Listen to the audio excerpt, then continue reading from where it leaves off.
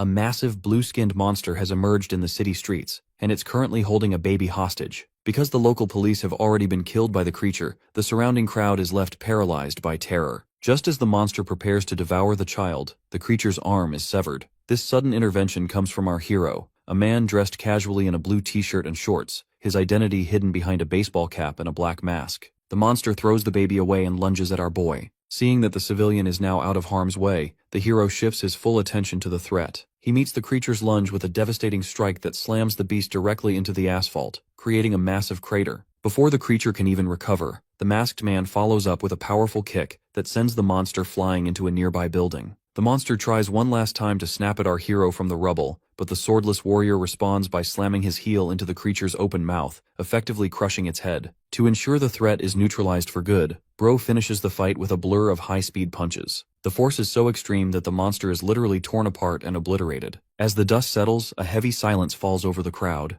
The onlookers are initially frozen in disbelief, but that shock quickly turns into a roar of cheers and applause. Despite the overwhelming gratitude from the mother and the crowd, our hero remains stoic. He doesn't say a word. He simply acknowledges the mother's thanks with a brief glance before crouching down and launching himself high into the air. As he disappears over the Seoul skyline, the witnesses are left with a realization they previously thought was impossible. Seeing such power in person confirms a local legend. Superhumans aren't just a myth, they really do exist. At Seoyan High School in Incheon, a typical school day is interrupted by an ethics lecture on the nature of natural disasters. The teacher explains that the term describes catastrophic events humans simply cannot stop. This academic definition feels all too real for the students, as the world is currently plagued by actual monsters that fit that description perfectly. In the back of the room, two students are distracted by a viral video on a smartphone. They are watching high-resolution footage of the white-cap superhuman from the recent Oryudong incident, the same hero who saved a child from a blue-skinned beast.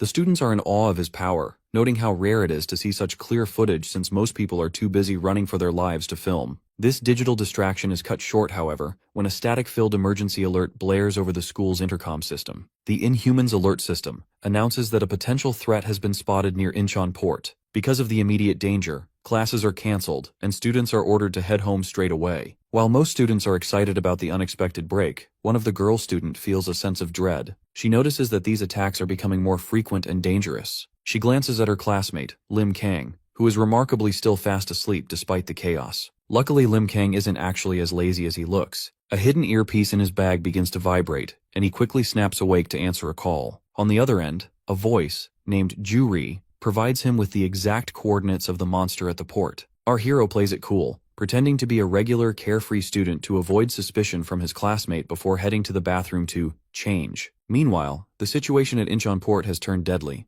A blue monster is terrorizing the industrial area, stopping moving trucks with its bare hands and crushing them like soda cans. Two workers, Jae-gu and his older boss, are trapped behind shipping containers. The monster is relentlessly hunting them, eventually catching up and tossing Jae-gu aside like a rag doll. Just as the beast is about to finish them off, the boss stands his ground with a metal pipe, willing to sacrifice himself to buy his younger coworker time to escape. As the boss prepares for his final moments, the monster suddenly senses something and turns away. It ignores the humans for a moment to grab a massive shipping container, spinning it with terrifying strength before launching it through the air like a projectile aimed directly at the workers. Just before the massive metal box can crush the men, Lim Kang arrives. Dressed in his signature white cap and mask, our hero leaps into the air and shatters the entire shipping container with a single devastating punch. As he lands, cracking the pavement beneath his feet, he casually warns the monster that throwing such large objects is dangerous. Lim Kang stands before the blue creature while his handler, Juri, watches nervously from a remote command center. Despite the tension,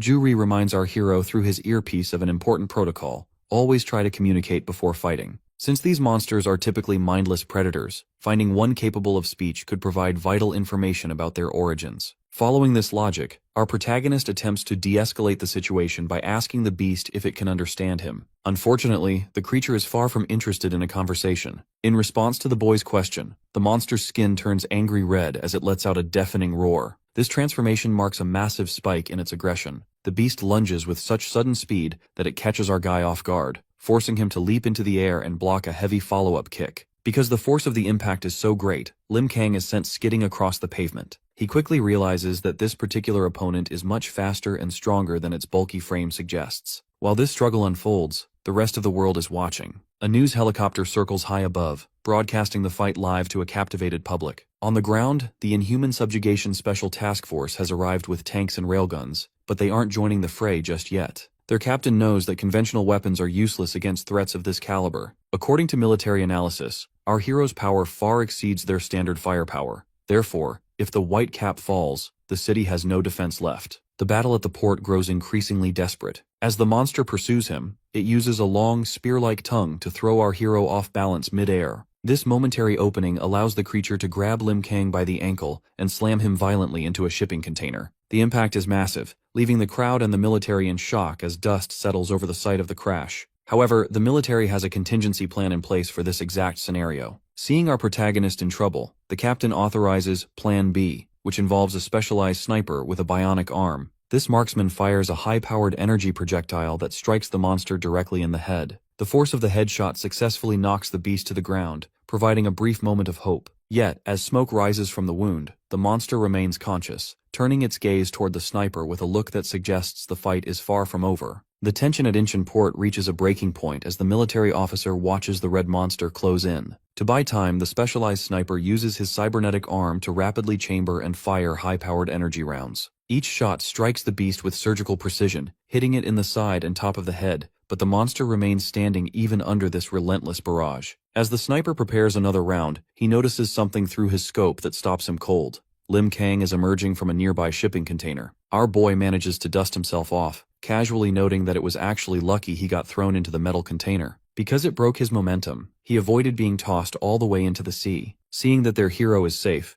Juri breathes a sigh of relief from his command center. He quickly gets back to business, informing Kang that this monster appears to be another dud. Because the creature refuses to speak, or simply lacks the intelligence to do so, there is no more reason to hold back. With the information gathering phase over, Lim Kang decides to end the threat for good. He charges forward with such explosive speed that the ground cracks beneath him, leaping into the air for a finishing move. The monster is visibly shocked by this sudden increase in intensity, but it has no time to react. Our protagonist delivers a devastating overhead kick that crushes the creature's skull instantly. He follows through by grabbing the beast's face and slamming it into the pavement with enough force to create a massive explosion of debris and a shockwave that rattles nearby helicopters. The aftermath leaves everyone from the military to the news crews in a state of stunned silence. The monster appears to be defeated, but the victory is briefly interrupted when the body begins to convulse and leak a strange, dark substance. This shadowy energy eventually consumes the remains and explodes, leaving behind nothing but an empty black crater. While Juri is frantically checking if the fight is truly over, Lim Kang remains calm. He is certain the threat is neutralized because he felt the creature's brain shatter, though he confidently notes that he would simply beat it to death again if it returned. He compares the fight to a previous, much more difficult encounter on Anmian Island, suggesting that this opponent wasn't even his greatest challenge. However, the peace is short-lived. High above the wreckage, a mysterious man in a military-style hat and a hooded figure named Dan Yang have been watching the entire fight for entertainment. The man in the hat is impressed by the ruthless display of power and realizes that the white-cap superhuman hasn't even used his full strength yet. Intrigued, he tells his companion he'll be right back and vanishes in a blur of motion. Down in the crater, Lim Kang's instincts flare as he senses a new presence. Before he can react, the stranger moves past him at high speed, appearing on the scanners as an unknown threat.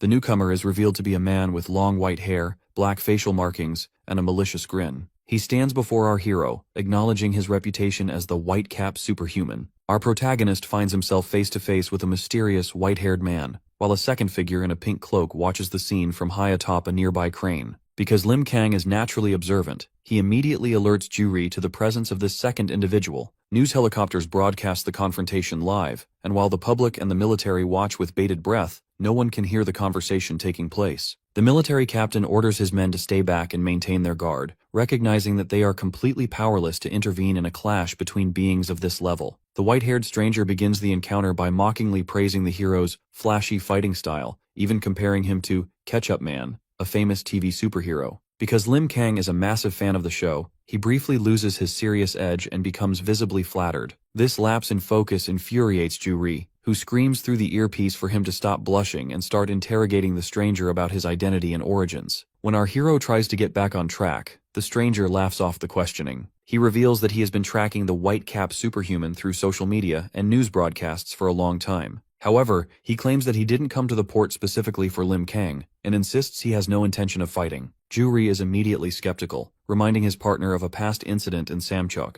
where government agents acted friendly right before attacking him with tasers. Fearing another trap, Ju-ri urges our hero to leave the area immediately. The conversation takes a dramatic turn when the stranger drops a bombshell. He identifies himself as a superhuman, just like Lim Kang. He claims there are others like them across the globe who possess power that defies logic. While Ju-ri is aware of a few verified superhumans in America and Europe, the confirmation of another one in Korea, and the implication of an entire hidden community, changes everything. Wanting no part of this mysterious group, Lim Kang turns to walk away, but the stranger stops him with a terrifying piece of information. He reveals that he knows Lim Kang's secret identity as a high school student and, even more disturbingly, he knows about Ju-ri. The stranger describes how he once stood in the shadows of Ju-ri's own workshop, watching him build the hero's high-tech equipment. He even mockingly threatens to play with Ju-ri while Lim Kang is at school. Because Ju-ri is the only family he has, this threat sends our guy into a cold, dark rage. The playful atmosphere vanishes instantly as Lim Kang prepares to eliminate the threat to his friend's safety. He declares that he will ensure the stranger never gets near Ju-ri again. The white-haired man realizes his joke went too far and takes a fighting stance as the hero vanishes in a blur of blinding speed. Our hero lunges forward with a punch intended to end the confrontation, but the stranger manages to catch the blow with a single hand. The resulting shockwave is so violent it shatters the pavement beneath them. Despite the raw power of the strike, the stranger survives, mockingly noting that Lim Kang must have pulled his punch at the last second. The stranger mocks our hero for showing generosity in a fight, warning that if they actually trade serious blows, the entire surrounding area will be blown to smithereens. Because Nangi's eyes glow with a menacing red light, it becomes clear that he is a superhuman capable of total destruction. From a command center, Ju-ri frantically shouts into the earpiece for Kang to calm down. Ju-ri realizes that fighting an unknown superhuman who already knows their identities is a losing game, so he convinces our protagonist to retreat for the sake of strategy. Understanding the logic, Lim Kang lowers his guard, which prompts the stranger to laugh and prepare for his departure. Before he leaves, our guy demands a name to ensure he can find him later. The stranger identifies himself as Nangi before vanishing alongside his companion, Dan Yang. This anticlimactic ending leaves viewers around the world frustrated. In a private hall, a man named Ben grumbles about the lack of a spectacle, while in an upscale office, the hulking Bashilov and a blonde executive watch the broadcast in silence. The executive notes that the two probably backed off to avoid turning the city into a graveyard, though he remains suspicious of the white-cap hero's motives. Back at the port, the two workers Lim Kang saved attempt to show their gratitude by offering him a hot meal of asori stew. However, our hero remains stoic and launches himself into the air, leaving a massive shockwave in his wake. As the military begins the cleanup, the specialized sniper with the bionic arm expresses his bitterness to the captain. He argues that even their best armor-piercing rounds are just toys against these threats. Because human weapons are so ineffective, he fears they are all doomed to a meaningless death. The focus shifts to Commander Baek Oh-jin of the Inhuman Subjugation Special Task Force, who is coordinating the recovery of the creature's remains. He orders the captain to ignore national agencies and focus entirely on loading the monster's body onto a mysterious black craft labeled Transport Vehicle 101. Once the ramp closes, the craft departs for a restricted location known as the Falcon Area. Baek Oh-jin then reports the incident to a high-ranking politician named Marcus Gerald. Despite the report mentioning 14 deaths, Marcus is completely indifferent to the casualties. He scolds the commander for wasting his time with useless crap and complains about having to speak to the public, whom he privately views as dirty ants. While the transport plane carries the inhuman corpse into the clouds, Marcus Gerald steps onto a brightly lit stage. Under a banner promising a new generation, he puts on a fake smile and introduces himself to a cheering crowd as the hope for a peaceful world. High above on a shipping container, Nangi and Dan Yang watch the aircraft disappear, confirming that the military and the government are moving the remains exactly where they expected. Far across the world in New York City, a violent confrontation unfolds between a monster and the famous American superhero, Ketchup Man. Dressed in his iconic red and yellow suit, the muscular hero brutally interrogates an elderly inhuman, demanding the location of a base belonging to a figure named Sherlock. Because the hero's grip is so tight, the creature can barely speak, yet Ketchup Man interprets this struggle as defiance. Showing no mercy, the American hero delivers a monstrous punch that sends the creature hurtling into the streets below like a meteor. The hero follows up with his signature Ketchup Smash, creating a massive shockwave that shatters the pavement and leaves the inhuman broken in a crater. While a crowd of adoring fans cheers for his manly figure, and news reporters hail him as Earth's hope, the reality is a bit more cynical. Ketchup Man spares the creature only so it can deliver a warning to its leader. though he nearly changes his mind just to be spiteful. This display of power is broadcast globally, ending with a cheerful animated theme song that highlights his status as a commercial icon. Back in Korea, Lim Kang is watching the premiere of this very episode in a messy bedroom. He is such a dedicated fan that he stayed up just to see the broadcast, even though his handler, Ju Ri, is exhausted from their real-life battle the previous day. As our boy gushes over the hero's exploits, he recalls Nan Gi's earlier comment about him being similar to Ketchup Man. This thought causes our protagonist to blush with pride, as he secretly loves the comparison to his favorite TV character. The peaceful morning is ruined when Ju Ri mentions that school is actually back in session. Because the local inhuman threat was neutralized so quickly, the emergency cancellation was lifted. This realization sends our hero into a state of pure panic. He dresses with superhuman speed and sprints out the door, leaving a trail of clothes behind him. As Lim Kang makes his way to Seoyeon High School, he overhears his classmates debating the recent fight at the port. While some students mock the white-cap hero for having his punch blocked by Nan Gi, others defend him as a selfless warrior. The conversation is interrupted when a student accidentally bumps into Choi Tae-ik, a massive and intimidating figure in a gray parka. Tae-ik is a high-ranking member of the Gun-Do Gang, a notorious group of fighters from Mabong Middle School who now treat the high school as their personal playground. When Tae-ik catches our guy staring at him, a brief but tense staring contest ensues. Not wanting to blow his cover, Lim Kang plays the part of a normal-looking retard and offers a hollow apology, allowing the bully to walk away with threats. His classmates warn him to stay clear of the gang, explaining that because the school is new and lacks upperclassmen,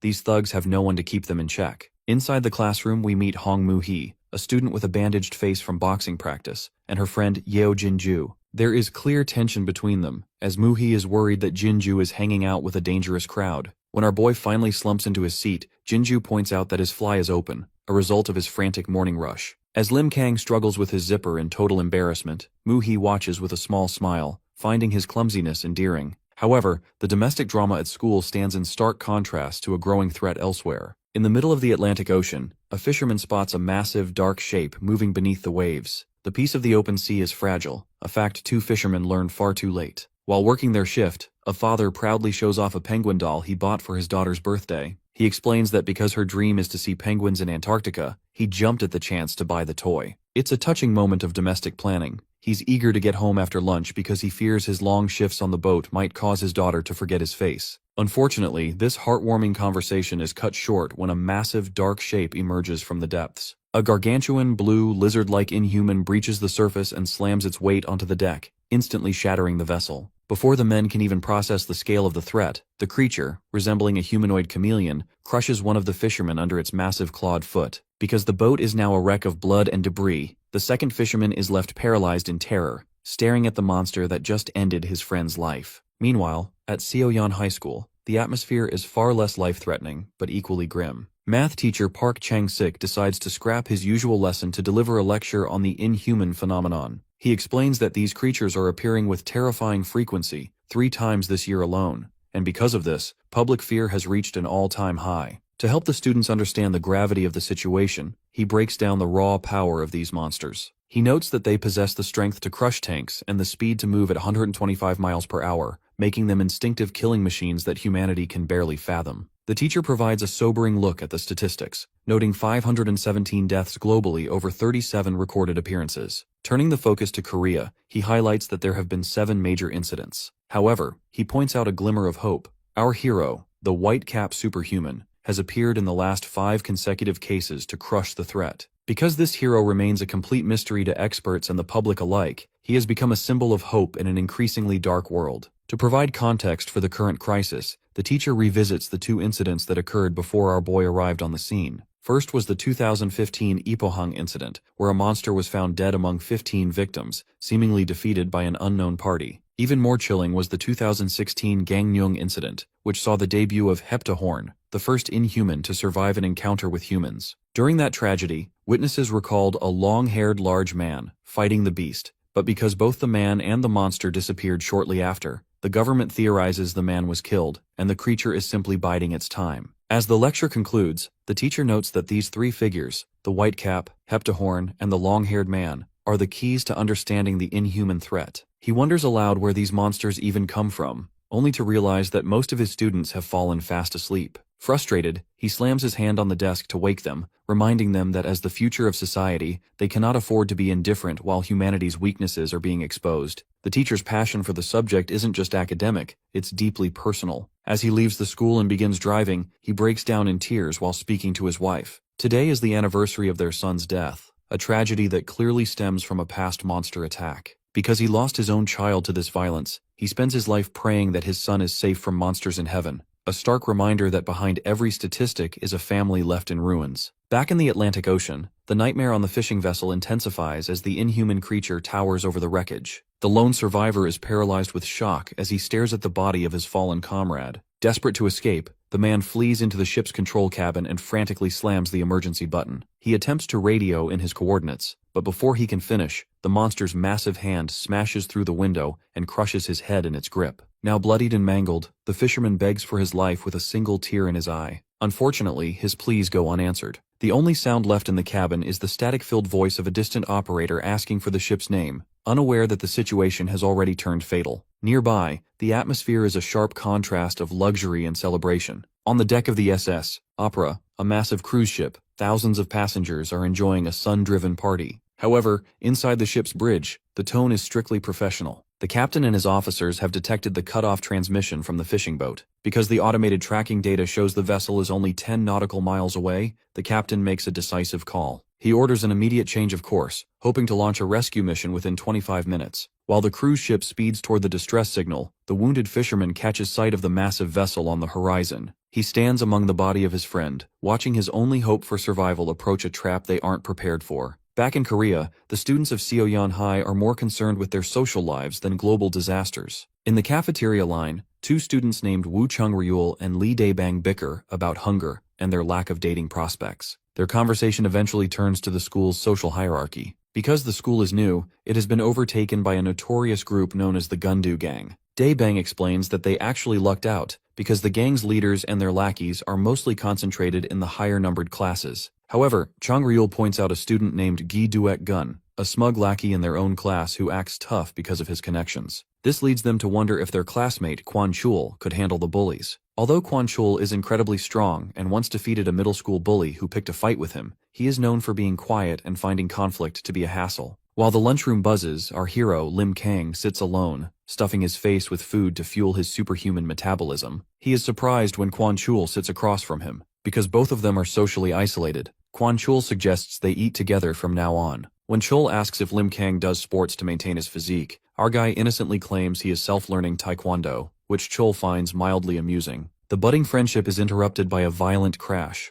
Choi Tae-ik, a high-ranking member of the Gundu Gang, kicks a student across the room just for being too slow in his way. Tae-ik announces that he is having trouble managing his anger, and decides to scout the room to beat up 5 people simply because he doesn't like their looks. As the other students cower in fear, Lim Kang and Kwon Chul watch the scene silently, their lunch interrupted by the brewing schoolyard violence. While schoolyard bullies cause trouble in Incheon, the United States government is facing a much larger catastrophe. In a dark meeting room in New York, the Secretary of Defense expresses his helplessness over the rising death tolls. The tension breaks when two powerful individuals arrive: St. Pearl, a blonde woman in blue armor, and Galen Withrow. James, a high-ranking official, informs them that they are facing an unbelievable worst-case scenario. He reveals that the SS Opera, currently carrying 3,000 civilians, is under active attack by an inhuman in the middle of the ocean. Since the ship is isolated in the middle of the Atlantic Ocean, the passengers are effectively trapped with no way to escape. Pearl, recognizing the urgency, cuts the briefing short so they can begin their journey immediately. As they head toward a waiting helicopter, the Secretary of Defense is left behind in a state of visible shock. He is so overwhelmed by the raw, intimidating presence of the superhumans that he is left trembling, realizing just how far beyond normal humanity these individuals truly are. Meanwhile, back in Korea, the mysterious Nan Gi and his companion Dan Yang discuss the fallout of their recent televised encounter with the white-cap superhuman. Because their faces were broadcast globally, Dan Yang is concerned about the bounties now placed on their heads. However, Nan Gi remains unbothered and even finds the situation amusing. He suggests that the world is heading toward a state of chaos, and he is simply waiting to see which side of the upcoming game will be more entertaining to join. The gravity of the oceanic crisis becomes clearer as James continues his briefing aboard the LC-100, the fastest military helicopter in the U.S. arsenal. He explains that they are roughly 500 miles away from the ship, a distance that will take 2 hours to cover. Unfortunately, the military has already attempted a rescue that ended in disaster. Because the Navy and the Inhuman Subjugation Special Task Force, ISSTF, sent 5 specialized squadrons to the scene and lost all communication within 20 minutes, it is highly likely that every soldier involved has been wiped out. This failure has forced the government into a desperate and cold-blooded contingency plan. Because the SS, Opera is currently on autopilot and heading directly toward the Florida coast, the authorities fear the Inhuman will reach the mainland and cause an even larger massacre. As a result, they have authorized fighter jets equipped with miniature nuclear missiles to sink the ship, and everyone on it, before it reaches land. Galen and Pearl are disgusted by this solution, but Pearl remains focused. She commands James to stop trembling, confidently declaring that the outcome will change now that she has arrived. The scene shifts from the global stage to the local tensions at Seoyeon High School in Incheon. The lunchroom has turned into a scene of intimidation, as the bully Choi Tae-ik begins a random hunt to beat up students simply to vent his frustration. He singles out one of a student, aggressively grabbing him by the hair for the minor offense of standing in his way. Just as the violence is about to escalate, Hong Moo-hee intervenes, fearlessly calling out the bullies to put an end to the harassment. This sudden defiance leaves the entire student body frozen in shock, as no one expected the girl with the bandaged jaw to stand up to the school's most feared bully. While the crowd panics, Lim Kang and his classmate Kwon Chul watch the exchange with unbothered, neutral expressions. Choi Tae-ik is initially stunned, but his shock quickly turns into a murderous rage. He towers over Moo-hee, mockingly claiming that the cafeteria food must have made her delusional. He makes it clear that he has no qualms about being violent toward girls, and winds up a massive backhand strike to silence her. However, before the blow can connect, Kwon Chul intervenes by catching the bully's wrist mid-air. With a bored expression, Kwon notes that he rumors about the gang being total scum were clearly true. He mockingly calls Tae-ik a giant freak, causing an immediate stir among the onlookers who recognize Kwon Chul as a formidable fighter from a rival middle school. The situation escalates instantly. Enraged by the interference, Tae-ik launches a powerful kick that sends Kwon Chul flying across the room and through several tables. While the bully's lackeys assume the fight is over, our protagonist and the other students watch as Kwon Chul stands up, completely unfazed. He taunts the bully to finish his sentence, prompting a wave of cheers from the students who are desperate to see the gang finally lose. Kwon Chul goes on the offensive, leaping into the air to deliver a flying kick followed by a devastating punch to Tae-ik's jaw. The impact is so loud that the bully's followers are horrified to see their leader staggering. Tae-ik spits a thick glob of blood onto the floor, his muscles bulging as he realizes he isn't fighting a bargain bin opponent. He declares that he won't show any mercy, while Kwon Chul silently evaluates the situation. Despite hitting him with a full-powered strike, the bully's massive size allowed him to stay conscious, suggesting this won't be a quick victory. Just as the two prepare for a second round, a new presence interrupts the fight. A massive student with mint-colored hair and gold teeth, known as Nam Gung-moo, steps between them. Identified as one of the 3 heads of the Gundu gang, he is so imposing that Moo-hee wonders if he's even human. Because a teacher is approaching, the radish head leader orders a ceasefire. He leads a bloodied Tae-ik away, but not before delivering a chilling warning to Kwon Chul, promising that he will see him soon for crossing the line. As the gang retreats, a heavy silence falls over the room. While the other students whisper in fear about being stuck in a school with such ruthless thugs, Lim Kang remains focused on his meal. He lets out a massive, room-shaking burp, casually complaining that these crazies think they own the place. The girls at the next table are left disgusted, completely unaware that the boy she is complaining about the noise is the most powerful superhuman on the planet. Meanwhile, the focus shifts to a stormy night over the Atlantic Ocean. James, the military liaison, informs St. Pearl and Galen Withrow that they have reached the SS Opera. Despite being 1,000 feet in the air, Pearl demands that the helicopter doors be opened. She equips a biometric earpiece to stay in contact with James, who will monitor their locations from the air. Before jumping, Pearl sends a defiant message to the U.S. government. Since she has arrived, they can officially cancel the nuclear strike. The 2 superhumans dive into the lightning-filled sky, landing on the cruise ship's deck with an impact that shatters the surface. They find a scene of total carnage, with bodies scattered everywhere. On the rain-slicked deck of the SS Opera, St. Pearl and Galen Withrow prepare to move out. Pearl is certain the Inhuman is nearby because it has already brutally decimated the crew. Unbeknownst to the heroes, they are being watched. Deep within the ship's wreckage, a massive, blue-scaled monster fixes a singular reptilian eye on Pearl, tracking her every move. From the safety of a helicopter, their technical liaison, James, attempts to coordinate the search. Because the cruise ship is a massive labyrinth with different layouts on every floor, finding the creature by chance is unlikely. This complexity forces the team to make a difficult tactical choice. To cover the most ground quickly, James suggests they split up. While Pearl heads to the lower cargo bays, Galen moves toward the upper levels and the engine room. James warns them that while this is the fastest way to find survivors, it also means they will likely have to face the threat alone without backup. Pearl wastes no time, leaping off the side of the vessel and using her superhuman strength to punch handholds directly into the metal hull as she scales down. Once she reaches the lower levels, she kicks through the ship's exterior to gain entry. She finds herself in a vast, silent storage bay. Since the area is filled with undisturbed cargo and lacks any signs of violence, Pearl initially reports that everything seems normal. The situation is far grimmer for Galen. As he moves through the upper decks, he finds nothing but a trail of bodies. Every vital area, the bridge, the control room, and the information center, has been turned into a graveyard. The tension spikes when the communication link begins to fail. Because the ship has entered a region similar to the Bermuda Triangle, the electronic interference becomes overwhelming. This leaves James in the helicopter feeling helpless, as he can track their locations, but can no longer provide verbal warnings or support. Amidst the static, Galen hears a faint groan and discovers a lone survivor. Unfortunately, the elderly man has been driven to madness by the trauma of the attack. Instead of seeing a savior, the survivor screams at Galen as if he were a demon, his mind completely broken by the horror he witnessed. Meanwhile, in the cargo hold, Pearl has a much more hopeful encounter. A young girl peeks out from behind some crates, recognizing the famous hero. Pearl reassures the child, though she manages a small moment of levity by correcting the girl for calling her Mrs. As Galen continues his search, he enters the grand event hall, where the scent of blood is almost suffocating. He is startled to see a blonde woman standing in the distance who looks identical to St. Pearl. Confused by how his partner could have moved from the bottom of the ship to the top so quickly, Galen approaches her. This mistake proves nearly fatal. As the figure turns, it reveals a pale face and a red eye. Before Galen can react, the creature's torso splits open into a massive, toothy maw. This shape-shifting inhuman lunges forward, sinking its teeth deep into Galen's shoulder and side. Galen is thrown across the floor, bleeding and in total shock. Because the monster successfully mimicked his ally,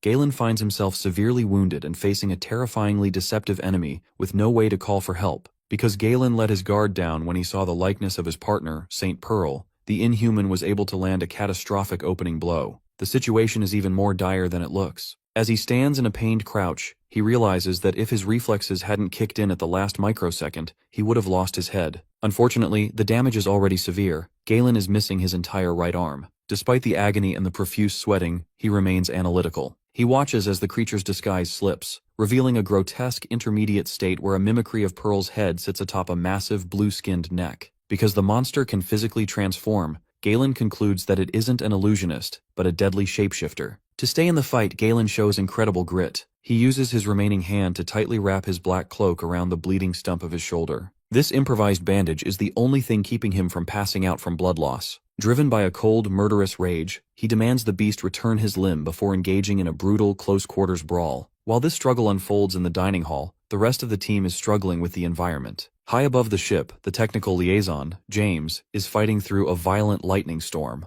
Since the ship is in a high interference zone, his earpieces have failed, leaving him to rely on flickering radar icons to track the team. He notes with growing dread that Galen's movements are erratic, suggesting he is locked in a life-or-death struggle. Fearing the worst, James orders the pilot to land on the deck despite the dangerous winds. Meanwhile, the real St. Pearl is still in the cargo hold. Luckily, she finds a large group of survivors who have been hiding behind crates in the lower levels. Seeing their famous hero, the civilians, led by a young girl and a desperate woman, beg for her protection. Because there are so many lives at stake, Pearl feels a renewed sense of urgency to clear the ship and find her partner. Back in the dining area, the fight has reached a stalemate. The Inhuman has fully reverted to its true form, a hulking, blue-scaled beast that uses its superior size to corner Galen. Because he is missing an arm, Galen finds himself struggling to maintain his balance in a fistfight. After narrowly avoiding a lethal bite, he realizes that while the monster's shapeshifting is a great tool for deception, it doesn't actually add much to its combat power once the fight begins. Recognizing that he needs to end this immediately to survive, Galen decides to stop holding back. He takes a deep breath, and suddenly, his left eye begins to glow with an intense electric blue light. Since he is a superhuman with the power to manipulate energy and matter, he turns the environment itself into a weapon. He shatters a wooden barrel, but instead of the wine simply spilling, he freezes the liquid droplets in midair. These wine crystals turn into razor-sharp projectiles that pelt the monster, catching it completely off guard.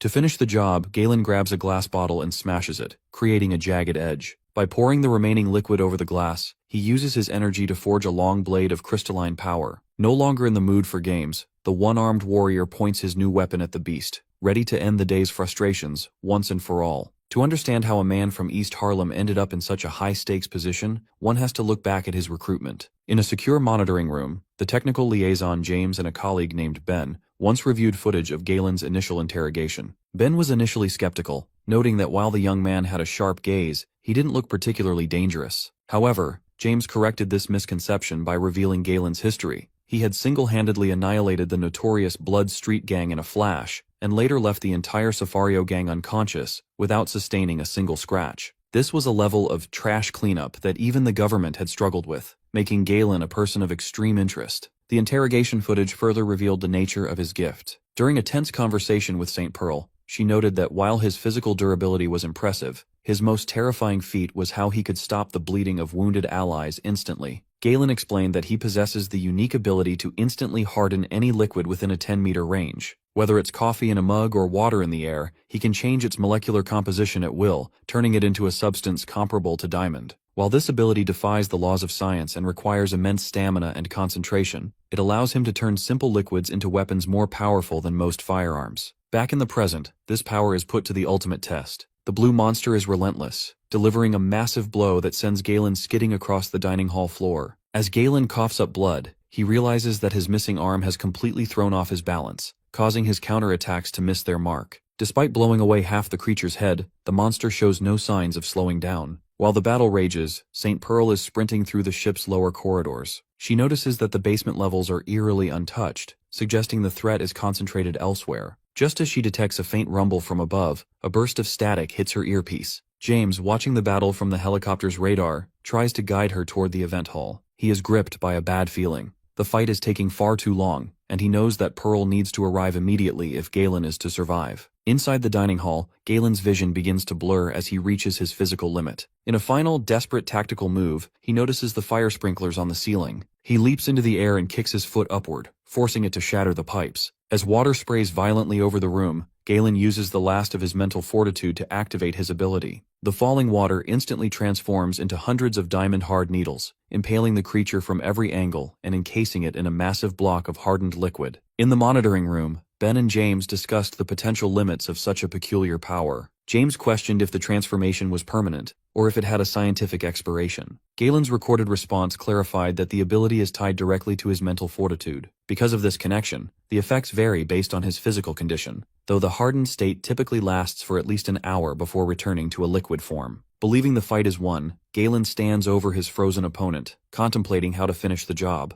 Unfortunately, his victory is short-lived. A sudden dark streak cuts through the air from the shadows. Before Galen can even register the new threat, a second, larger inhuman emerges and severs his head with a single brutal strike. As his body collapses and the world fades to black, the warrior's final thought is one of pure horror. There was a second monster hiding behind him the entire time. Meanwhile, the situation at the command center turns from hopeful to hysterical. James, working frantically on his laptop to coordinate the team's rendezvous, notices a sudden change on his radar. While St. Pearl's signal remains steady, the icon representing Galen, labeled W, suddenly vanishes from the screen. Because the earpieces are tied directly to the wearer's biometrics, James knows this isn't a technical glitch. The disappearance of the signal can only mean one thing: Galen Withrow is dead. The weight of this realization leaves James trembling in terror, clutching his head as he watches the lone remaining icon on his display. Back inside the ship, the silence of the dining hall is shattered as St. Pearl kicks through the heavy wooden doors. She arrives ready for a fight, but she is immediately paralyzed by the carnage before her. She finds herself staring at a grotesque tableau: the blue monster, the new white entity, and the remains of her partner. When she looks down and sees Galen's severed head lying in a pool of blood, her initial shock transforms into a cold, harrowing silence. This tragedy brings back a poignant memory of a conversation the two shared on a park bench. Pearl had once tried to give Galen a lecture on the importance of remaining rational and cool during combat. She warned him that inhumans are unpredictable, and that if one of them were to fall, the survivor must control their emotions and retreat if necessary to protect the world. At the time, Galen had mockingly dismissed her sentimentality, claiming he would leave her behind without a second thought if she ever died. To prove his point, he had used his powers to freeze a fountain into a sculpture for a crying child before walking away,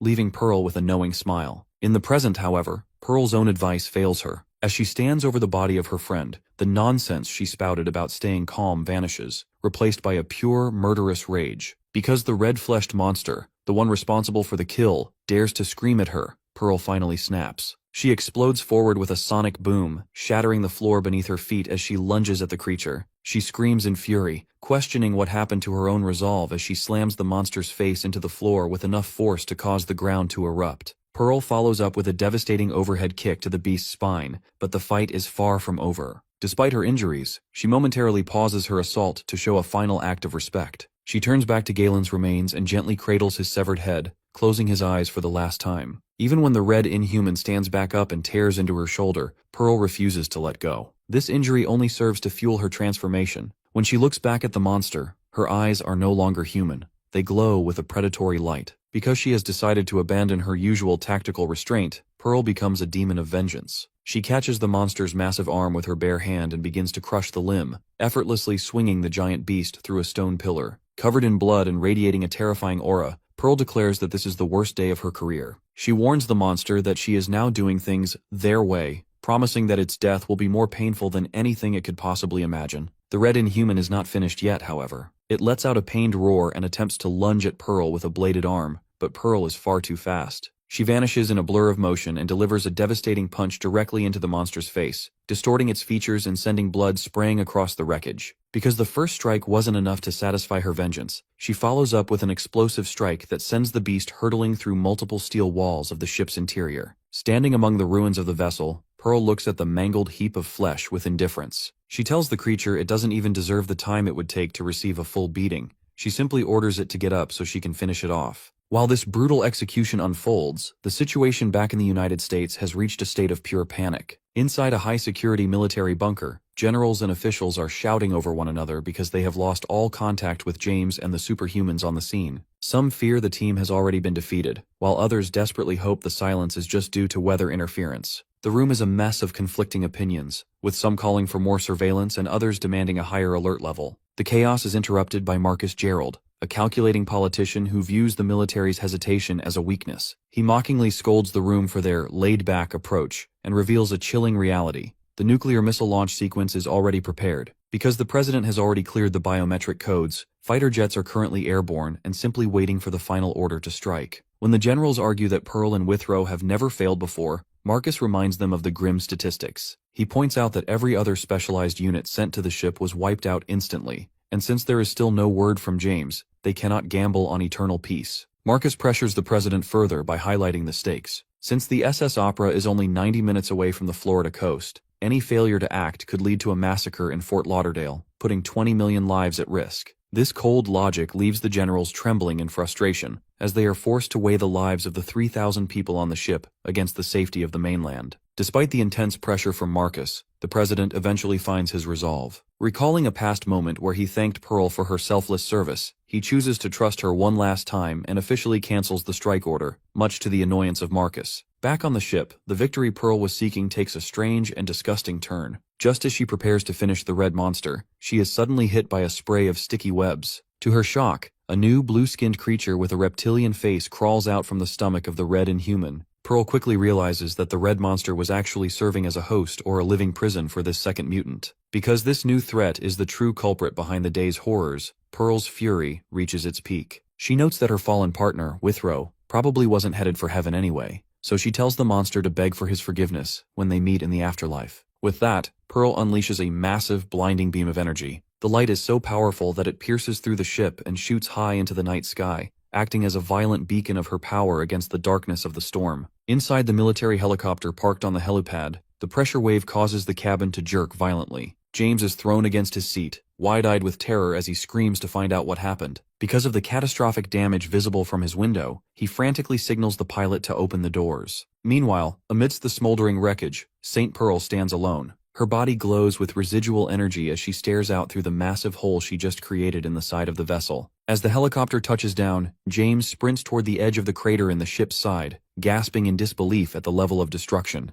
In the center of the ruins, he sees the silhouette of the exhausted Pearl, her suit torn and her face marked with blood. The initial shock of the victory quickly shifts to an agonizing sorrow as James realizes the cost. Overwhelmed by the loss of Galen Withrow, James collapses to his knees and sobs openly on the metal deck. Despite the tragedy, St. Pearl remains stoic, watching the grieving man with a heavy, silent gaze. The news of the incident reaches the highest levels of government. In a secure underground bunker, an official receives a frantic report over the phone. Visibly shaken, he bursts into a briefing room where the president and military generals are gathered. The room initially erupts in a frenzy of relief and cheering as live footage shows St. Pearl standing on the deck of the ship. However, the atmosphere turns cold and somber the moment they learn that Galen Withrow is dead. Halfway across the world in Korea, the morning news reports that the SS Opera has successfully docked in Fort Lauderdale, Florida. While the news anchor describes the assessment of the damages, Lim Kang is found in a messy living room, aggressively slurping a massive pot of ramen. His focus is entirely on the food, which leads to a domestic dispute with his handler. Ju-ri emerges from the bathroom, fuming because he had specifically told our boy to wait for him to eat. When Lim Kang realizes he has finished the entire pot and there is nothing left for Ju-ri, he tries to pivot his attention back to the TV to avoid his wrath. The distraction works, but for a grim reason. The TV displays a grayscale memorial photo of Galen Withrow, announcing his passing to the world. Because Withrow was a major superhuman who helped resolve half of the recent global crises, the news of his sacrifice leaves the world in mourning. The sight of the memorial causes Ju-ri's anger to evaporate instantly. Stunned by the fact that a superhuman could actually die, he becomes visibly shaken. Sensing the heavy atmosphere, Lim Kang slumps over the empty pot in silence. Attempting to break the tension, Ju-ri tells him to stop being so serious and simply go make more ramen. Meanwhile, high atop a skyscraper, Nan-gi and Dan Yang watch the memorial broadcast on a giant digital screen. While Dan Yang expresses her shock at the death, Nan-gi laughs, noting that superhumans aren't invincible. He speculates that the heroes must have fought individually, as he finds it hard to believe anyone could have died on St. Pearl's watch. When Dan Yang questions Pearl's strength, Nan-gi reveals that he once encountered her during a past battle. He recalls that despite her intense hostility, she was kind enough to let a suspicious observer like him go. He admits that if she had decided otherwise, he and Dan Yang likely would have never met. The aftermath of the mission remains chaotic for those involved.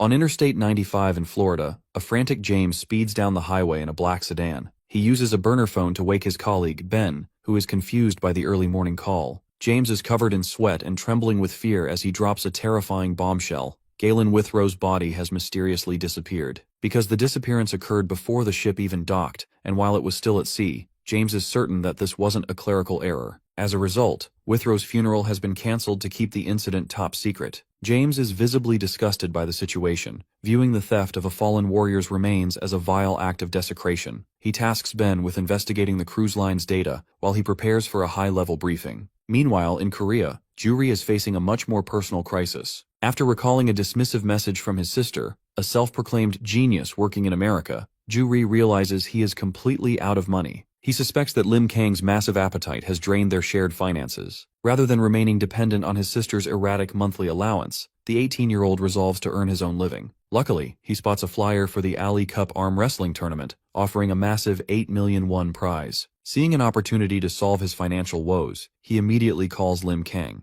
Our boy is currently at school, being mobbed by his classmates during gym, but Ju-ri manages to convince him to cancel their weekend plans so Kang can compete in the tournament for him. Back at the secure briefing in DC, James, St. Pearl, and Ben review the official records of the massacre. The casualty count is high, but James notes that the loss of life was mitigated because the Inhumans remained concentrated on the upper decks. This was largely due to the sacrifice of the military units who focused the monster's attention on the deck, allowing civilians to escape. St. Pearl provides her expert analysis of the two threats, identifying a spider-type monster with bladed tentacles and a chameleon type, capable of shape-shifting. Because the chameleon type could mimic Galen's allies, she theorizes that Withrow was ambushed while exhausted from an all-out brawl, leading to his decapitation. The briefing concludes with a focus on the most pressing mystery, the missing body. Since the remains of the monsters and other victims were left untouched, the targeted theft of Withrow's body suggests a specific, calculated motive. James and Ben agree that because the body couldn't have walked away on its own, someone on the ship must have stolen it. Ben has already requested the recovery of the vessel's CCTV footage, hoping a week of data processing will reveal the culprit. However, the upcoming arm wrestling tournament in Korea is attracting more than just our protagonist. In an Incheon internet cafe, the bully Choi Tae-ik spots the same flyer. Although he usually finds such tournaments lame, the massive prize money is too tempting to ignore. Because he wants to ensure a total victory, he decides to mobilize the entire Gundu gang to dominate the event. This sets the stage for a violent collision between our hero and the school's notorious thugs. The Ali Cup arm wrestling tournament kicks off on a bright Sunday in Seoul at the LC Auxiliary Stadium. Because the event has attracted 3 times as many competitors as last year,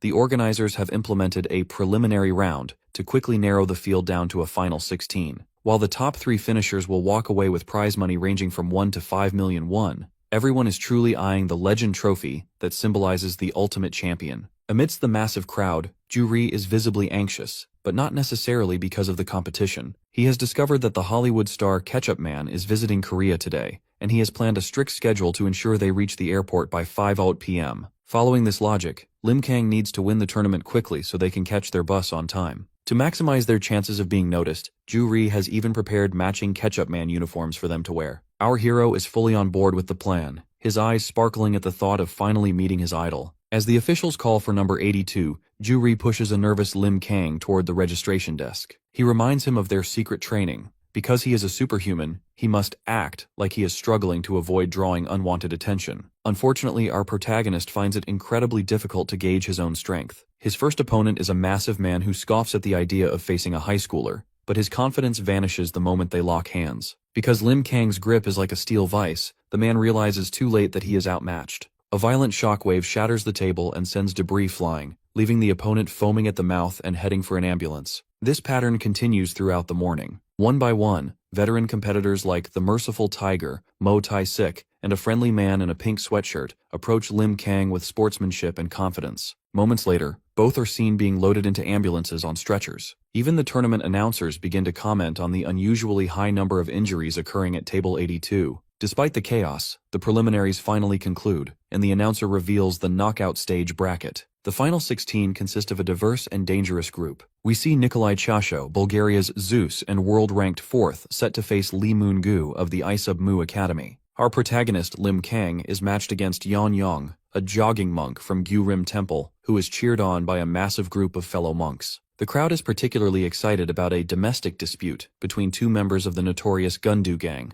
Nam Gung-mu and Choi Tae-ik. Because the bracket was selected randomly, these 2 allies are now forced to crush each other to advance. While the other finalists look intense and ready for war, high above the clouds, an actor named Matt Dion travels toward Korea in the first-class cabin of a commercial airliner. Although he is the lead star of the famous Ketchup Man drama, he is currently battling a persistent cold. To fulfill a specific promotional contract, his manager, Rose, insists that he wear his full superhero costume for his arrival. Matt finds the tight suit incredibly uncomfortable, but because he cares deeply about his influence and the fans waiting at the airport, he settles into his heroic persona before drifting back to sleep. Meanwhile, the arm wrestling tournament has reached a point of high-profile betrayal. 2 members of the Gundu gang, Choi Tae-ik and Nam Gung-mu, face off in a match that was supposed to be rigged. Because Tae-ik wants to ensure their leader wins the top prize, he orders Gung-mu to throw the match. However, Gung-mu refuses to take orders, choosing instead to remove his glasses, a sign that he is entering a serious, life-or-death struggle. This act of defiance infuriates Tae-ik, leading to an explosive clash of strength. As that brawl unfolds, Lim Kang prepares to face a monk named Yeon Yong. Since the monk is highly disciplined, he immediately senses a massive, whirlpool-like aura within our boy. He realizes he is facing someone with unimaginable power, and asks to catch a glimpse of that true strength. Before they can settle their match, the crowd is distracted by a shocking upset at a nearby table. A man named Lee Moon-gu has just defeated a world-ranked professional, causing his supporters to erupt in celebration. Because of this massive victory, Moon-gu secures his place as a crowd favorite for the finals. Back at the gang's table, the struggle between the 2 thugs finally concludes. After a grueling test of endurance, Choi Tae-ik manages to slam Gung-mu's hand down to secure the win. Simultaneously, Lim Kang finishes his own match. Despite the monk's best efforts, our protagonist remains completely unmovable. With a small grunt, our hero pins the monk's hand effortlessly, advancing to the next round while looking more relieved about the time than the victory. The tournament bracket is further thinned when the gang leader, Park Gun-do, wins his match by default, because his subordinates kidnapped and tied up his opponent. However, instead of being pleased, Gun-do is disgusted by the pathetic behavior of his followers. He interrupts the event by brutally attacking his own teammates, knocking both Tae-ik and Gung-mu unconscious before walking away in a fit of rage. Because the leader forfeits his spot, the semifinals proceed with the remaining competitors. In the second semifinal, Lim Kang faces the battered Choi Tae-ik. The bully is in a foul mood and threatens to bury our protagonist at school if he uses even an ounce of strength. This threat causes our guy to overthink the situation. Because he is distracted by the intimidation, he accidentally applies too much pressure.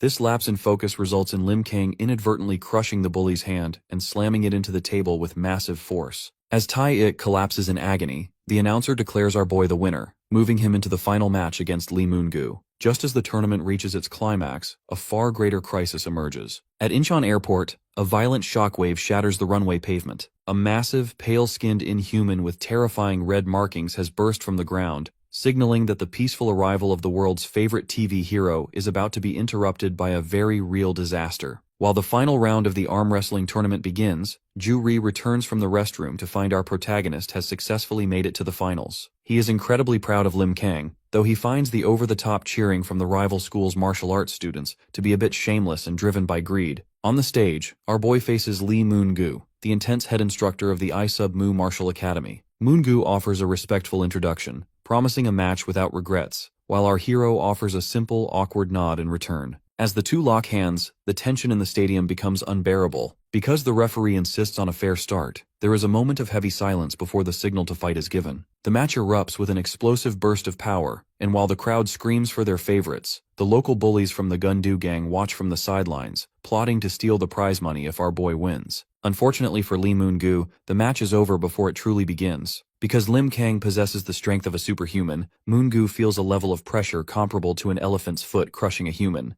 Our hero lets out a staged shout of effort and slams Moon-gu's arm down, making the victory look as natural as possible to protect his secret. While Ju-ri celebrates their supposed financial windfall, the referee declares number 82 the official champion. The victory takes an unexpected turn when the announcer asks our protagonist how he plans to spend the prize money. When the announcer suggests that donating to disaster relief is a noble cause, Lim Kang is moved by the idea of helping the unfortunate. To Ju-ri's absolute horror and rage, our boy decides to donate the entire grand prize to charity on the spot. While the crowd cheers for his pure and generous character, Ju-ri is left fuming and trembling, realizing their financial problems are far from over. After the ceremony, our hero and his handler head toward the bus stop, both wearing matching Ketchup Man t-shirts for their trip to the airport. Along the way, they are intercepted by Choi Tae-ik and his gang. The bully, whose arm is still in a sling from their previous encounter, threatens to settle the score at school. Luckily, Lee Moon-gu and his master Oh Bang-won intervene to show their respect. Moon-gu is so impressed by the match that he offers Lim Kang a business card,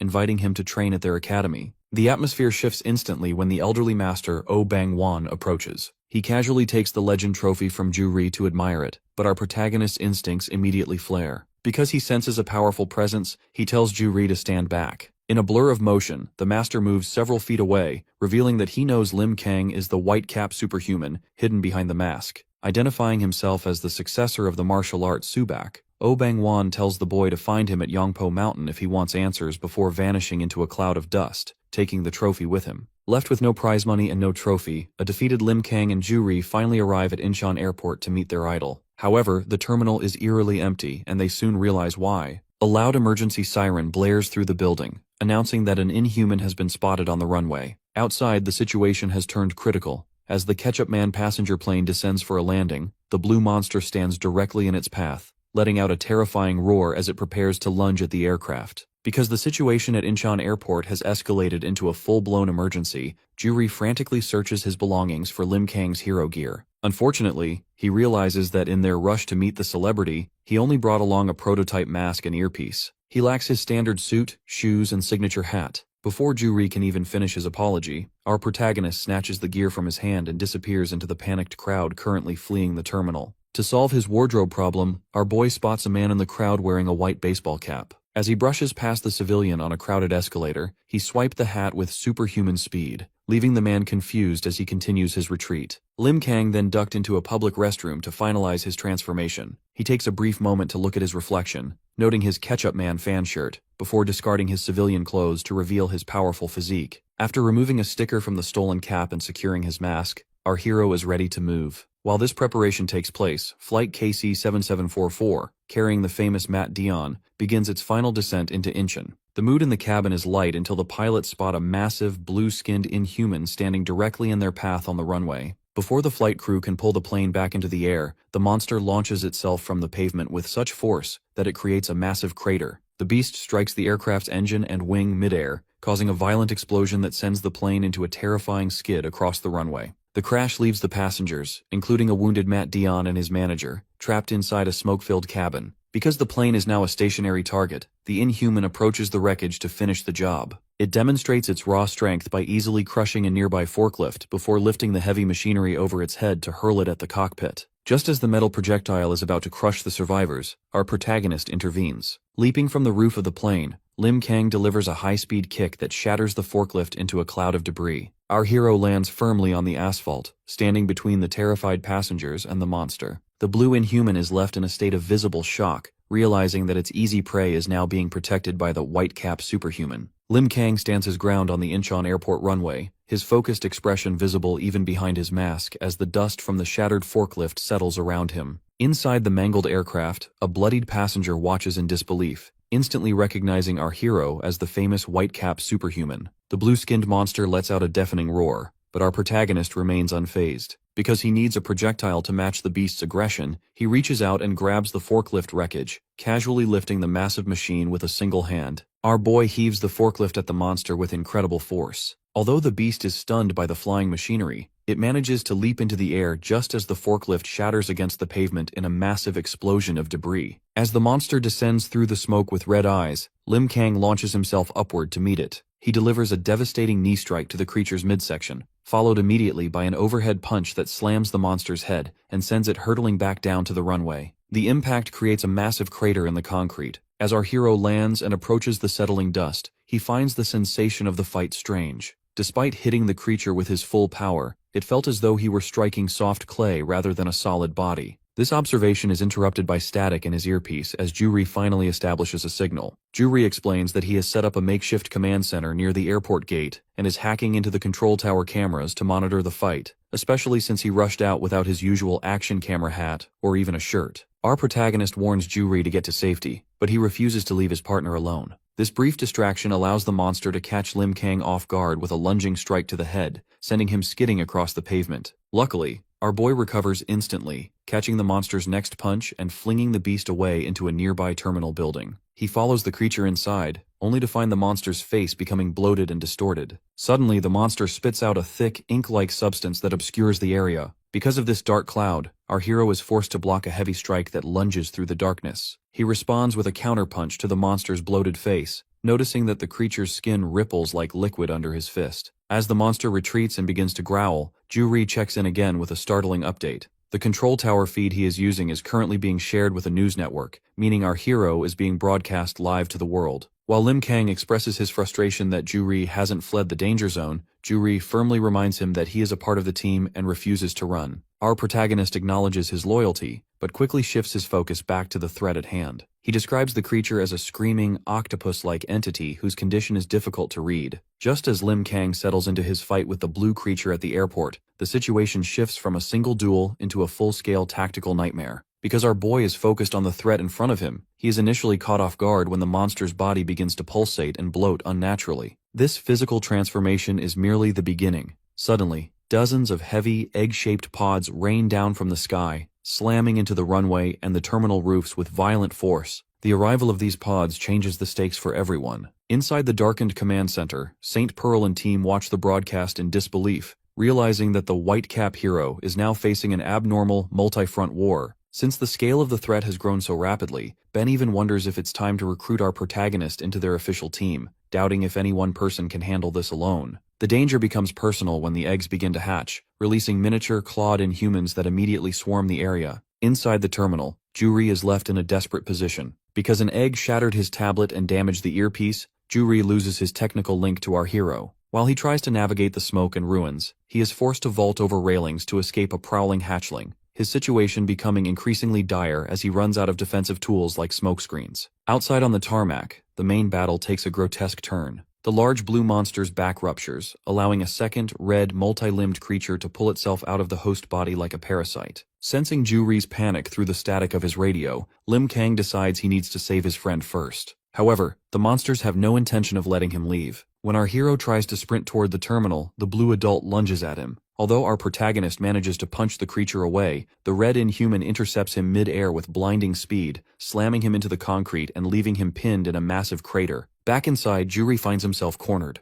Despite his own terror, he spots a civilian woman paralyzed with fear and realizes he can't just save himself. Realizing that the hatchling is about to kill the stranger, Ju-ri courageously charges out from cover, striking the beast with a fire extinguisher. Unfortunately, the gap in power is too great. The monster remains unfazed, catching Ju-ri's leg and flinging him into a wall with bone-crushing force. As Ju-ri lies bleeding on the floor, he has a moment of clarity. Looking at the monster's shadow, he thinks of Lim Kang, and realizes how lonely he must have been fighting these horrors by himself for so long. Just as the creature opens its maw to deliver a finishing blow, a sudden intervention saves him. A combat boot slams into the ground, and a man in black tactical gear appears, pushing the hatchling instantly. This newcomer is revealed to be B, the specialized sniper with the bionic eye. Because his unit has arrived to provide backup, the tide of the battle begins to shift. B immediately coordinates with his team, ordering all units to focus on the smaller hatchlings so they can provide the necessary support for the White Cap hero to finish the main fight. Nearby, Ju-ri lies injured and gasping for breath against a wall, while a predatory hatchling looms over him. Seeing the danger, B prepares to reveal his true firepower. He zips open a protective sleeve to uncover a high-tech mechanical arm, which begins to whir with lethal intent. This advanced prosthetic was the result of an intense modification surgery. During his recovery, a scientist explained that his arm was designed to house the Kessler Rail, a weapon with unimaginable destructive output, but a catastrophic energy drain. This power problem was solved by a young genius who recently joined the American branch of the ISSTF. She developed the Natom capsule, a vial of glowing blue energy that serves as the weapon's battery. Despite the incredible advancement, the technology is unstable, effectively making our soldier a human test subject for a weapon that only lasts 2 minutes per charge. Back in the present, a hatchling prepares to lunge at the defenseless Ju-ri. To counter this, the soldier calls out for his tactical dog, a Labrador named C, who sprints through the debris wearing a vest loaded with energy supplies. B snatches a Natom capsule from the dog's vest and slams it into his forearm.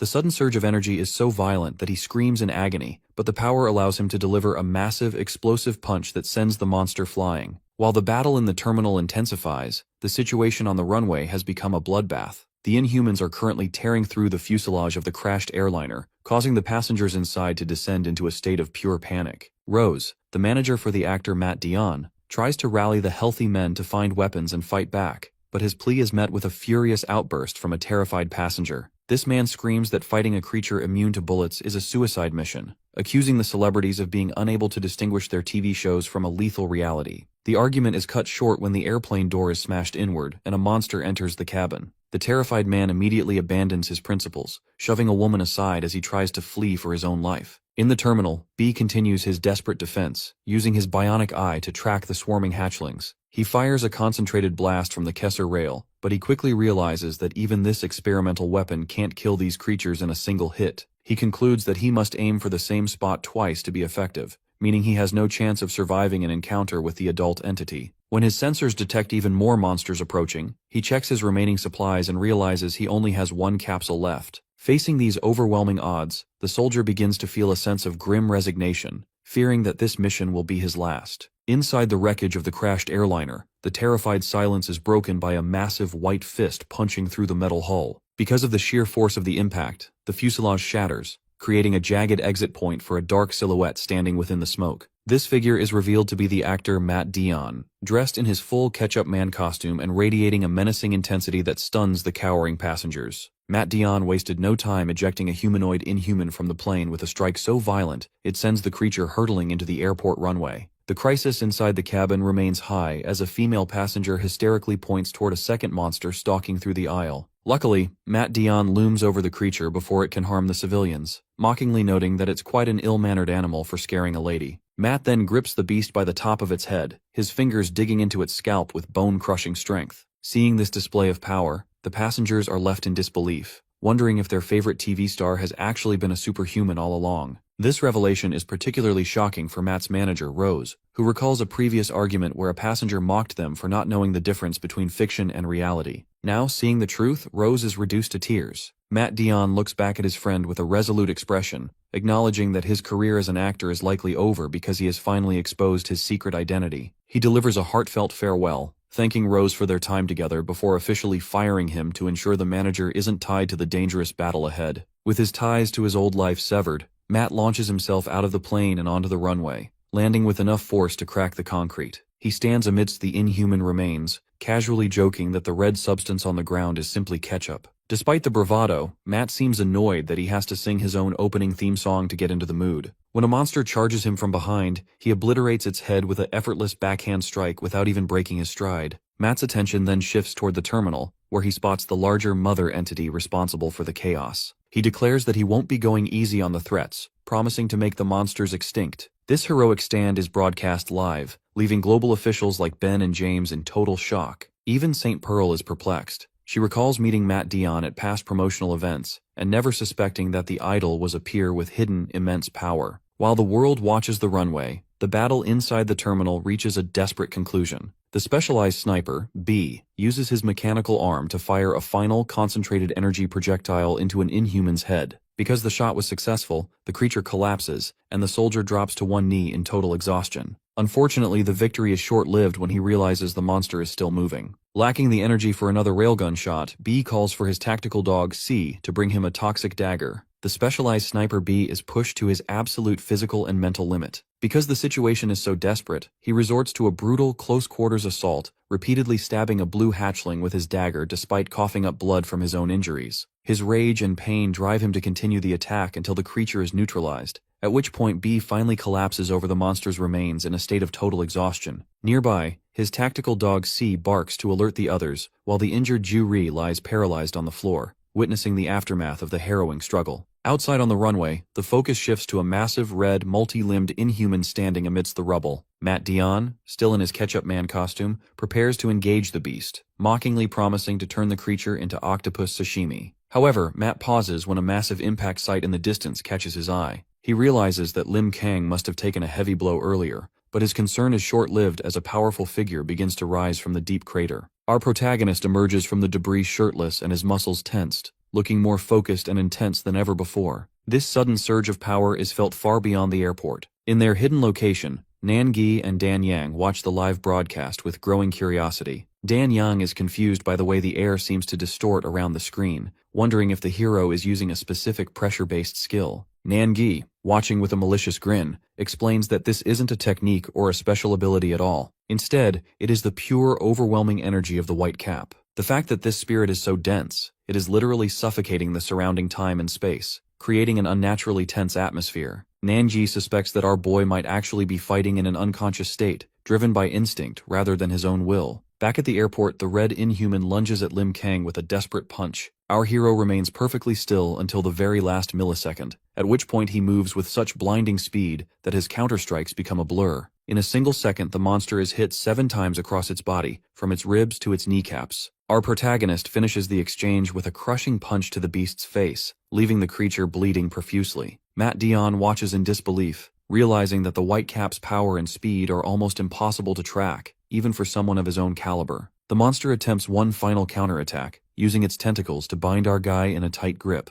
This proves to be a mistake, as Lim Kang exerts a sudden burst of raw power that causes the tentacles to explode into shreds, leaving the Inhuman mangled on the pavement. Seeing the massive difference in capability, Matt Dion concludes that the fight is over and begins to approach. However, the victory is interrupted by a new, chilling voice echoing across the runway. A pale, long-haired entity wearing a cloak appears, accompanied by a massive, blob-like Inhuman. This newcomer tells the heroes to let the monster go, making it clear that this isn't a request, but a demand. Matt Dion stands paralyzed with shock because the massive entity in the red cloak just spoke. This is a terrifying development because, while the creature is clearly an Inhuman, Matt can't sense its presence at all. As he struggles to understand what kind of monster he is facing, Lim Kang remains focused and ready behind his mask, even as the white-haired newcomer mocks their confusion. The Inhuman speaks with total disdain, lecturing the heroes on how arrogant humans are for fearing what they consider to be inferior beings. The power of this new threat is demonstrated instantly when he casually yanks the battered red monster through the air with an invisible force. Because of this display of telekinetic ability, our boy and Matt Dion are forced to watch as the speaker continues his lecture. High above at their vantage point, Dan Yang is overcome with terror. She realizes that this monster isn't just speaking,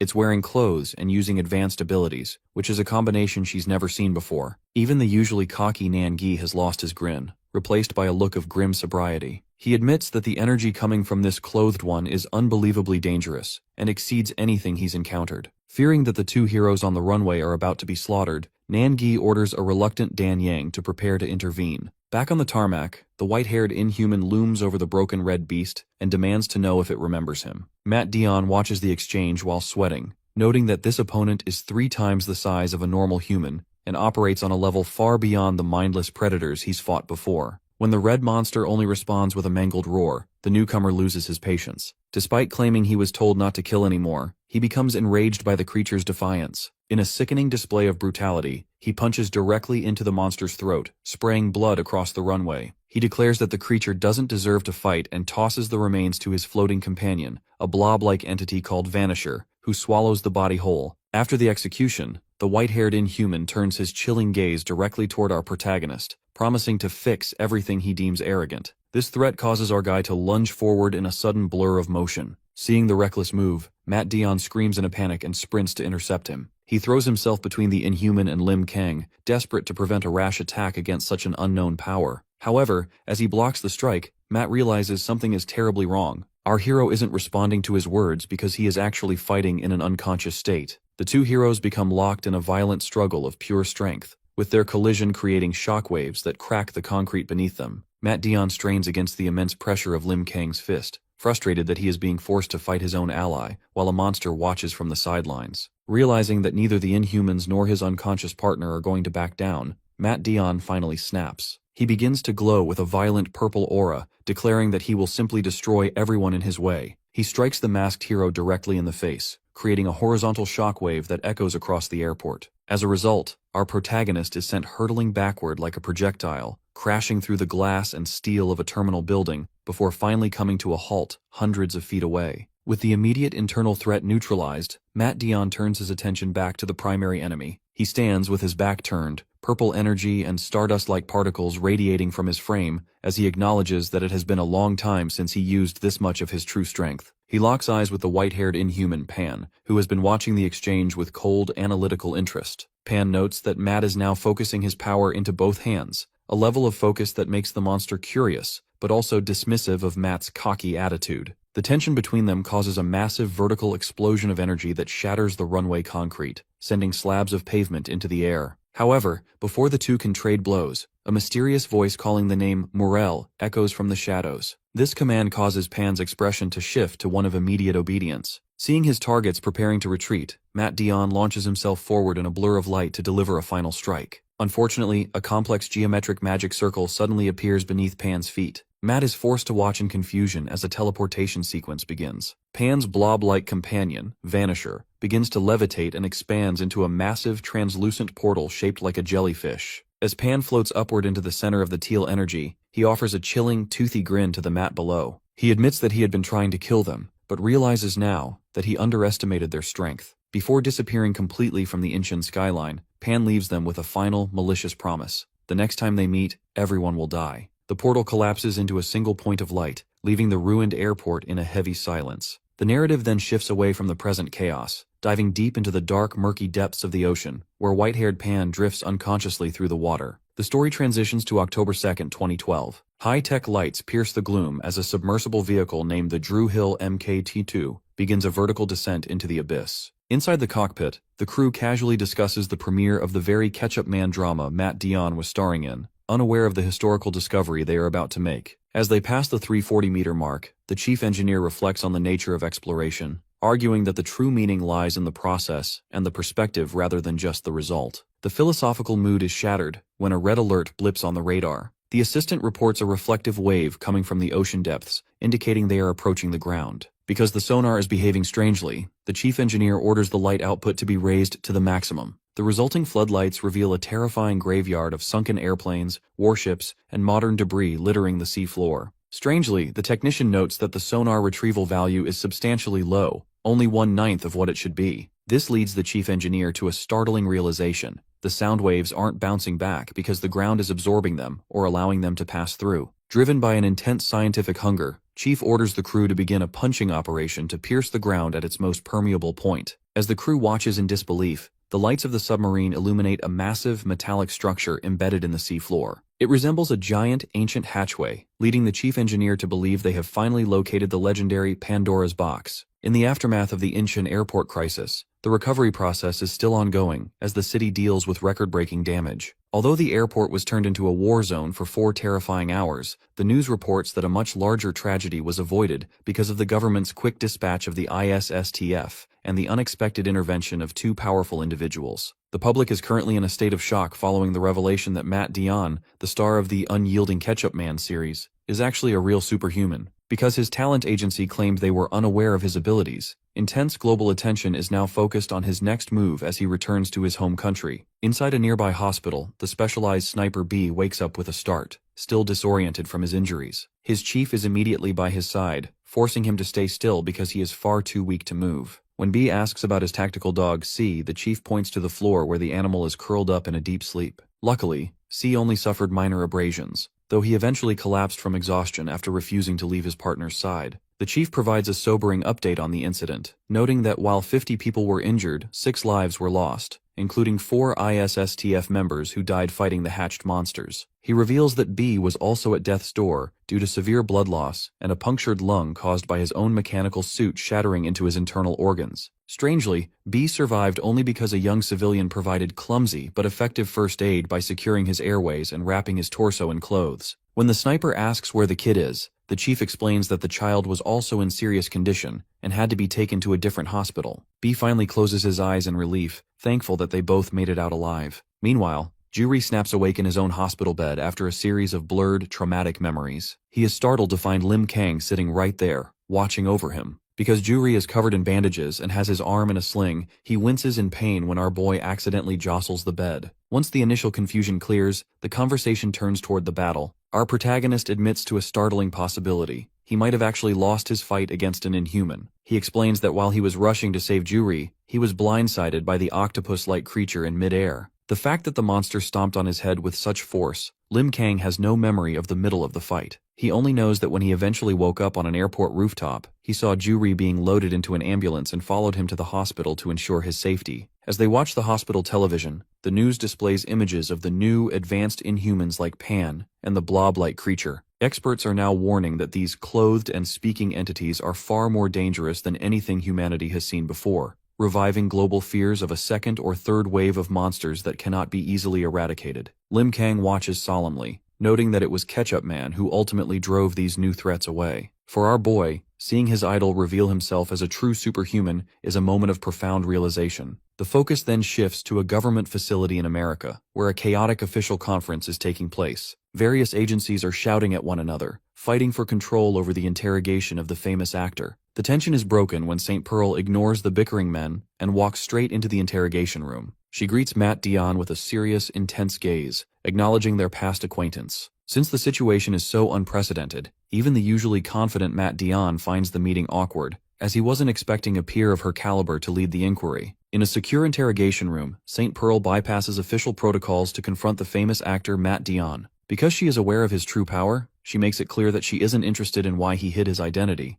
but she is curious about the gentle idol image he has portrayed. Ketchup Man's actor persona has been replaced by a rugged, ill-tempered reality. He crossly tells her he isn't in the mood for nonsense and demands to know her business. This interaction is watched closely by government officials behind a one-way glass. While some are annoyed by Pearl's rogue behavior, James defends her actions. He explains that since Matt Dionne is a superhuman, only another superhuman like Pearl can truly understand and communicate with him. The conversation takes a sobering turn when Matt admits he has never felt guilty about hiding his identity or felt a personal responsibility to save the world. This honesty shocks the listening officials, and Pearl realizes she had a wrong impression of him. As she prepares to leave, feeling the meeting has reached a dead end, Matt stops her by mentioning her fallen associate, Withrow. This comment causes a violent surge of energy to radiate from Pearl, shattering the calm of the room and causing a nearby glass of water to shake. She warns him to choose his next words carefully, but Matt remains steady. He reveals that during the airport battle, he spoke with the giant Inhuman, Pan, and discovered that the creature possessed a high level of intelligence and a massive ego. Matt explains that while he has fought Inhumans before, these new threats are on an entirely different level. Because the Whitecap hero was fighting in an irrational state, and the Inhumans eventually retreated, the situation ended, but not before a chilling message was delivered. Matt informs Pearl that the Inhumans didn't just issue a warning, they spoke as if the death of all superhumans was a guaranteed fact. James and the other observers are horrified by this revelation. Matt points out that while monsters used to appear indiscriminately, the presence of an intelligent leader suggests they are now moving systematically. If these coordinated Inhumans successfully destroy the world's scattered superhumans, it will mean the inevitable end of Earth. Despite understanding the stakes, Matt maintains his independence. When Pearl asks if he still refuses to fight, he clarifies that he will fight, but he has no intention of joining a team or following a government schedule. He towers over her, declaring that he prefers to work alone and tells her not to look for him again. This isolation is interrupted when Ben peeks into the room, jokingly suggesting that being an official superhuman is a daunting task that requires a manager. To Matt's absolute shock, Ben introduces a familiar face. Rose, the manager Matt had previously fired to protect him, walks into the room. While the heroes in America attempt to organize, the focus shifts to a snow-covered cathedral in Russia. Kirilov guides the hulking Maxim Basilov through the frozen wasteland. Bashilov is in a foul mood, cursing the monster they are tracking for making him wander through the snow on an empty stomach. As they approach the cathedral, they find a massive Inhuman footprint embedded in the ice. Driven by hunger and rage, the Russian powerhouse stomps toward the building, promising to end the creature the moment he finds it. While stuck in heavy nighttime traffic, Matt Dion reflects on the long history he shares with his manager Rose. He recalls a nostalgic flashback to a time they shared drinks and celebrated their friendship, promising to stay connected no matter what. However, in the present, the actor's tone is much more severe. He makes it clear to Rose that their time for sentimental play is over, as the global situation has become too critical for idle distractions. When Rose asks if they are officially joining the team led by St. Pearl and James, Matt remains cautious. He explains that it isn't a matter of taking sides. He simply values his independence too much to be bound by bureaucracy. Despite this, he admits that because Inhumans are beginning to reveal themselves while humanity is still unprepared, superhumans must eventually stick together to win the upcoming war. Meanwhile, the investigation in Russia leads Kirilov and Maxim Basilov to a massive, snow-covered cathedral. They find it strange that the front doors are perfectly intact despite being the site of an Inhuman's trail, as most monsters would have simply smashed through them. Once Basilov pushes the heavy doors open, the two men enter a dark, silent hall that reeks of blood. Kirilov notes that something feels off because the energy of an Inhuman seems to saturate the entire four-story building, rather than originating from a single spot. The tension breaks when they realize the pews are filled with pale-skinned entities with red eyes. As these creatures lunge at them with a scream, Kirilov observes that they aren't traditional Inhumans. Although they move 3 or 4 times faster than a normal person, they are significantly slower than the monsters the heroes are used to fighting. While Kirilov leaps onto a stone pillar to analyze the threat, Basilov takes a more direct approach. He catches one of the entities by the throat, realizing that the creature is single-mindedly focused on biting his neck. When Kirilov tries to warn him that these creatures might still be human, Basilov shuts him down with a brutal punch that obliterates the attacker. He argues that they shouldn't be foolish or hesitant because these beings no longer smell like humans and are already dead. Seeing the logic in his partner's ruthlessness, Kirilov apologizes and joins the fight. They move through the cathedral to send the remaining innocent souls to heaven, certain that a true Inhuman culprit is hiding nearby and pulling the strings. In a hospital back in Korea, Juri wakes up to find Lim Kang fast asleep and leaning heavily against his bed. As Juri watches the news, he sees reports of massive death tolls and disappearances in northeastern Russia,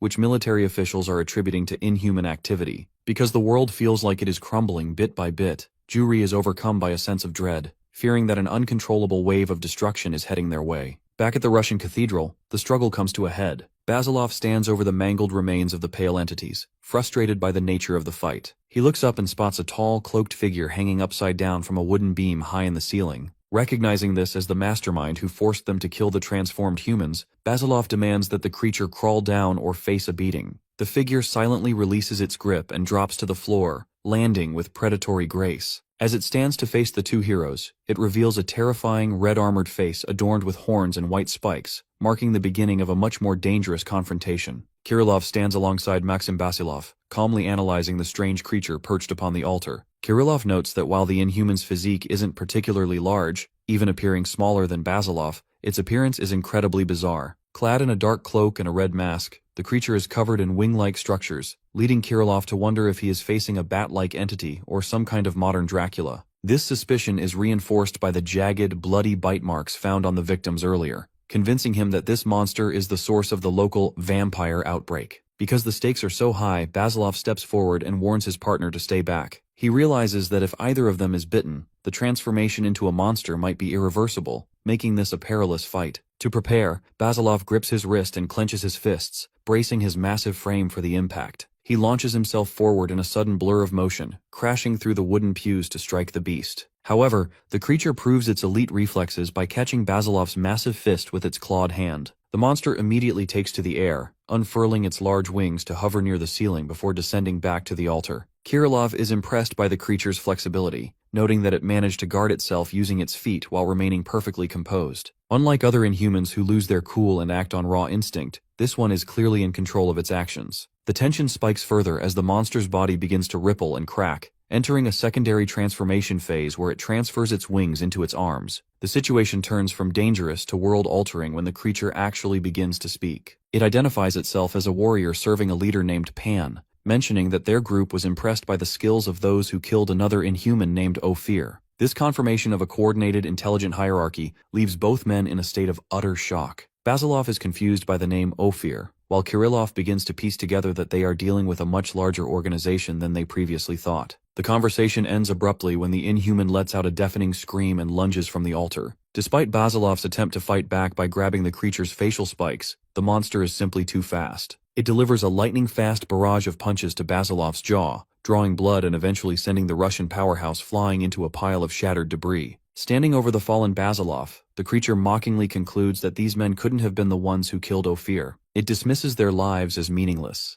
claiming everyone will be dead soon regardless, but decides to make an exception by turning Basilov into a puppet. Just as the monster prepares to deliver this final indignity, a sudden arc of brilliant energy slashes through the air. Luckily, Kirilov intervenes just in time. He unleashes a concentrated blast that strikes the creature across the chest and shoulder, forcing it to retreat. While he regrets missing the monster's head, Kirilov stands with lightning-like energy crackling around his fingertips. Because the beast attempted to desecrate his partner, Kirilov declares that he will be the one playing with the monster now, signaling the start of a serious counterattack. Kirilov stands over his unconscious partner, Basilov, while facing down the masked Inhuman. The creature is visibly shaken, staring at a fresh, bleeding gash on its chest that it never saw coming. Since Kirilov's attack was so fast and undetectable until the moment of impact, the monster realizes it is dealing with a power that defies normal logic. However, the momentum shifts when the Inhuman's wound begins to seal. Thick, red tendrils of flesh weave together to close the opening, forcing Kirilov to realize that his opponent possesses a rapid regeneration ability. The fact that he has never encountered a creature with this level of biological resilience, Kirilov decides to stop holding back. He throws aside his brown cloak, revealing a ready stance and a cold determination. He casually mentions his deep hatred for dirty animals like bats, signaling his intent to finish the fight immediately. The Inhuman responds by lunging forward as a dark blur, but Kirilov stands his ground. As the creature swings its claws, Kirilov fires crescent-shaped energy blades. To the monster's shock, Kirilov begins materializing solid objects out of thin air to defend himself. A translucent sword appears to parry a strike, followed by a bombardment of floating, translucent fists that strike the Inhuman from multiple angles. This sequence culminates in a massive, spectral fist slamming the creature into the stone floor, creating an explosion of dust and debris. As the dust settles, Kirilov's mind drifts back to his first meeting with Basilov. In a snowy clearing years ago, he had saved the powerhouse by perfectly slicing a blue-skinned monster in half from the shadows. When the confused Basilov demanded to know who he was, Kirilov simply introduced himself as a wandering painter and a superhuman. Back in the present, the Inhuman stands back up, bloodied but still dangerous. It acknowledges Kirilov's strength, noting that while it has killed superhumans before, it never expected to find one this capable. The creature disappears again, striking Kirilov with a powerful kick that sends him skidding backward. Luckily, Kirilov recovers instantly, using a translucent blue shield emblazoned with a fleur-de-lis to block the next blow. As the two warriors lock eyes through the glowing shield, the secret of Kirilov's power is revealed through a past conversation with Basilov. Kirilov explains that he doesn't just fight, he paints on the air. By using his imagination to materialize the things he draws, he can create axes, swords, or shields at will. Because his thoughts become reality, the wandering painter stands as one of the most unpredictable and versatile threats the Inhuman hierarchy has ever faced. In a past conversation, Basilov recalls seeing a monster sliced apart by a thrown object, and realizes that Kirilov was the one responsible. Kirilov confirms this, explaining that he had manifested and thrown a spectral axe. He notes that the greatest strength of his ability is the sheer speed of his projectiles, which makes them nearly impossible for the human eye to track. Since he can increase the velocity of these objects through intense mental focus, they become incredibly difficult for any opponent to avoid. However, this power comes with a heavy price. Kirilov reveals that every time he uses his ability, he gradually loses his vision. While he hasn't gone completely blind yet, the risk of permanent darkness looms over every battle he enters. Back in the present struggle at the cathedral, a blue shield hovers between the combatants. Seeking to end the fight, the painter focuses his energy to draw a new weapon, materializing a giant, spectral spiked mace. He hurls the Morning Star with devastating force, catching the Inhuman off guard. The spiked ball slams into the creature, sending it flying across the hall through rows of wooden pews and into a stone pillar. Although the impact is enough to crumble the masonry and leave the monster coughing up blood, the Inhuman remains conscious. Kirilov is visibly frustrated by the beast's durability, as his attempt to crush its head failed to neutralize the threat. The strain of the battle begins to take its toll on Kirilov. As his eyes glow with blue energy, blood starts to leak from the corners of his eyelids, and his vision becomes dangerously blurry. Realizing he is losing his sight, he tries to stay focused, but a hazy white fog begins to consume his field of vision. This momentary lapse proves nearly fatal. When the painter blinks, the spot where the monster lay is suddenly empty. The creature lunges from the shadows, appearing behind him for a lethal clawed strike. A spray of blood cuts across the air as Kirilov is slashed and sent crashing to the floor. The monster stands over the fallen Kirilov, mockingly placing its heavy foot on his head. It acknowledges that Kirilov was a formidable opponent, but prepares to crush him regardless. Suddenly, the creature notices blue energy particles swirling around its foot and realizes it has been standing over a decoy. From the upper balcony, the real Kirilov appears, having used his remaining strength to reposition and manifest a massive, ornate energy bow. Despite his eyes streaming with blood and his vision failing completely, the painter pulls the string to its limit and releases a spear-like arrow. The projectile pierces the Inhuman's chest and pins it to the floor with incredible force. As the monster screams in agony, Kirilov gasps for air, wondering if he has ever pushed his power this violently before. Unfortunately, the creature's resilience is inhuman. In a display of horrific willpower, the monster grips the energy spear and rips it from its own chest, causing a fresh explosion of blood.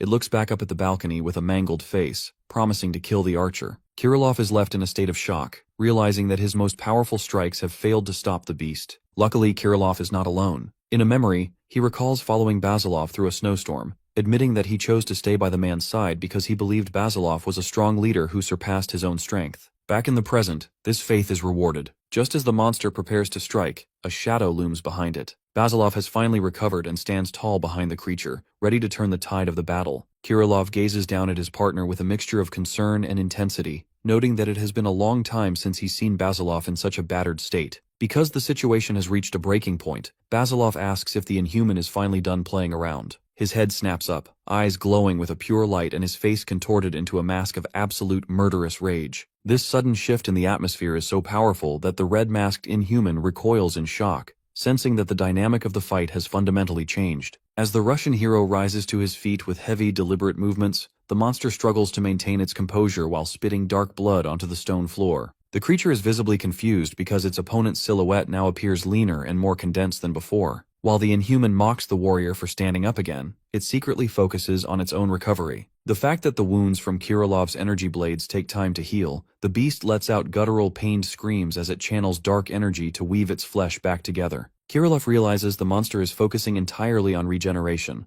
and frantically warns his partner to strike before it fully heals. Luckily, Basilov dismisses the warning with cold indifference, claiming the monster's recovery doesn't matter. This confidence stems from his unique and terrifying ability, rapid digestion. In a past memory, the two friends discussed how this power allows Basilov to dramatically increase his body strength, dynamic vision, and muscular speed as his body burns through fat. Because this ability cannot be manifested by choice, it requires a challenging opponent to act as a catalyst. This means the man only becomes stronger by being overpowered or pushed to his physical limits. Until today, no one had ever pushed him far enough to reach his maximum combat efficiency. Back in the present, the Inhuman feels its strength returning and lunges at Basilov with explosive, zigzagging speed. However, the monster's increased velocity is useless against the now condensed warrior. Basilov effortlessly tracks the movement and catches the creature by its head horn, mockingly congratulating the beast for being the first opponent to push his digestion this far. Basilov looms over the monster, his body steaming with heat and his muscles expanded to their absolute breaking point. Basilov delivers a punch of such unimaginable force that the resulting shockwave pulverizes everything in the hall, leaving the Inhuman crumpled against a stone pillar. Terrified and bleeding profusely, the creature realizes it will die if it continues to fight on the ground. Desperate to escape, the monster erupts two massive leathery wings from its shoulders and smashes through the cathedral's high windows, soaring into the stormy night sky.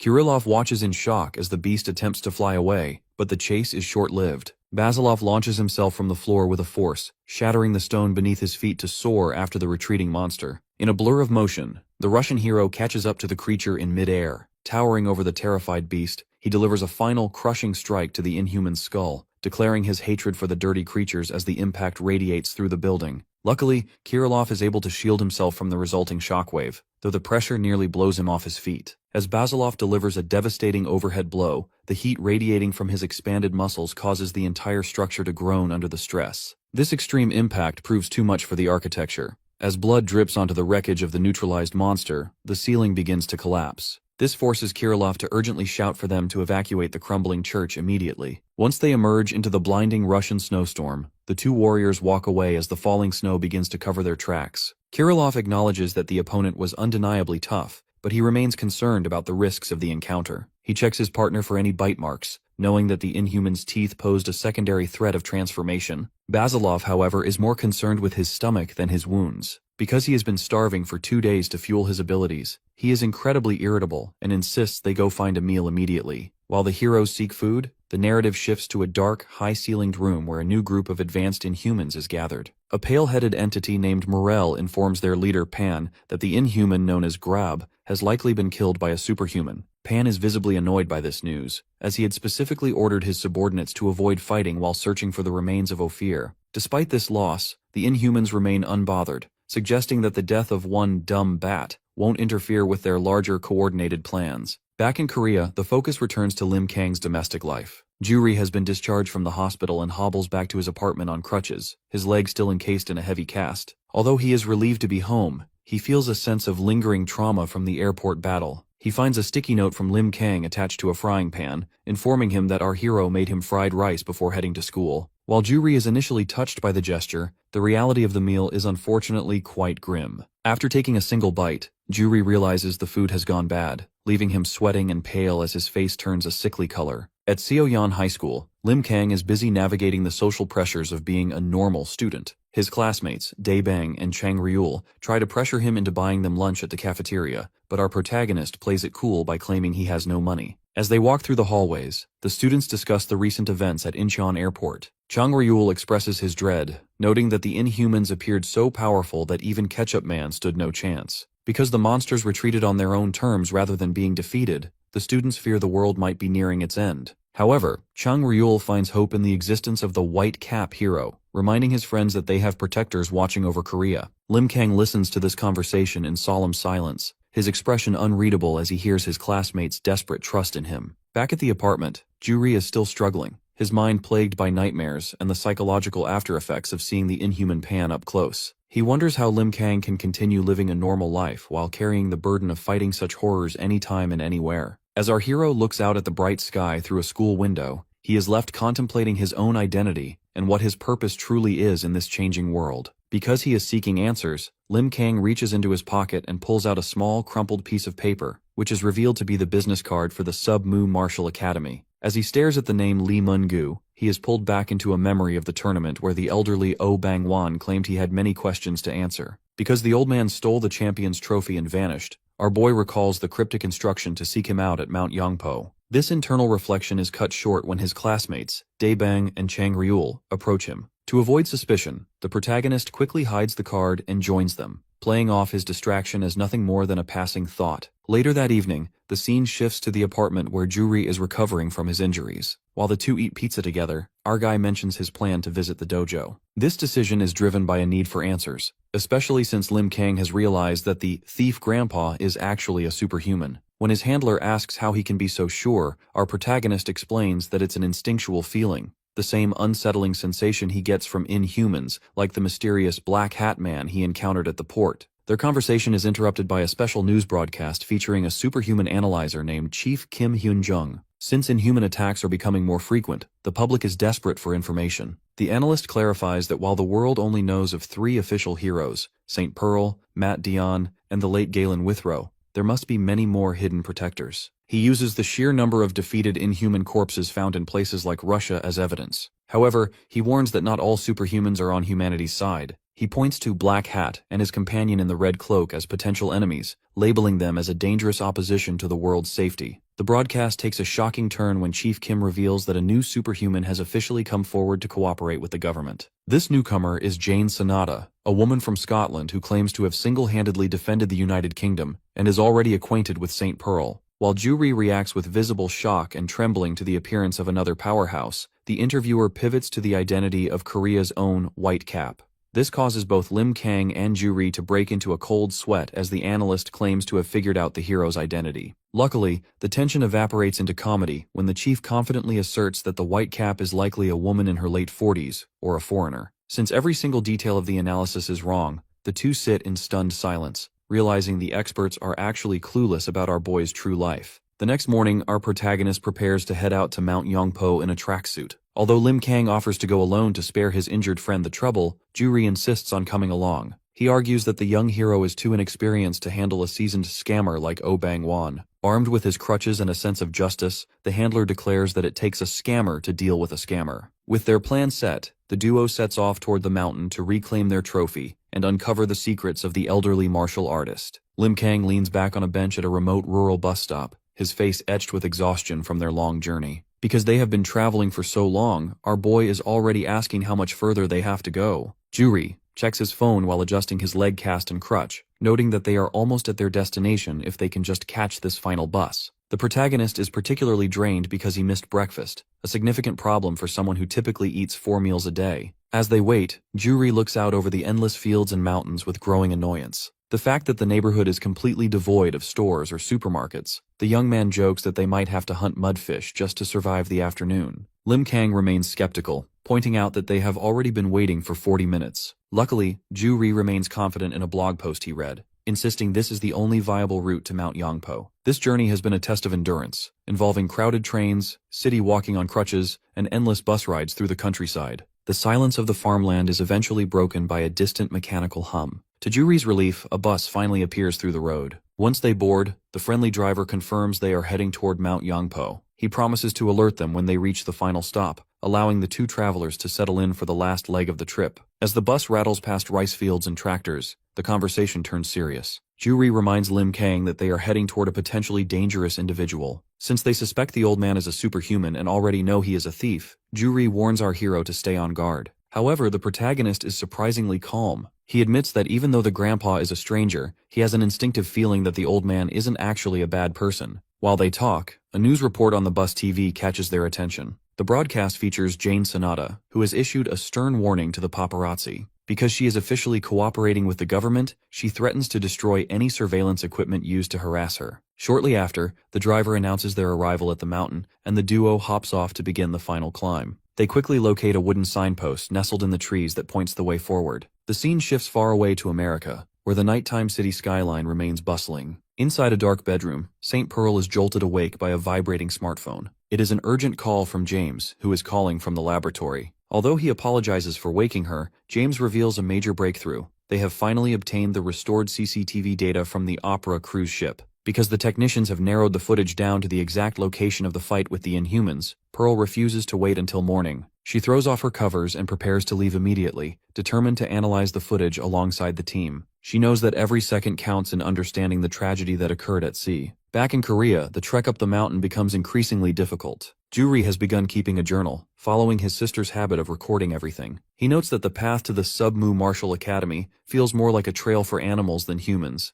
describing the mountain as the worst terrain he has ever encountered. The journey involves crossing shallow streams and navigating precarious suspension bridges. Because of his injury, Juri feels like a burden, but he admits in his notes that he couldn't let our boy go alone. He has started to feel a deep sense of unease whenever Lim Kang is out of his sight, plagued by terrible thoughts of what might happen. After navigating a dark cave that looks like it belongs in a ghost story, their persistence finally pays off. The traditional gates of the academy loom before them, signaling that they have reached their destination. Meanwhile, in the American ISSTF lab, the doors slide open as St. Pearl arrives. James and Ben look up from their monitors with grim expressions. James informs her that while she was on her way, they successfully located 2 camera angles that captured the sight of Galen Withrow's body. However, he warns her that the footage contains something that seems very wrong, hinting at a disturbing discovery within the digital records. St. Pearl watches with a shocked expression as James urgently orders Ben to bring the recovered data onto the main screen. Because Pearl has finally arrived, Ben provides a brief rundown while his hands fly across the keyboard. He pulls up the CCTV footage from the Opera cruise ship's banquet hall, where the brutal battle against the Inhumans took place. The screen displays 6 different angles, but Ben narrows the focus down to angles 2 and 5, which are the only ones that captured the fallen figure of Galen Withrow. James adjusts his sunglasses as sweat drips down his face, visibly anxious about what they are about to see. Since the quality of the second angle is poor, the team focuses on the 5th camera. Ben notes that the flickering in the video isn't a technical glitch. Rather, it's a physical phenomenon caused by the intense energy of Pearl's own battle nearby. He directs their attention to the digital timestamp at the bottom of the screen. As the clock hits 01:17:48, the corpse of Galen Withrow suddenly vanishes from the floor. The 3 analysts stare at the empty monitors in utter disbelief. Pearl narrows her eyes, realizing that this wasn't just a simple disappearance. The footage feels hazy. To get a better look, she orders Ben to play the video back at the slowest possible speed. At 0.1x speed, the mystery begins to unravel. As the timestamp passes 47 seconds, a faint, blurry afterimage appears to dash over the corpse. Pearl spots the anomaly immediately and orders a pause. Ben zooms in as far as the resolution allows, revealing a distorted, fast-moving figure standing over the body. James points out a distinctive bucket hat, while Ben notes what appears to be bright-colored long hair and a long coat. Pearl realizes with grim certainty that this is the individual responsible for stealing their fallen partner. She is left shaken by the thief's unbelievable speed, recognizing that someone moved fast enough to nearly bypass high-speed surveillance. James immediately pivots the investigation,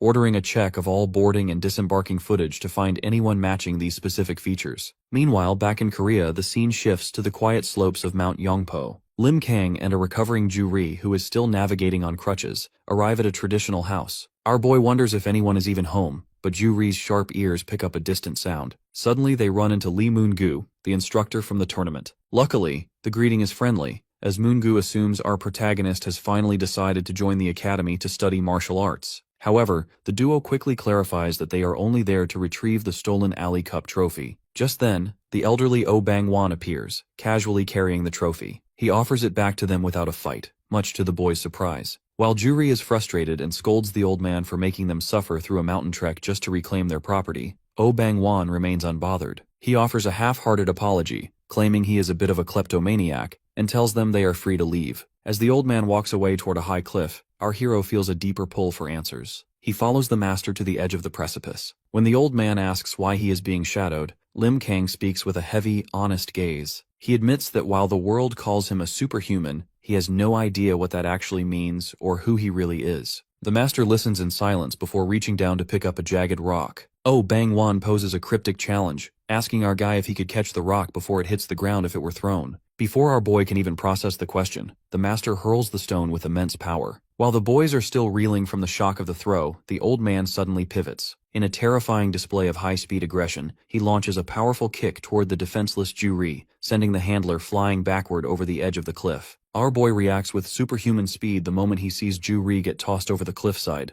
As the handler plummets toward the abyss, our protagonist launches himself from the edge with enough force to crumble the rock beneath his feet. He dives into the gorge, accelerating his descent to catch up with his falling friend. To manage the plunge, our hero braces against the vertical face, digging his fingers into the stone to create friction. Because this slowing maneuver works, he is able to snag the unconscious Ju Ri midair. Holding his friend tightly, the young hero arrests their momentum by punching his free hand into the cliffside, bringing them to a halt. While hanging from the rock, our protagonist notices that Ju Ri has fainted from terror. This forces an immediate recovery, and our boy carries the limp handler back up the vertical wall to the safety of the grassy clearing. Fury consumes Lim Kang as he glares at the elderly master, demanding to know what the old man was thinking. However, Oh Bang-won remains completely unimpressed by the hero's rage, coldly asking if our guy wants to fight him. When the protagonist hesitates, the master calls him arrogant and naive. He lectures the boy, explaining that feeling sympathy for an old man while a friend is in danger is a sign of weakness. According to the master, this is an absence of responsibility. He claims our hero's heart is as empty as a tin can because he puts false pressure on people he doesn't actually want to fight. He offers a final, harsh warning.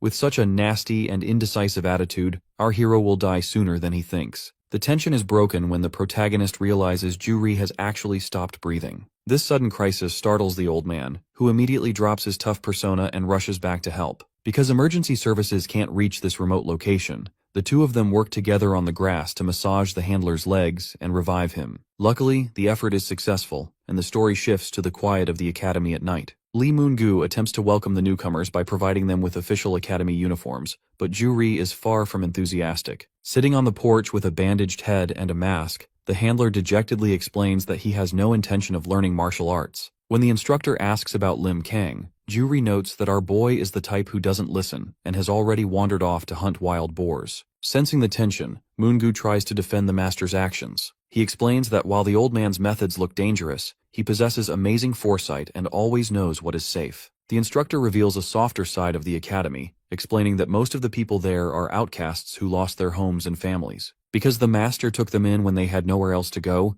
Moon-gu views him as a truly good person despite his kleptomaniacal tendencies. He dismisses the current silence of the academy by explaining that the other 10 students are away on a 2-day field training trip. Even though Ju-ri remains skeptical and focused on his injuries, the instructor remains enthusiastic, promising a training regimen where harshness and fun coexist. Despite the trauma of the day, Ju-ri records in his journal that the master is the worst, yet strangely admits that the situation is a bit interesting. In a quiet cafe, the famous Scottish superhuman Jane Sonata meets with St. Pearl, initially masking the seriousness of her visit with casual banter and exaggerated charm. The fact that Jane is a major public figure, their presence causes a stir with the waitress, but Pearl quickly cuts through the distractions to demand the real reason for their meeting. This forced Jane to revisit a memory from just before the tragic opera cruise ship incident, a time when she had unsuccessfully tried to introduce Pearl to another superhuman she cherishes like a younger sister, a girl named Sui. Jane reveals that Sui recently stumbled upon a horrifying scene on a European street that changes everything they know about their kind. While Sui was out at night, she witnessed a massive blue-haired man ruthlessly choking a victim to death. Because Sui has extensive experience fighting in humans, she immediately sensed that this killer was actually a human superhuman. She was disturbed not just by the murder, but by the fact that the man possessed enough raw grip strength to crush human neck bones with a single hand, a feat impossible for a normal person. Luckily, Sui intervened by leaping from a balcony to deliver a surprise flying kick, but the killer managed to block the strike with his forearm, confirming he was indeed a powerhouse. During the brief struggle, Sui noticed something even more unsettling. Even while being attacked, the man refused to let go of the corpse. Rather than staying to fight, the killer eventually snatched up the body and leaped into the air to escape. As a result of this encounter, Sui realized she wasn't just dealing with a lone murderer. She spotted a second silhouette moving in tandem with the killer across the rooftops, suggesting the existence of an organized group of superhumans who kill people. Unfortunately, the situation has turned from a mystery into a tragedy. Despite Jane's warnings, the headstrong Sui went out alone to track the group down. Jane looks devastated as she informs a shocked Pearl that she has officially lost contact with her friend. Since Sui has now been missing for 5 days, Jane fears the worst has already happened. While this shadow of a new threat looms over Europe, the focus shifts back to the early dawn at Mount Yangpo in Korea. Oh Bang-won walks through the misty fields as our protagonist approaches him. The atmosphere between them has shifted from the previous night's chaotic revival to one of lethal intensity. Because he is no longer interested in games, the elderly master fixes our boy with a menacing glare. He declares that he is going to ask a few final questions, and he issues a chilling ultimatum. If our hero doesn't answer with absolute honesty, the master will kill him on the spot. Lim Kang is left in a state of visible shock as the elderly Oh Bang-won confronts him in the mountain clearing. The master admits that while they are practically strangers, he has already identified a glaring issue with our boy. Because the protagonist seems to lack a basic understanding of his own position, the old man can't decide if the youth is simply an idiot, has a death wish, or is truly fearless. Rather than continuing a useless conversation, the master decides he needs to see the truth for himself. The area is suddenly blurred by an explosion of motion as Oh Bang-won vanishes and reappears instantly in front of our hero. This forced the young man to endure a blindingly fast upward kick directly under his chin, followed by a massive, straight punch to the center of his face. The sheer force of the blow sends Lim Kang hurtling backward until he crashes violently into a pile of large rocks. Despite being asked repeatedly if the strikes hurt, our guy pushes himself up from the rubble with a grim expression and calmly states that they did not. This resilience leaves the master in genuine surprise. As he stares at the protagonist, he realizes that even after such a brutal assault, there isn't a single scratch on the boy's face or hands. This anomaly prompts the old man to ask if our boy has ever shed blood, or even felt a lack of stamina during a fight. Looking back on his previous battles as the White Cap,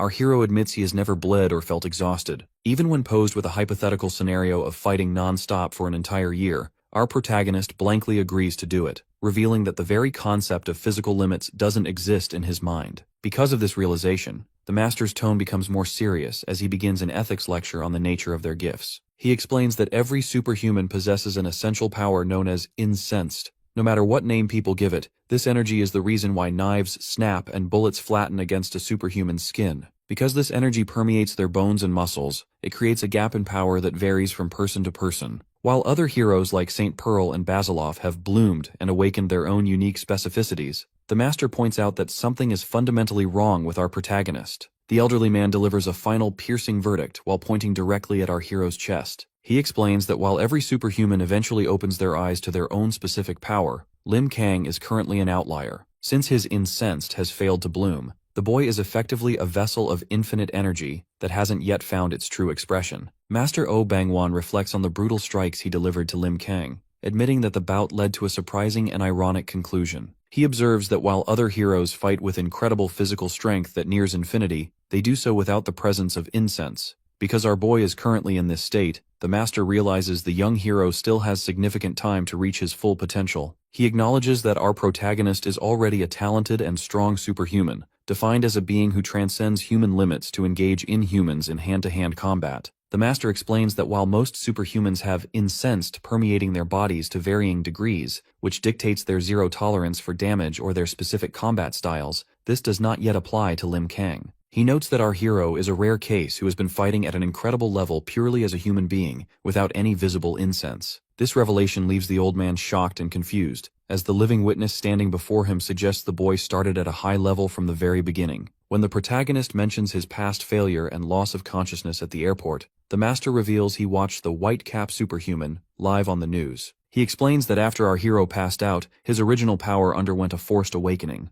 Because the boy's inner strength became too great for his mind to handle, he didn't actually faint from the monster's hit. Rather, his mind collapsed under the weight of his own surging power. The Master compares our boy's untapped potential to a massive iceberg, calling his level of power truly immeasurable. The conversation turns grave as the Master recalls the appearance of the giant inhuman Pan. He describes the cloaked entity as an unprecedented monster of overwhelming power, and theorizes that such a creature appeared specifically to target our hero. The Master believes that Lim Kang is the only true obstacle standing in the way of these intelligent inhumans taking over the world. Warning that the Earth will soon fight for its survival, the Master offers a paternal gesture, and promises to help bring out the boy's true strength, apologizing for the earlier violence before leading him away to eat. Meanwhile, Juri records his experiences in his journal as the other members of the academy return from their off-season training. Although his leg is still in a cast, the muscular students immediately put the newbie to work chopping firewood as a form of rehabilitation. Juri describes a grueling few days involving painful acupuncture treatments from the Master, which he jokingly compares to being turned into a hedgehog. Despite the hardship, he begins training at a wooden dummy, finding a strange sense of belonging, even as he questions if the others realize his friend is the famous Whitecap hero. As the days pass, Lim Kang and the Master often disappear together for what Juri suspects is special training, returning only when it is time to eat. While our boy is frequently punished for accidentally breaking training equipment, the bond between the group grows. That night,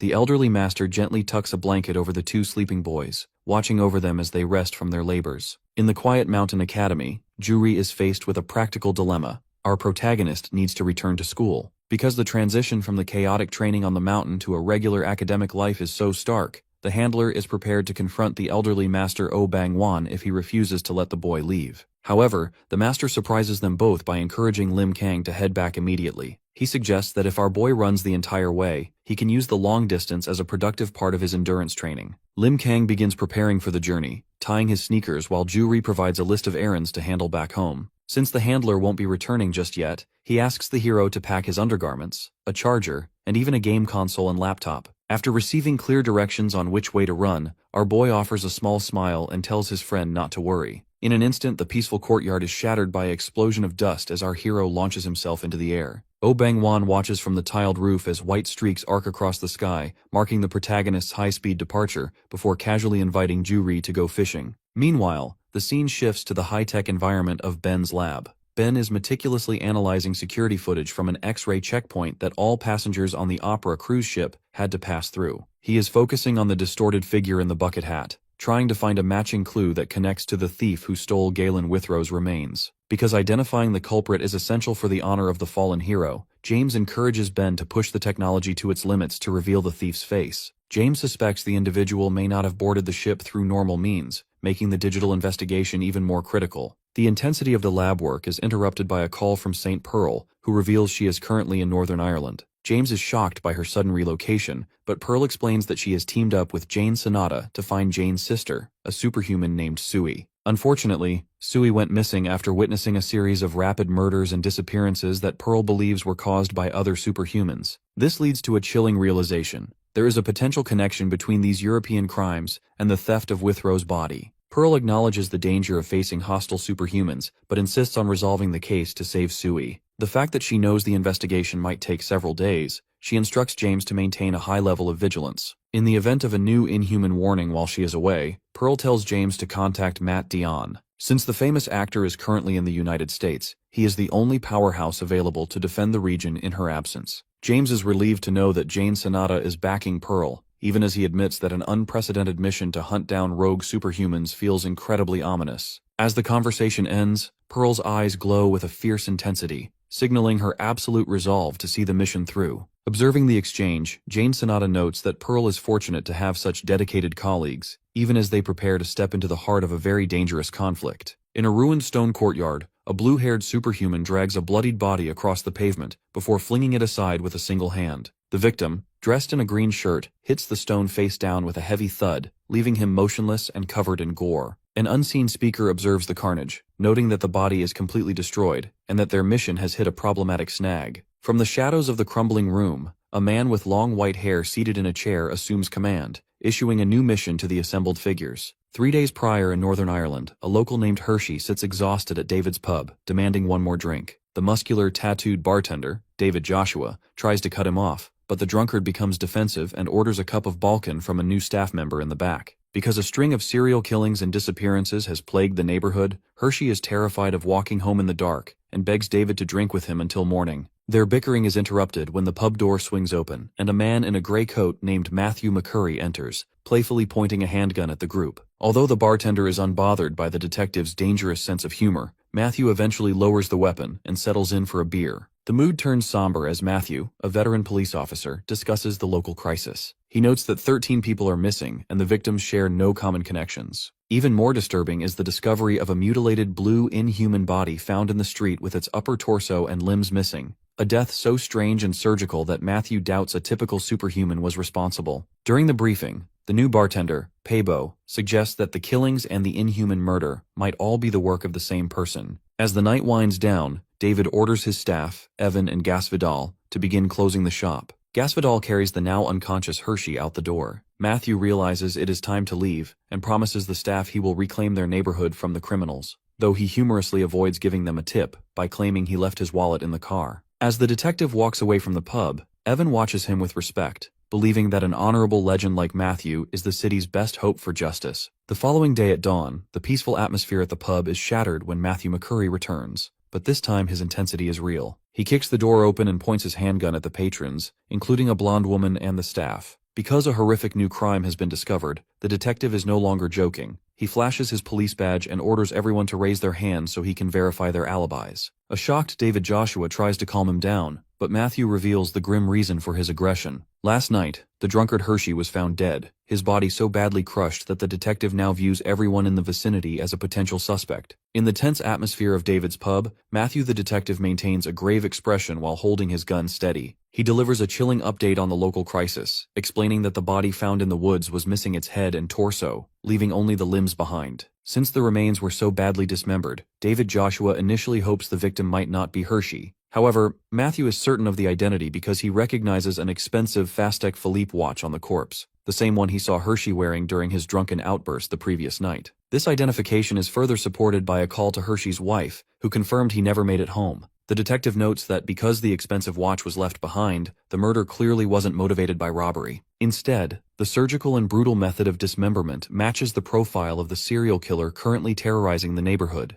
This realization turns the pub into an interrogation room. Matthew begins questioning the staff's alibis, forcing Joshua to recount his timeline. The bartender explains that after the detective left, he and Gasvidal stayed late to clean up before playing cards over a beer, while their co-worker Evan slept in the store. According to Joshua, they didn't head home until sunrise, and Evan remained at the pub the entire time. Matthew remains skeptical, especially when he turns his focus to the newcomer, Paybo. Because the neighborhood's wave of disappearances and murders began almost exactly 2 months ago, the same time Pabo moved into the area, the detective views him as a primary suspect. Despite Joshua's attempts to defend his employee, Matthew decides to take Pabo into custody for further questioning. He puts his gun away and leads the quiet bartender out, leaving Joshua, Gasvidal, and Evan in a state of stunned disbelief. The weight of the situation takes its toll, and Joshua decides to close the business early for the night. Evan heads home while Gasvidal lingers, expressing his worry for Pabo. Joshua tries to remain optimistic, admitting his disappointment in Matthew's aggression but trusting that Pabo is innocent. However, the quiet is shattered when Matthew suddenly bursts back into the pub, hysterical and drenched in sweat. He screams that the police car transferring Pabo was smashed, resulting in the deaths of 2 officers and Pabo's disappearance. Frantic, Matthew demands Pabo's resume to find his home address, but the situation takes a sharp, suspicious turn. Joshua notices that Matthew is remarkably unharmed and questions why the detective wasn't in the vehicle during the attack. When Matthew stammers through a weak excuse about investigating another location, Joshua's suspicion turns into open doubt. This causes the detective to snap. His eyes turn bloodshot as he draws his revolver and points it at his friends, accusing the entire group of conspiring against him. The standoff reaches a breaking point as Matthew becomes visibly unhinged. When he notices Joshua hiding a hand behind his back, he fears a counterattack and pulls the trigger. A deafening gunshot rings out, and blood splatters across the floor. Amidst the carnage, a figure in a white bucket hat calmly walks through the gore, noting with amusement that the group managed to tear itself apart without much outside help. The intruder looks down at a bloodied, barely conscious Joshua. As the man looks up, he is horrified to realize that the figure is not the Evan he knew. The man reveals himself to be Jamal Evan, a malicious superhuman who has been hiding in plain sight. As he crouches over the dying bartender while casually holding a severed head, Jamal Evan offers a chilling promise. He will share one final, funny story about their time together before he finishes the job.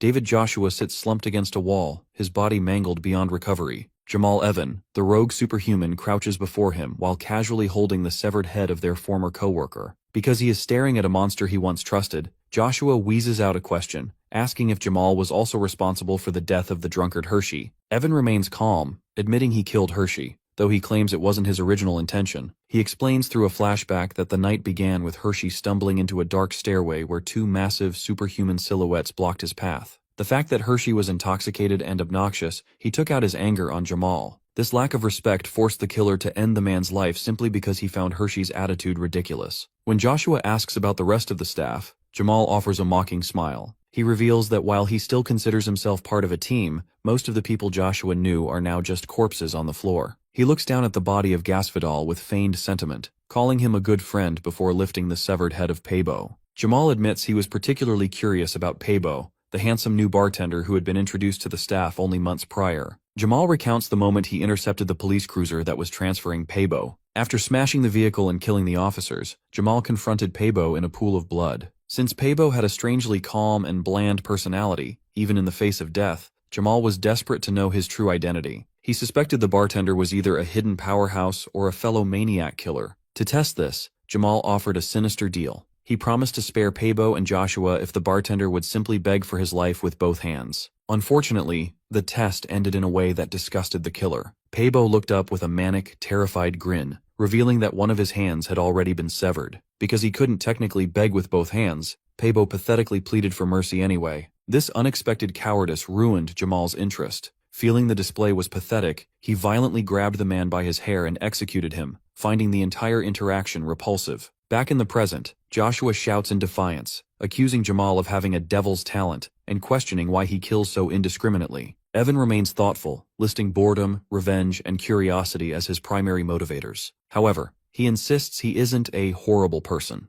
As a blue flame erupts over a magic circle, Jamal explains his twisted philosophy. He believes he is bringing life back to worthy souls by sacrificing useless ones. He views himself not as a devil, but as a godlike creator working against the strict laws of Providence. As the first light of dawn hits the town, Jamal offers Joshua one final chance to choose life. Because he is filled with pure hatred for the man who betrayed his friends, Joshua simply tells him to go to hell. Jamal offers a dry laugh and walks out of the pub, leaving the bartender to take his final breath. As he stands in the street, Jamal reflects that the world might already be hell, because it never changes. The quiet morning is interrupted by a vibrating phone. Jamal answers a call from someone named Carol and receives a shocking update that causes his expression to turn predatory. This news forces him to return to an ancient, ruined temple where his subordinates are waiting. He informs his warriors that their previous mission has hit a snag because one of their targets, a person of great significance, managed to escape. Because the escape happened recently, Jamal is certain the target is still nearby. He stands up and holds up a photograph of the individual, commanding his team to hunt them down immediately. He warns them that since the target is famous, they must move with absolute precision to catch him before he disappears for good. Evan's subordinates launch themselves into the air to carry out his order to hunt down the individual from the photograph. Jamal Evans stands atop a stone pillar, watching the chaos with a casual, detached expression. Despite his calm exterior, he admits to himself that he doesn't feel good about the situation. He believes that whenever something unexpected occurs, misfortune is bound to follow, which forces him to conclude that he should also make his move. As he begins walking down the stone steps to leave the hideout, Jamal Evan instructs a young girl Carol to stay behind. This directive immediately sparks a confrontation. Carol stands up and screams at him in frustration. She is tired of being left behind and bored, even going so far as to call Jamal an idiot. Evan continues walking without looking back, attempting to explain that they will soon sack everything and move their operations to America. However, the argument remains one-sided.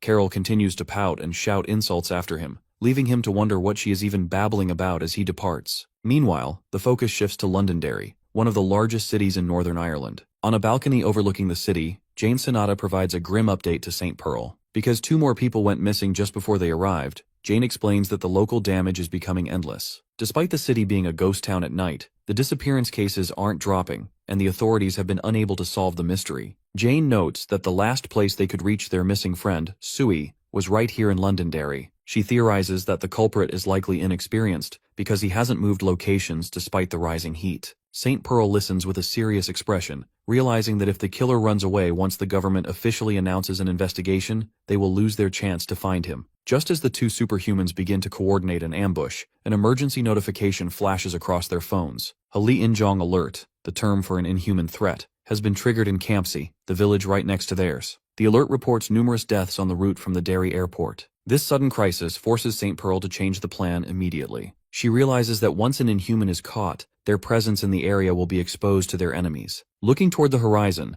Pearl declares that she cannot ignore an inhuman threat, whether it's in America or here, and the 2 prepare for immediate action. This news of the rising death toll and the discovery of an inhuman corpse in Northern Ireland spreads globally via television broadcasts. In a quiet room, the Russian heroes Maxim Basilov and Kirillov watch the report while maintaining their training. Elsewhere, Nan Gi and Dan Yang monitor the situation from their hideout, hearing that England is sending an elite counter-terrorism team to handle the homicide cases. Even at the Mountain Academy in Korea, Master Oh Bang-won and his students, including Ju-ri, watch the broadcast in solemn silence. Back in Europe, white streaks of light arc across the sky as St. Pearl leaps through the air over the rooftops. Pearl lands violently in the street, shocking the local civilians, and sprints toward the center of the road. However, she suddenly stops in her tracks, her eyes widening in absolute horror. Standing in the center of the street is a red-haired superhuman with a scarred neck. To Pearl's disbelief, it is the man she thought was dead, Galen Withrow. He is standing over the remains of a blue-skinned inhuman that has been partially encased in a strange, golden substance. Seeing him triggers a painful memory for Pearl. She recalls James sitting with his head in his hands, sobbing over Withrow's death. James had shared how much he respected the man's hidden kindness,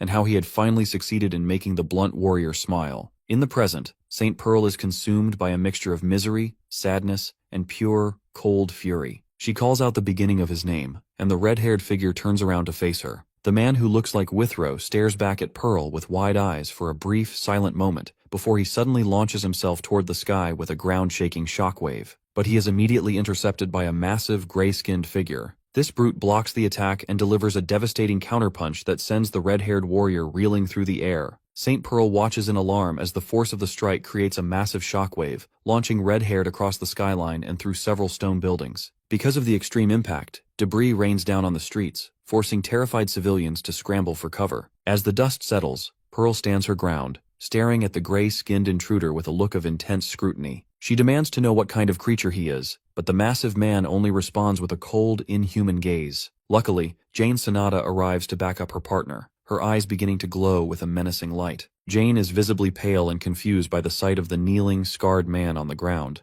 but she quickly shifts into a combat stance. She warns the intruders that she wants immediate answers regarding who they are and why they are causing such chaos. The tension breaks when a blue-haired man with a scarred face finally speaks. He claims that he and the Grey Brute only exist to serve a leader named Evan. This statement shocks both superhumans, especially when the man explains that they are simply taking back the red-haired warrior because he originally belonged to Evan. St. Pearl is finished listening to what she considers nonsense. She radiates a powerful aura and declares that she is taking her friend back regardless of their claims. The standoff is interrupted by a new, detached voice echoing from a nearby bridge. Jamal Evan, wearing his signature white bucket hat, sits perched on a stone railing, looking down at the scene with curiosity. He admits he never imagined running into the world's strongest superhumans here, noting that he hasn't heard any updates from his subordinate Carol. Despite the high stakes, Evan remains relaxed and even offers a mocking compliment to Pearl's appearance now that she isn't wearing her hero suit. This disrespect only fuels Pearl's rage, and she threatens to kill everyone on the spot if she doesn't get a straightforward answer about Evan's involvement. Evan leans forward, attempting to de-escalate the situation by suggesting they talk instead of fight. He acknowledges that facing both St. Pearl and Jane Sonata at once could cost him nearly 80% of his power,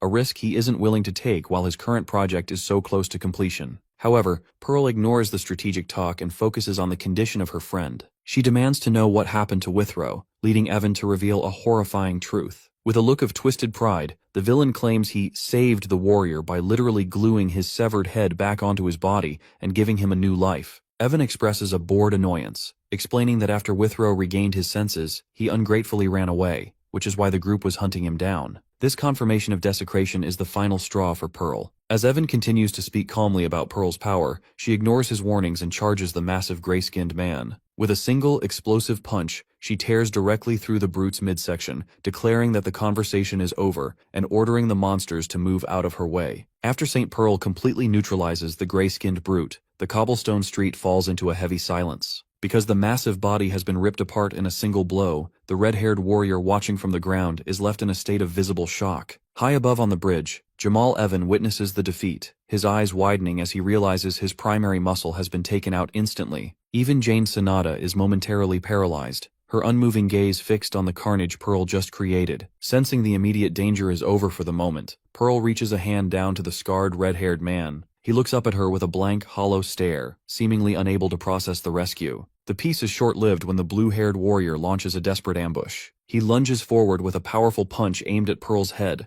but Supergirl reacts with effortless precision. Because she is far more capable than her attackers realize, she catches his massive fist against her forearm without flinching. Blue-haired looks at her in total disbelief, gritting his teeth as he tries to pull away. Pearl maintains an ironclad grip on his wrist, preventing his escape before delivering a devastating counterpunch to his chest. The resulting explosion of energy is so violent that it sends the warrior hurtling backward, shattering a nearby building upon impact. Watching from the bridge, Jamal Evans' expression turns grave. He notes the swirling golden particles around Pearl's fist, and concludes that she hasn't even reached her full power yet. Pearl turns her gaze toward the bridge and issues a cold challenge. She mockingly invites Evan to call out the rest of his friends, promising to show him that his original estimate of her power was a massive understatement. Evan narrows his eyes, beginning a frantic mental analysis of her combat style. He realizes that her attacks are unique. They aren't long-range projectiles, but rather concentrated bursts of light that manifest the exact moment she makes physical contact. This divine, golden aura provides her with both unimaginable destructiveness and a durability that defies logic. He recalls blue-haired landing a clean strike on her chin earlier that didn't even make her flinch. Evan concludes that Pearl is likely the only person in the world who receives a divine blessing from the sun, evidenced by the fact that the temperature of the entire area has risen just by her presence. Rather than being intimidated, Jamal Evan lets out a mocking laugh, praising her endless charm. However, the battlefield takes a grotesque turn behind them. The defeated blue-haired struggles to rise, coughing up thick globs of blood as his body begins to mutate unnaturally. He lets out a bone-shaking scream while his muscles bulge and tear through his clothing. To St. Pearl's horror, a scorpion tail erupts from the warrior's back. This new form is faster and more lethal. The mutated blue-haired lashes out with his tail, striking the ground with such force that the pavement shatters. Pearl is forced to leap back, noticing a dark poison dripping from the tip of the stinger. She quickly realizes this transformation is disturbingly similar to the Inhumans they usually fight. Blue-haired begins a synchronized barrage of fists and tail strikes, forcing Pearl to maneuver through a blur of high-speed attacks that turn the street into a wasteland of dust and rubble. Seeing that his subordinate has chosen to fight to the death, Jamal Evan decides to depart. He turns away and begins walking across the bridge, tipping his hat as a final gesture of respect for Blue-haired's determination. Unfortunately for the villain, his exit is interrupted by a shadow. A giant boulder hurtles from the sky, slamming into the bridge with a deafening roar. Evan vanishes in a blur to avoid being crushed, reappearing on the street below just as the stone structure shatters. Before he can recover, a second massive rock slams into the cobblestones near him. Through the settling dust, Jane Sanada appears, floating in the air while surrounded by a dozen levitating boulders. Since Evan attempted to ignore her presence and walk away, Jane fixes him with a cold, judgmental glare, declaring that he needs to be disciplined for treating her as if she didn't exist. As the confrontation in Londonderry intensifies, Jamal Evan observes Jane Sanada with a calculating gaze, recognizing her presence with a sinister familiarity. Because he has targeted her allies in the past, Jane is consumed by a cold determination, demanding that the villain leave her friends alone. She expresses a sharp disdain for the enemy group, finding it hard to believe that such dangerous individuals are led by a leader she considers trash. Nearby, the chaos of the battle continues as St. Pearl brutally shatters the mutated blue-haired warrior in mid-air. Jamal Evan remains remarkably calm despite the loss of his men, clarifying that he didn't intend to retreat. He reveals that his primary goal was to reclaim the scarred, red-haired Galen Withrow. Looking down at the dazed man kneeling on the pavement, Jamal compares Withrow's mental state to that of a newborn deer thrust into a world of unknown chaos. The fact that Withrow was brought back from the dead through Jamal's horrific methods, the villain insists he is the only one responsible for the warrior's new life.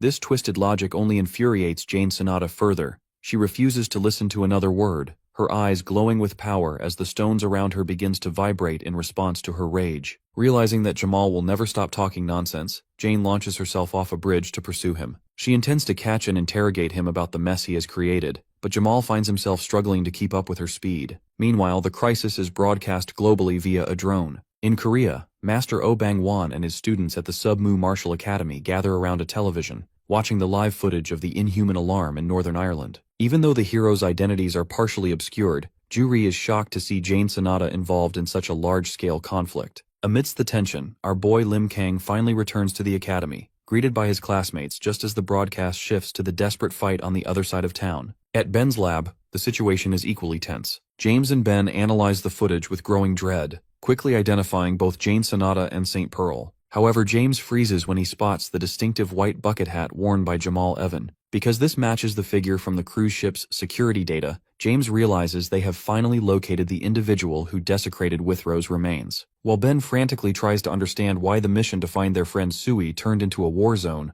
the battle in Ireland reaches a new level of intensity. Jamal Evan sprints through the streets of Londonderry, forced into a defensive struggle as slabs of rock rain down on him. He quickly realizes that these are not ordinary projectiles. Realizing that the stones move with a strange organic fluidity, he concludes that they possess their own free will. He notes with growing alarm that there are no visible triggers or movements from Jane to manipulate them. She simply watches him, and the stones hunt him like predators. This unknown form of attack makes even approaching her nearly impossible, forcing the villain to admit that Jane is far more terrifying than he anticipated. Despite his high-speed maneuvering, Jamal is eventually cornered. He leaps into the air to avoid one rock, only to be caught off guard when a second stone stops dead in midair. Before he can react, Jane Sanada appears directly in front of him. Calling him a rat, she delivers a devastating punch to the villain's face. The impact is so violent that it sends Jamal Evan hurtling through several stone buildings in a spray of blood. Although stunned by the hit, he quickly regains his composure. Across the street, Jane Sanada stands tall amidst a field of floating rocks, watching him with calculated intensity. She mentally analyzes the exchange, realizing that even though she struck his face within a millisecond, Jamal was skilled enough to kick her stomach at the moment of impact to soften the blow. Despite his great reflexes, Jane remains confident because the damage she dealt was significant. She admits she initially underestimated him, but now recognizes that the opponent possesses a great deal of combat experience. Jamal responds with a mocking smile, laughing off her praise despite his bloodied face. His expression quickly turns predatory as he reveals that he has figured out the secret behind the floating stones. He explains that he feels many souls radiating from her, which triggers a flashback for Jane. Years ago, she explained to young Sui that she doesn't simply control objects. Instead, she is part of a collective called Henge.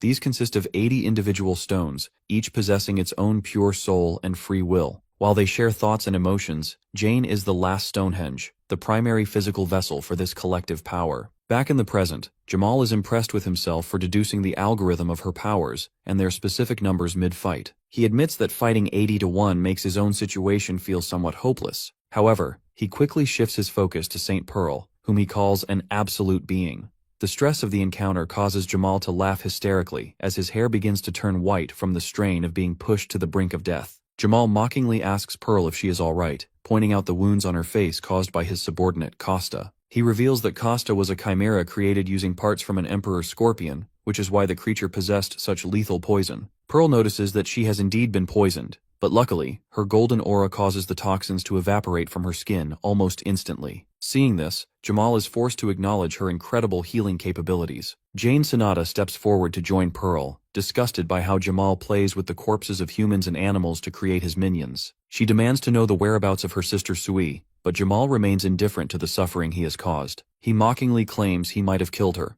noting that he has a bad memory for the people he executes. This cold dismissal sends Jane into a dark rage, and she tells Pearl to stay back so she can unleash a powerful technique called Foundation. Just as the battle is about to escalate, the confrontation is interrupted by sudden streaks of white light blasting through the air. These energy streaks narrowly miss Jamal, who stands frozen as the dust settles. A group of new figures emerges from the shadows. Recognizing the newcomers, Jamal notes that his reinforcements have finally arrived, shifting the balance of the conflict once again. The group is a diverse and menacing collection of elites, including a man in a checkered visor, a red-skinned horned creature, and a blonde woman who appears exhausted from a previous struggle. This sudden arrival catches Jane Sonata off guard, while St. Pearl remains stoic, calmly asking if the entire enemy roster has finally gathered in one place. Jamal Evan, observing from behind, mockingly tells Pearl that her confidence might be her undoing now that his full team is present. Because of the massive scale of this clash, the battle is being broadcast globally, though the footage is increasingly difficult to capture. Back in Korea at the Submu Martial Academy, Master Oh Bang-won and his students watch a television screen filled with static. The news reports that a drone sent to film the crisis was destroyed in mid-air by a mysterious flying stone, leaving the reporters scrambling for a way to document the scene. Our protagonist, Lim Kang, watches the flickering screen with an intense focus, hearing the news that Great Britain has prohibited all military units from entering the city to avoid being caught in the crossfire of the superhumans. On the streets of Londonderry, Jane Sonata's attention shifts to a pale, white-skinned inhuman among Evan's group. She realizes with a start that this is the same powerful monster she had previously fought and wounded in a chaotic encounter. Because the creature possessed a unique ability to shred and deceive, it had managed to escape her months ago despite being near death. Strangely, the Inhuman now crouches in the street with a neutral expression, seemingly having no memory of the woman who nearly killed him. The standoff is interrupted by an internal crisis within Jamal Evans' team. A gray-haired subordinate informs the villain that their youngest member, Carol, has been kidnapped. This news sends Jamal into a state of visible shock. He is quick to point out the logic of the situation. He questions why the group came to the battlefield instead of searching for their missing comrade. The subordinate explains that they were actually pursuing the kidnapper when they inadvertently ended up at this exact location, suggesting that Carol is actually hidden somewhere nearby. Despite his exhaustion, Jamal Evan resolves to find her, though he insists on securing Galen Withrow first. The battle erupts again when a massive red-skinned inhuman with a gargantuan mutated arm lunges through the street to snatch the dazed Withrow. Luckily, Jane Sonata intervenes, calling down a massive rock from the sky to smash the creature's reaching hand into the pavement. In the resulting cloud of dust, an orange-haired subordinate sprints toward Withrow, delivering a powerful kick to knock Jane's stone away. Standing over the confused warrior, the man tells Withrow to wake up, though he privately notes that the floating stones Jane is using are far more dangerous and unnatural than they appear. Realizing that she is facing an influx of fresh enemies, Jane Sonata decides to unleash her true power. She admits that the excitement of the fight is starting to overwhelm her, and a massive pillar of energy erupts around her as she activates her Foundation technique. The resulting pressure is so intense that even Jamal Evan is forced to brace himself against the wind. In a blur of energy, the floating rocks in the air shatter and reshape themselves into sharp, rectangular piles. As Jane Sonata begins to levitate, surrounded by hundreds of these lethal stone blocks pointed at the elites, she issues a final, chilling warning for them to prepare for death. However, just as she is about to strike, a familiar voice calls out from the distance, begging her to wait. Jane and Pearl turn in surprise to see Sui, who had been missing for days. Sui waves cheerfully at St. Pearl, revealing that she has been waiting for backup. To everyone's shock, Sui is safely carrying the small child Carol in her arms, effectively holding the enemy's missing piece. This reunion brings a momentary sigh of relief to the heroes, as Jane Sonata pulls Sui into a fierce embrace while St. Pearl catches the young Carol. However, because Pearl is naturally observant, she immediately notices something unsettling. The child has dazed, swirly eyes, suggesting she is in an abnormal mental state. This discovery catches the attention of Jamal Evan, who watches the exchange with a mixture of shock and predatory interest. Realized that Sui was the one who managed to track him undetected. The piece is shattered when the red-skinned inhuman known as Del Opir stomps onto the pavement, shattering the stone beneath his weight. This monster is far more dangerous than a mindless beast because he possesses the ability to speak and strategize. Del Opir suggests a violent resolution, offering to slaughter the superhumans to reclaim the child, but Jamal Evan remains cautious. Because he recognizes that Pearl and Jane are monsters in their own right, he decides that a direct confrontation is too risky. Instead, he prepares to retreat with the Alexander Kalin and the rest of his subordinates,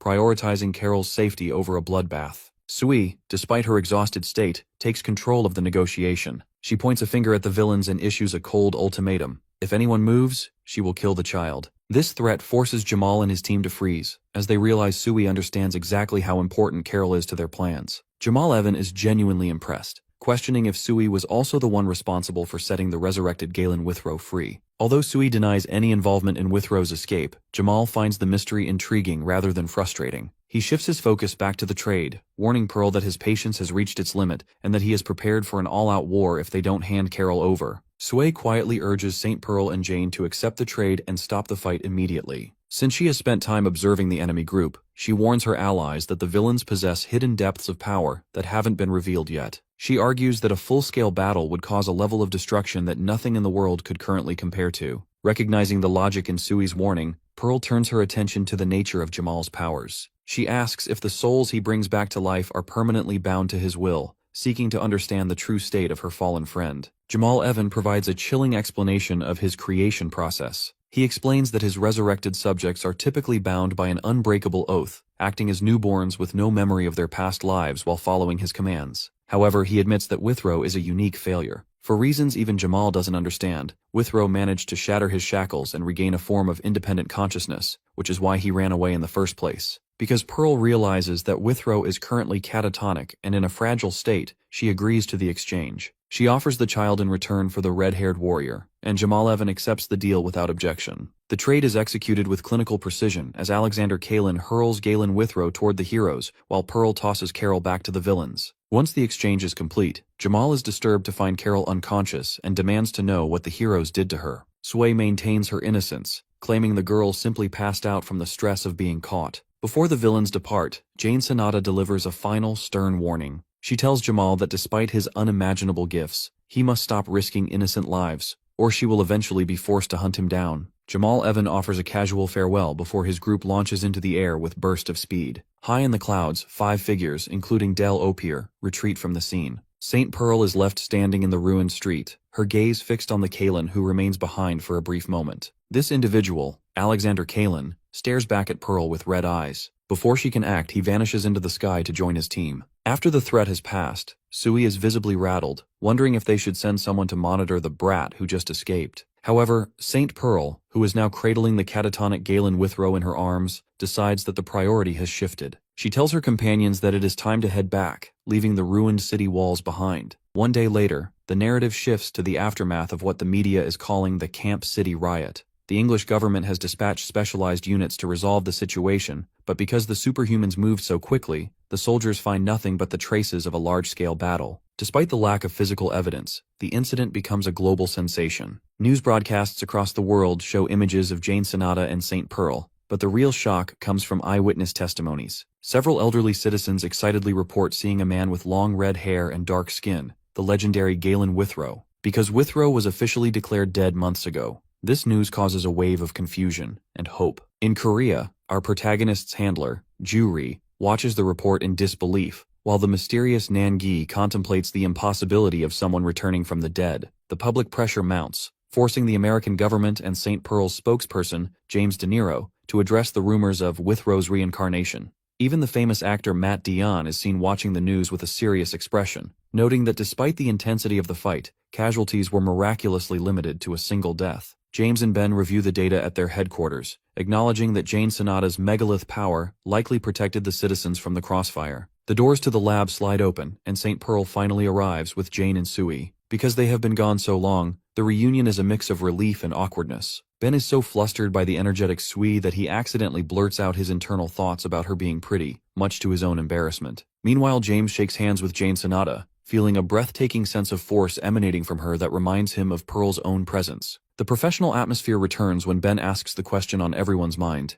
Is Galen Withrow actually alive? St. Pearl confirms that while he is back, he is not normal and is currently resting in a secure lab. Sway prepares to take the lead on a briefing, offering to share everything she observed regarding Jamal Evan and the young girl, Carol. However, an intercom message interrupts the meeting. James is told that a guest has bypassed security and is heading straight for the conference room. To everyone's shock, the intruder is revealed to be Matt Dionne, who is ignoring the guards and turnstiles to force his way into the discussion. While the world's heroes gather in America, a quiet tension is building back in Korea. Lim Kang stands by a river in the forest, staring up at the sky with a troubled expression. When Master Oh Bang-won asks if he is worried about something, our boy admits he has a weird feeling that he can't shake. Since our protagonist possesses senses that are much sharper than a normal person's, the master realizes this isn't just teenage angst. Oh Bang-won becomes serious, sensing that the boy's intuition is picking up on a real threat. His instincts are proven correct as the scene reveals a large, mossy, inhuman-like figure lurking silently in the shadows of the forest,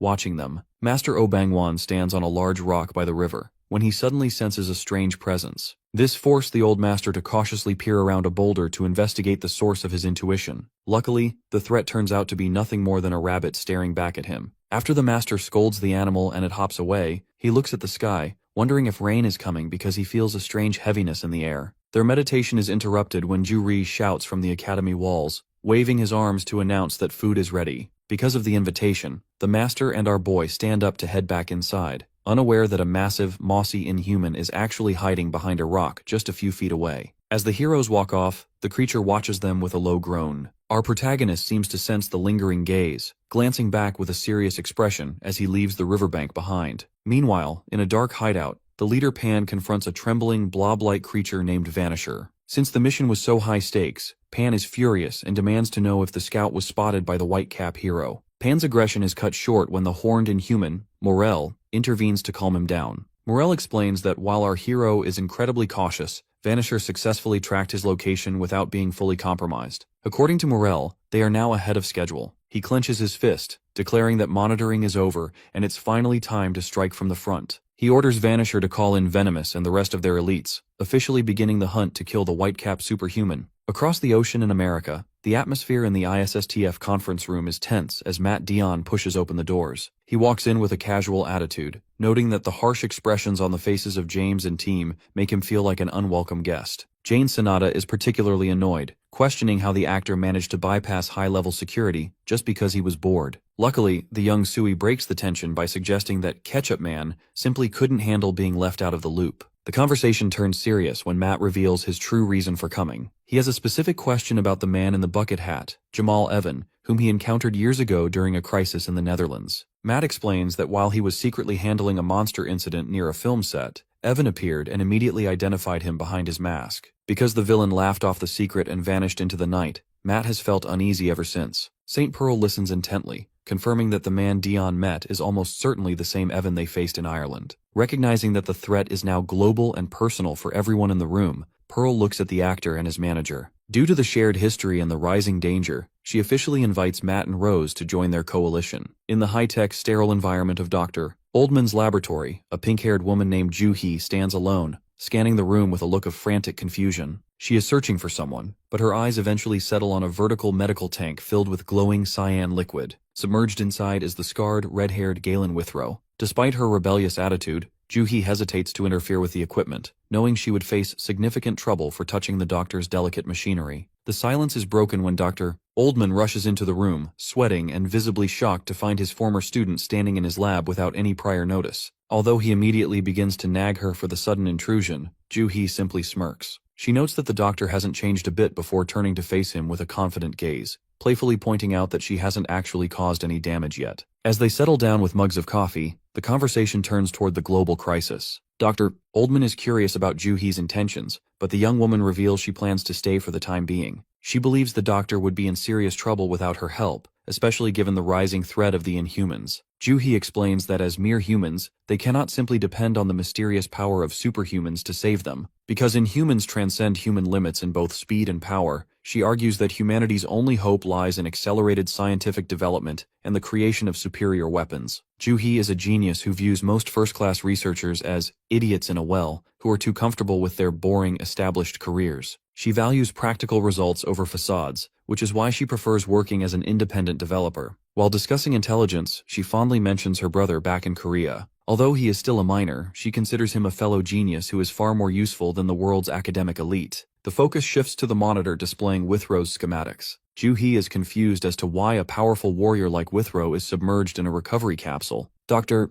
Oldman explains that St. Pearl brought him here after the conflict in Northern Ireland. But the situation is grim. Due to the horrific experiments performed by Jamal Evan, Withrow is in a terrible mental state and cannot remember his own identity. Dr. Oldman reveals a disturbing truth. Withrow actually died, and Evan somehow brought him back to life as a newborn, without a past. This revelation leaves Joo-hee stunned, as the idea of a single man possessing the power to resurrect the dead defies all scientific logic. Meanwhile, at the ISSTF headquarters, a different kind of shock ripples through the team. James is left trembling when Sui suddenly vanishes into thin air right in front of him. Luckily, she reappears instantly, explaining that she isn't invisible, but is using a unique ability called Secret Hidden Room. By drawing a mark on the ground with her own blood, Sui can create a fold in space that completely hides anyone inside the barrier. Because the barrier works both ways, it is the perfect tool for spying, though it can be compromised if a third party accidentally steps into the hidden area. Sui uses a whiteboard to brief the team on Jamal Evans' operations. She drops a bombshell by stating that Evans' hideout doesn't actually exist in a physical sense. While she tracked them to a remote location in Northern Ireland, she found no buildings. Instead, there was only a black portal that the group used for travel. St. Pearl theorizes that one of Evan's subordinates must possess spatial abilities, meaning their base moves wherever Evan goes. Even more chillingly, Sui reports seeing human bodies being carried into the portal. Jane Sonata concludes that Evan's ability to stitch the dead back to life likely requires a constant supply of fresh corpses, explaining his recent string of random killings. Sui then highlights a second crucial detail, a young girl named Carol who seems to be protected by the gang. While Carol appears to be a normal, grumbling child, Sui overheard an exchange that suggests she is the group's most valuable asset. Carol predicted a massive fight in Korea where many people, and potentially the Whitecap hero, might die. St. Pearl realizes this isn't a coincidence. She remembers meeting Carol on the Opera cruise ship. Following this logic, the team concludes that Jamal Evan is using Carol's ability to predict the future to make strategic decisions. This means the villain isn't just reacting to the world, he is actively changing the direction of the future to suit his needs. The briefing is interrupted by a call from Dr. Oldman. He informs St. Pearl that Withrow is finally awake, though he apologizes for the delay in reporting it. Before hanging up, the doctor mentions that his former student, a huge fan of Pearl's, is also at the lab and has something vital to share. Dr. Oldman hands over the smartphone to his student. Joo-hee introduces herself to St. Pearl. Although she opens the conversation by playfully claiming to be a huge fan of the legendary hero, the tone quickly shifts to the matter at hand. Joo-hee informs a stunned Pearl that her colleague Galen Withrow has finally woken up. Because the doctor already established that Withrow has no memory of his past, Joo-hee is honest about the uncertainty of his recovery. She warns Pearl that there are no guarantees he will ever remember who he was, but she insists that from this point forward, the hero must follow her specific instructions if they hope for the best outcome. Meanwhile, a typical day is unfolding at Seoyeon High School. Inside the school store, a group of students is gathered around a pile of snacks. Lee Dae-bang is visibly annoyed about the cost, but Chung Ryul dismisses the complaint, forcing the larger boy to pay since he'll likely eat most of the food anyway. The group dynamic is further disrupted when Hong Moo-hee playfully snatches a piece of bread right out of Lim Kang's hand. Our protagonist tries to grab it back, reminding her that they already took his food the previous day, but the girl simply squishes our hero's face and runs away with the prize. Since Moo-hee has been acting particularly mean lately, the boys can only watch her go, with Dae-bang finding the whole interaction cute while the others bicker over who actually paid for the meal. Back in the classroom, the peaceful atmosphere is shattered when Choi Tae-ik pulls open the door and demands a fight with Lim Kang. Because the bully's arm was injured only a day ago, our boy tries to decline, pointing out that Tae-ik should be resting.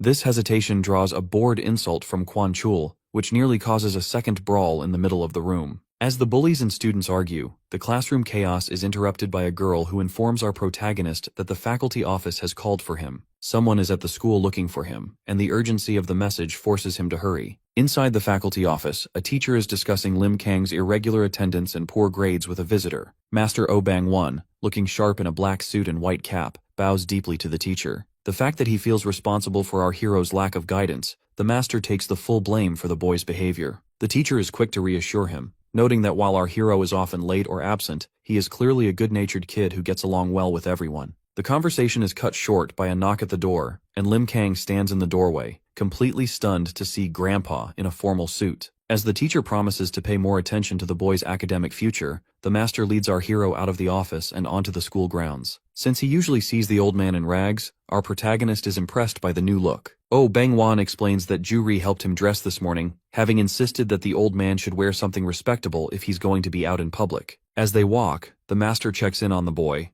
asking if he's truly enjoying his school life. Our hero reflects on the warmth of his classmates, admitting that being at Seoyeon High makes him feel like he has a massive family. Hearing this, the master is satisfied and tells our boy to head back to class so he doesn't miss any more lessons. Before the old man walks away, our protagonist offers a heartfelt thanks, making it clear that he considers the master to be part of that family as well. With a final wave and a promise to see each other later, the master disappears into the city, leaving our hero to return to his studies. At the Submu Academy on Mount Yongpo, the peaceful routine of the students is interrupted by a sudden, unsettling change in the atmosphere. Because their friend Ju-ri has returned to the city, the courtyard feels unusually quiet as the disciples go about their morning chores. The instructor, Lee Moon-gu, joins them in sweeping the fallen leaves, but the casual conversation about the heavy winds quickly dies down when he senses a terrifying presence in the sky. This intuition is proven correct when a massive, dark shadow begins to swallow the entire academy courtyard. Looking up, Moon-gu is paralyzed by the sight of a gargantuan pale head descending through the clouds. This is the inhuman known as Vanisher, and it lets out a deafening roar that releases a violent shockwave, shattering the windows and sending debris and students flying in every direction. As the situation settles, 4 elite Inhumans stand in the center of the ruins. Rafa, a pale entity with a vertical slit for a mouth, surveys the terrified students and notes that their target, the Whitecap,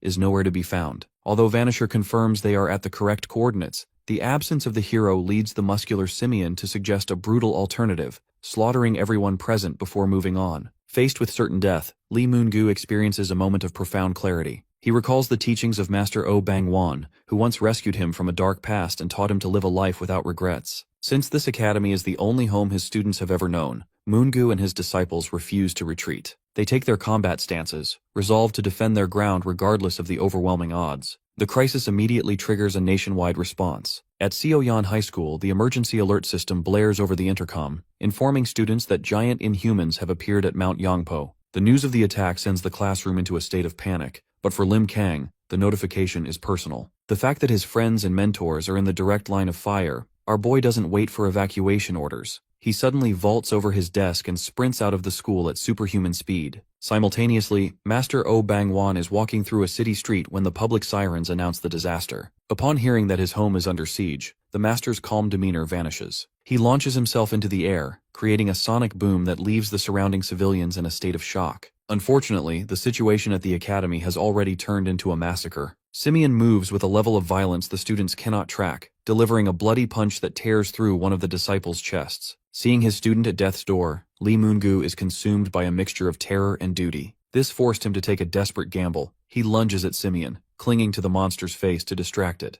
Knowing they stand no chance in a fair fight, Moon-gu screams at his remaining students to disperse and run for their lives. Although the disciples desperately want to stay and fight by his side, the instructor's fierce command forces them to realize that their survival is his only priority. The focus shifts back to the sky. Master Oh Bang-won and our hero continue their high-speed sprint, their eyes fixed on the horizon as they prepare to collide with the inhuman invaders. In the middle of a high-speed sprint across the city rooftops, the silence is broken when Master Oh Bang-won's phone begins to vibrate. Because he is currently rushing toward a crisis, he quickly answers the call from his top disciple, Lee Moon-gu. Unfortunately, the news from the other end is devastating. A bloodied and gasping Moon-gu begs his master not to come to the academy, explaining that the site is already a smoldering ruin. Despite the old man's desperate protests, Moon-gu insists that staying away is the only option because the threat is far beyond what they anticipated. As the connection crackles with the sound of destruction, Lee Moon-gu provides a sobering report of the massacre. He reveals that several disciples have already been killed on the spot, while others have been scattered into the surrounding forests. Luckily, some students managed to escape the initial slaughter by hiding near the river during a laundry shift. Recognizing that his own time is running out, Moon-gu uses his final moments to deliver a vital piece of intelligence. He informs the master that the inhuman invaders already know Lim Kang is the White-Cap superhuman.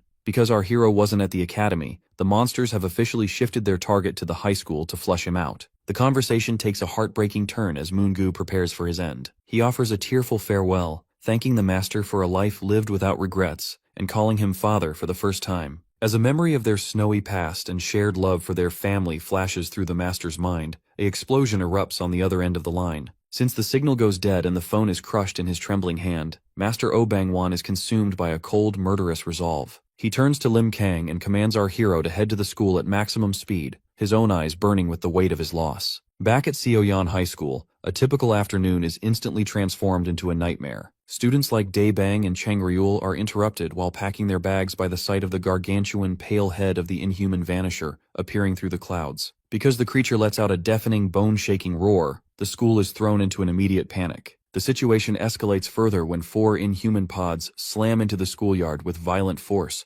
releasing the elite invaders directly onto the campus. One of the monsters, a blue creature named Pyongoid, begins to liquefy and expand across the pavement, acting as a living portal for dozens of smaller, pale hatchlings. The elite leaders, Rafa and Simeon, stand amidst the swarming army, noting that the Whitecap is still nowhere to be found. Since they have no intention of waiting, Rafa orders his forces to begin a grand banquet of destruction, commanding the Inhumans to kill and destroy everything they see. As the monsters begin scaling the school walls and smashing through classroom windows, the students find themselves trapped and fleeing toward the upper floors in a state of pure terror. Just as the Inhuman army prepares to overrun the building, a figure descends rapidly from the sky above Seoyan High School, appearing as a dark silhouette plummeting toward the earth. This is our protagonist, Lim Kang, who slams into the schoolyard with the force of a meteor. Due to the sheer intensity of his landing, a massive explosion of concrete and debris erupts, sending violent shockwaves across the entire campus. On the ground, the elite Inhumans Simeon and Rafa watch the impact crater with stunned expressions,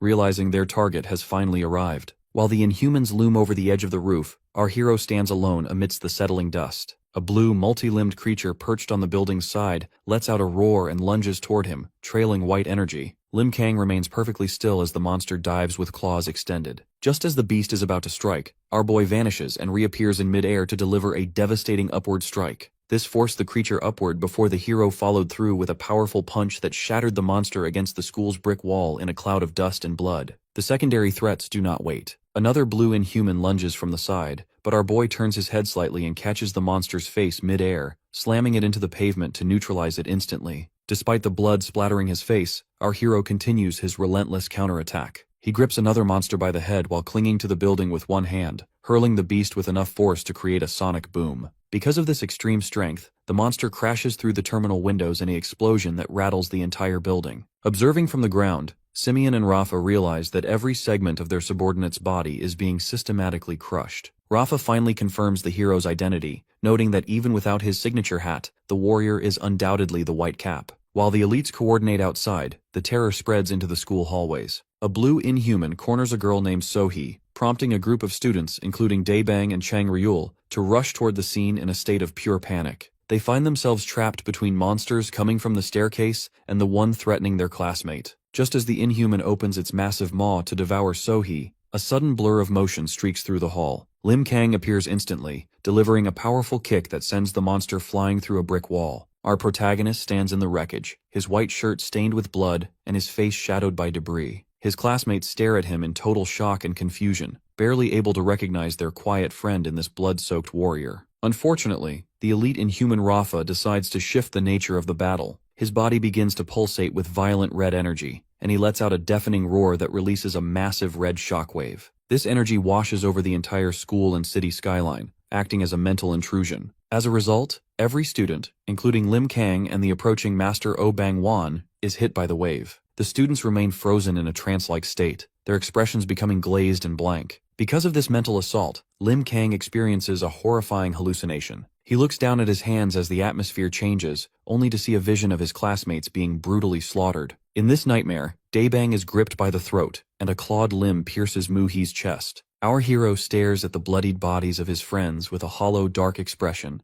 his mind momentarily clouded by the illusion of their demise. Luckily, Master Oh Bang-wan is not so easily deterred. He sprints toward the schoolyard, his movement appearing as a blur of high-speed white energy. The master charges the two elites, moving so fast that Simeon cannot even see him coming. He delivers a strike that grazes Rafa, missing a fatal blow by only a millisecond. As Rafa hovers in the air with a fresh wound, he mockingly admits that he finds nothing more fun than digging into someone's mind. Master Oh Bang-wan stands his ground, his face set in a murderous scowl as he adjusts his tie. He sternly judges the monster for causing such widespread hallucinations and demands to know if these are the beings who harmed his sons at the academy. Because Oh Bang-won is consumed by a cold fury, he unties his tie and casts it aside, fixing his gaze on the elite inhuman Rafa. The master issues a final warning, promising to pay the monsters back double for the destruction they've caused. He points a finger forward with grim determination, vowing to cut the scumbags in half. The battle erupts when the muscular simian leaps into the air with a primal scream. Master remains perfectly calm as the beast descends. Because the master possesses superior counterstrikes, a massive shockwave erupts, sending the simian hurtling backward with a distorted, bleeding face. Moving as a blur of white light, the master reappears beneath the falling simian to deliver a devastating overhead strike. He slams the creature's head into the pavement with enough force to spray blood across the ground.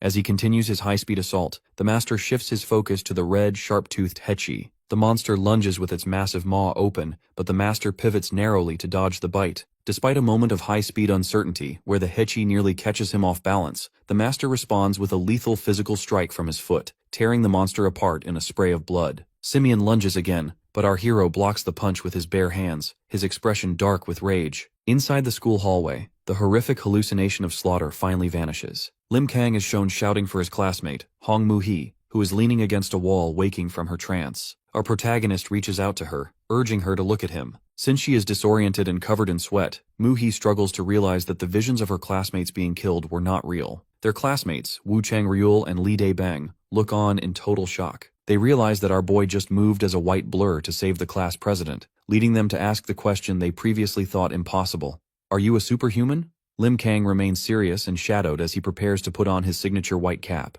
A scream echoes through the hall as students report that the upper floors are being overrun. Because the situation is critical, Lim Kang speaks with a quiet authority, telling his friends he doesn't have time to sit around. He puts on his cap and prepares to head back into the battle. He tells his crying classmates he is glad they regained their senses and urges them to stay put. With a resolute face, our hero promises to protect them, leaving the students in awe as they realize the White Cap legend is their own classmate. Back in the schoolyard, Master Oh Bang-won evaluates his opponents. He notes that the simian is tougher than any monster he has killed so far, and is successfully adapting to his speed. Because the beast is learning his patterns, the master realizes his speed no longer gives him the upper hand. Meanwhile, Rafa speaks in a mocking, distorted voice, noting that the master is using a regular prosthetic leg. He expresses a twisted interest in how the old man transfers energy to an artificial limb, but declares that the master's nightmare is just beginning. Oh Bang-won looks at the creature with pure disdain, dismissing the monster's talk as boring nonsense. The scene shifts to a conference room in the USA, where St. Pearl is leading an emergency meeting. Since the crisis in Korea has reached a global scale, she announces her intention to form an unprecedented international team to help. This decision shocks Ben, as a hero going to another country to intervene is a historic first. Matt Dion supports the move, noting that the White Cap student is currently at a disadvantage against Jamal Evans' forces. St. Pearl begins issuing her orders with military precision. She instructs James to head to Dr. Oldman's lab because a developer named Joo-hee is specifically looking for him. While James is confused by the request, the rest of the team, including Sui, Rose, Ben, and Dion,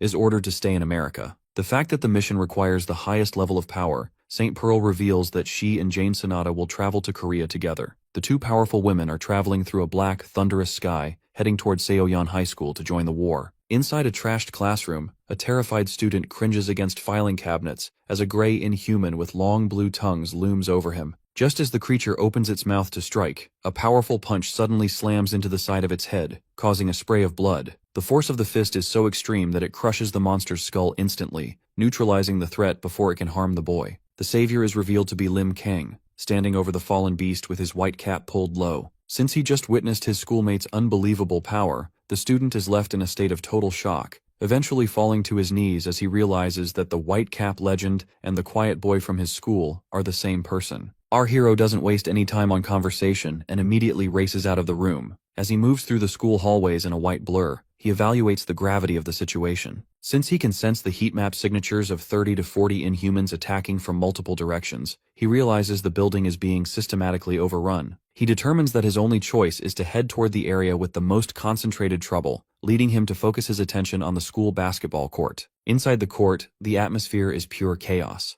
A teacher frantically tries to gather students at the back of the room, while several blue Inhumans prowl among the fallen bodies. Because the emergency exits are blocked by more monsters outside, the students feel trapped and hopeless. The terror reaches a peak when the smaller Inhumans begin to merge into a single, pulsing mass of flesh. This fusion results in the emergence of a massive, multi-limbed creature known as Pyongoid, which features grotesque mushrooms growing from its back. The monster opens a central maw and erupts dozens of long blue tentacles that lash across the gym, forcing everyone to dive for cover. Just before a tentacle can snag a student, Lim Kang crashes through the high windows in a shower of glass. He lands firmly on the court floor and catches the monster's reaching appendages with his bare hands. Fueled by a sense of personal responsibility, our protagonist swings the tentacles with enough strength to pull the massive Pyongoid off its feet. He follows up with a devastating, energy-infused punch directly into the creature's face, caving in its head. The force of the strike creates a violent shockwave that blasts the Pyongoid through the building wall and out onto the school grounds, leaving the monster obliterated. As the dust settles, a heavy silence falls over the witnesses. One student, recognizing the boy in the white cap, is moved to tears by the realization of who has been protecting them. Lim Kang remains standing in the smoking crater, his shirt stained with blood. When he turns his glowing gaze toward the remaining smaller Inhumans, the creatures are so overwhelmed by his murderous intent that they actually begin to back away in fear. Our protagonist has no intention of showing mercy. He moves with a sudden burst of speed, systematically dismantling the remaining monsters with a series of brutal kicks and punches. After slamming two Inhumans' heads together, he stands tall as blood rains down around him. He issues a chilling promise to the cowering beasts, declaring that none of them will escape because he intends to kill every single one of them today. While the massacre continues at the school, Jamal Evan arrives at a deserted Incheon airport. Dressed in his white bucket hat, he casually notes that the weather is far too nice for such violent fighting before deciding that South Korea is actually a pleasant place. On the third floor of Seoyeon High School, horrific scene continues. A blue-skinned Inhuman has pinned Park Chang-sik against a window, impaling the teacher through the shoulder with its prehensile tongue. While students watch in frozen terror, the teacher ignores his own agony to prioritize their safety. Because he views his students as his own children, he uses his remaining strength to grip the monster's face, desperately shouting for the teenagers to flee while he holds the line. In what he believes are his final moments, he urges the young generation to take responsibility for the future, offering a tearful apology for any harshness he showed them in the past. Just as the creature prepares to deliver a finishing blow, Park Gun-do streaks through the hallway with explosive speed. Using his blue gym shirt to blind the monster, our protagonist's schoolmate delivers a powerful flying kick that forces the Inhuman to drop the wounded teacher. Gun-do is immediately joined by Choi Tae-ik, and the two gang leaders combine their strength to tackle the beast toward a window. Since the monster is as solid as an unmoving tree, the boys struggle to gain ground, prompting Gun-do to scream at the onlookers to stop watching and start pushing. Rallied by this command, a group of students lunges forward to join the fray. The collective force finally shatters the glass, sending the Inhuman plummeting toward the schoolyard. Unfortunately, the victory comes with a terrifying cost. As one of the monster falls, another one snags Gun-do's hand with its tongue, dragging the boy into the corridor. In mid-air, the creature wraps its suffocating tentacles around Gun-do, crushing his ribs and leaving his classmates to watch in horror. Facing the reality of his own death, the young fighter's mind drifts back to a sunset long ago. He recalls a childhood with his father, a man who encouraged him to be honest about his feelings instead of hiding behind a stoic mask. The tragedy of Gun-do's life is rooted in the loss of that father, a brave firefighter who died running into a burning building to save others. Because of this trauma, Gun-do grew up as a cynical, welfare kid, despising the very concept of heroes because of the void his father's heroism left behind. He remembers a quiet moment on the school roof just before the current crisis, where he had ignored an emergency alert only to find Lim Kang standing there as a superhuman. At the time, he had questioned the use of being a hero, but as the Inhuman's grip tightens around his neck in the present, his only remaining thought is how much he misses his dad. Luckily, the cycle of sacrifice is interrupted before Gun-do is lost. As the boy's eyes go blank, a sudden arc of energy cuts through the air, severing the monster's hold and allowing the student to fall safely on the ground. The specialized Sniper B has arrived on the scene, delivering a devastating kick that shatters the air around the Inhuman. With his cybernetic eye and his mechanical limb fully charged, the soldier orders the surrounding students to cover their ears. As the shockwave of the impact radiates through the schoolyard, Gun-do watches the intervention in a daze. After a lifetime of resentment, the word hero finally carries weight as he realizes he has been saved. Inside a shattered classroom, the tension is thick with falling glass and the heavy breathing of students. Choi Tae-ik and Nam Gung-moo crouch in terror, their eyes wide as they witness a blood-stained mechanical arm punctuating the air. Before them stands the specialized Sniper B, who has just neutralized a lethal Inhuman threat. While some students erupt in relief at the sight of a protector, Park Gun-do lies battered on the floor, his body pushed to its absolute limit. The arrival of a tactical unit brings a sense of order to the chaos. Soldiers move up the stairwell with precision, prioritizing student evacuation while B remains the primary line of defense. Because the situation is still volatile, the sniper orders the students to stay put. However, Gun-do, fueled by a desperate need to prove his worth, reaches out to grab the soldier's leg. Despite his crushed torso and severe internal injuries, he pleads to join the fight, finally admitting that he has always wanted to be a hero like the ones he once resented. B offers only a cold medical reality. If the boy moves now, he may never stand again. In another wing of the school, the mystery of the white cap is finally unraveled for the students. Lim Kang stands amidst the wreckage of a classroom, his hand dripping with inhuman blood. His classmates, including Quan Chul,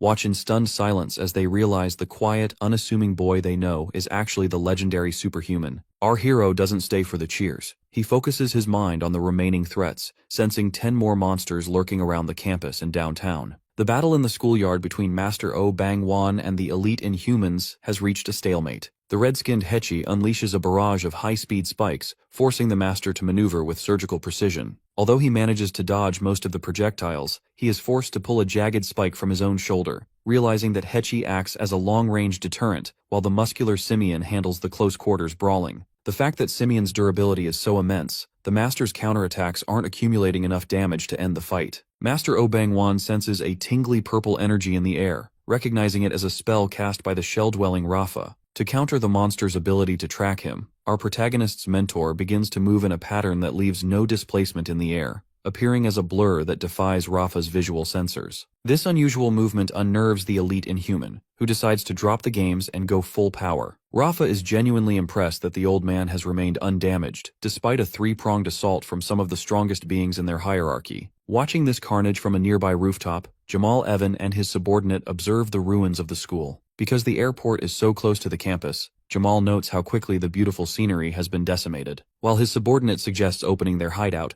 Evan remains cautious. He senses that the presence of these Inhumans is far stronger than normal, yet he has an ominous feeling that getting involved would lead to their certain death. As the sky darkens, the man in the bucket hat offers a chilling prediction. A second wave is coming, and it will bring a level of terror and despair the land has never seen. Master O Bang Wan is caught in a violent struggle with the Inhuman Simeon, his face straining as he blocks a massive pale arm lunging toward his head. The Master uses both hands to grip the monster's forearm, holding the heavy limb inches from his face. In a sudden bloody counter-motion, the Master exerts such incredible strength that the creature's arm is completely torn away. The monster screams in agony, throwing its head back as its limb is severed, sending sprays of blood into the air. Watching from above, the elite Inhuman Rafa observes the carnage with a cold, analytical gaze. The Master stands tall despite his tattered clothes and bloodied hands, mockingly noting that it is funny to hear a monster scream. He stares down his opponent, questioning if these creatures actually feel pain like humans do. However, the Master's confidence is suddenly shattered when he sees a vision of his disciple, Li Moongu, kneeling on the ground and clutching a mangled arm. Since he is distracted by the sight of his battered student, the Master is caught off guard. Simeon seizes this opening, landing a massive punch to the Master's face before kicking him across the pavement. Our protagonist's mentor skids across the yard,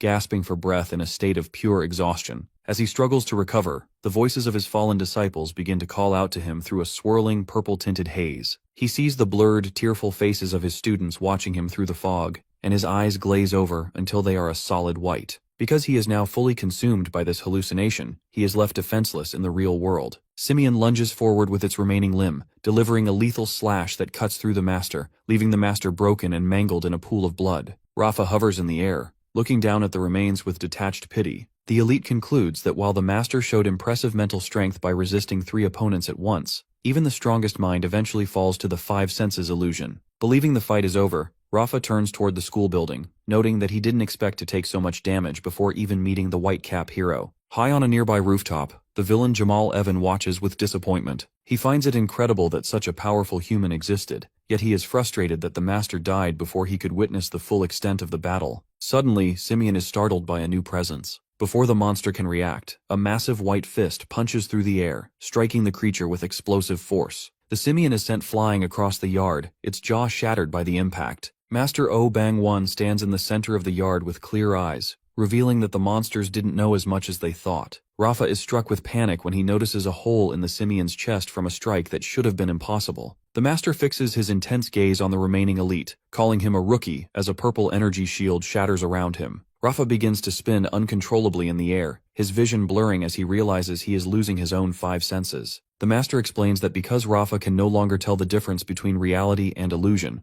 the the monster will be trapped in its own trick for all eternity. When the creature screams that this is a petty trick, the master clarifies that he simply borrowed the ability. He reveals that during their initial exchange, he struck Rafa's forehead to leave a mark, allowing him to steal the enemy's power for a limited time. Our hero's mentor admits that his defeat earlier was a mere performance to bait the monster into a false sense of security. As he prepares for the final blow, the master offers a philosophical reflection on the nature of purpose. He equates superhumans to normal people, explaining that they are all just searching for a reason to live their lives. He recalls a nostalgic memory of his students gathered at the academy, laughing and bickering as they prepared for a group photo. They had wanted the picture simply because Ju-Ri was getting his cast off, a mundane but precious reason that brought them joy. Back in the present, tears stream from the master's eyes as he reflects on the life these monsters destroyed. He declares that he will show them the true cost of trampling on someone's life. With a final cataclysmic strike, a vertical line of light suddenly splits the elite inhuman Rafa into two bloodied halves. Master Oh Bang-won stands stoically amidst the falling remains, having decisively ended the threat. Because of this overwhelming counterattack, the other elite monster, Simeon,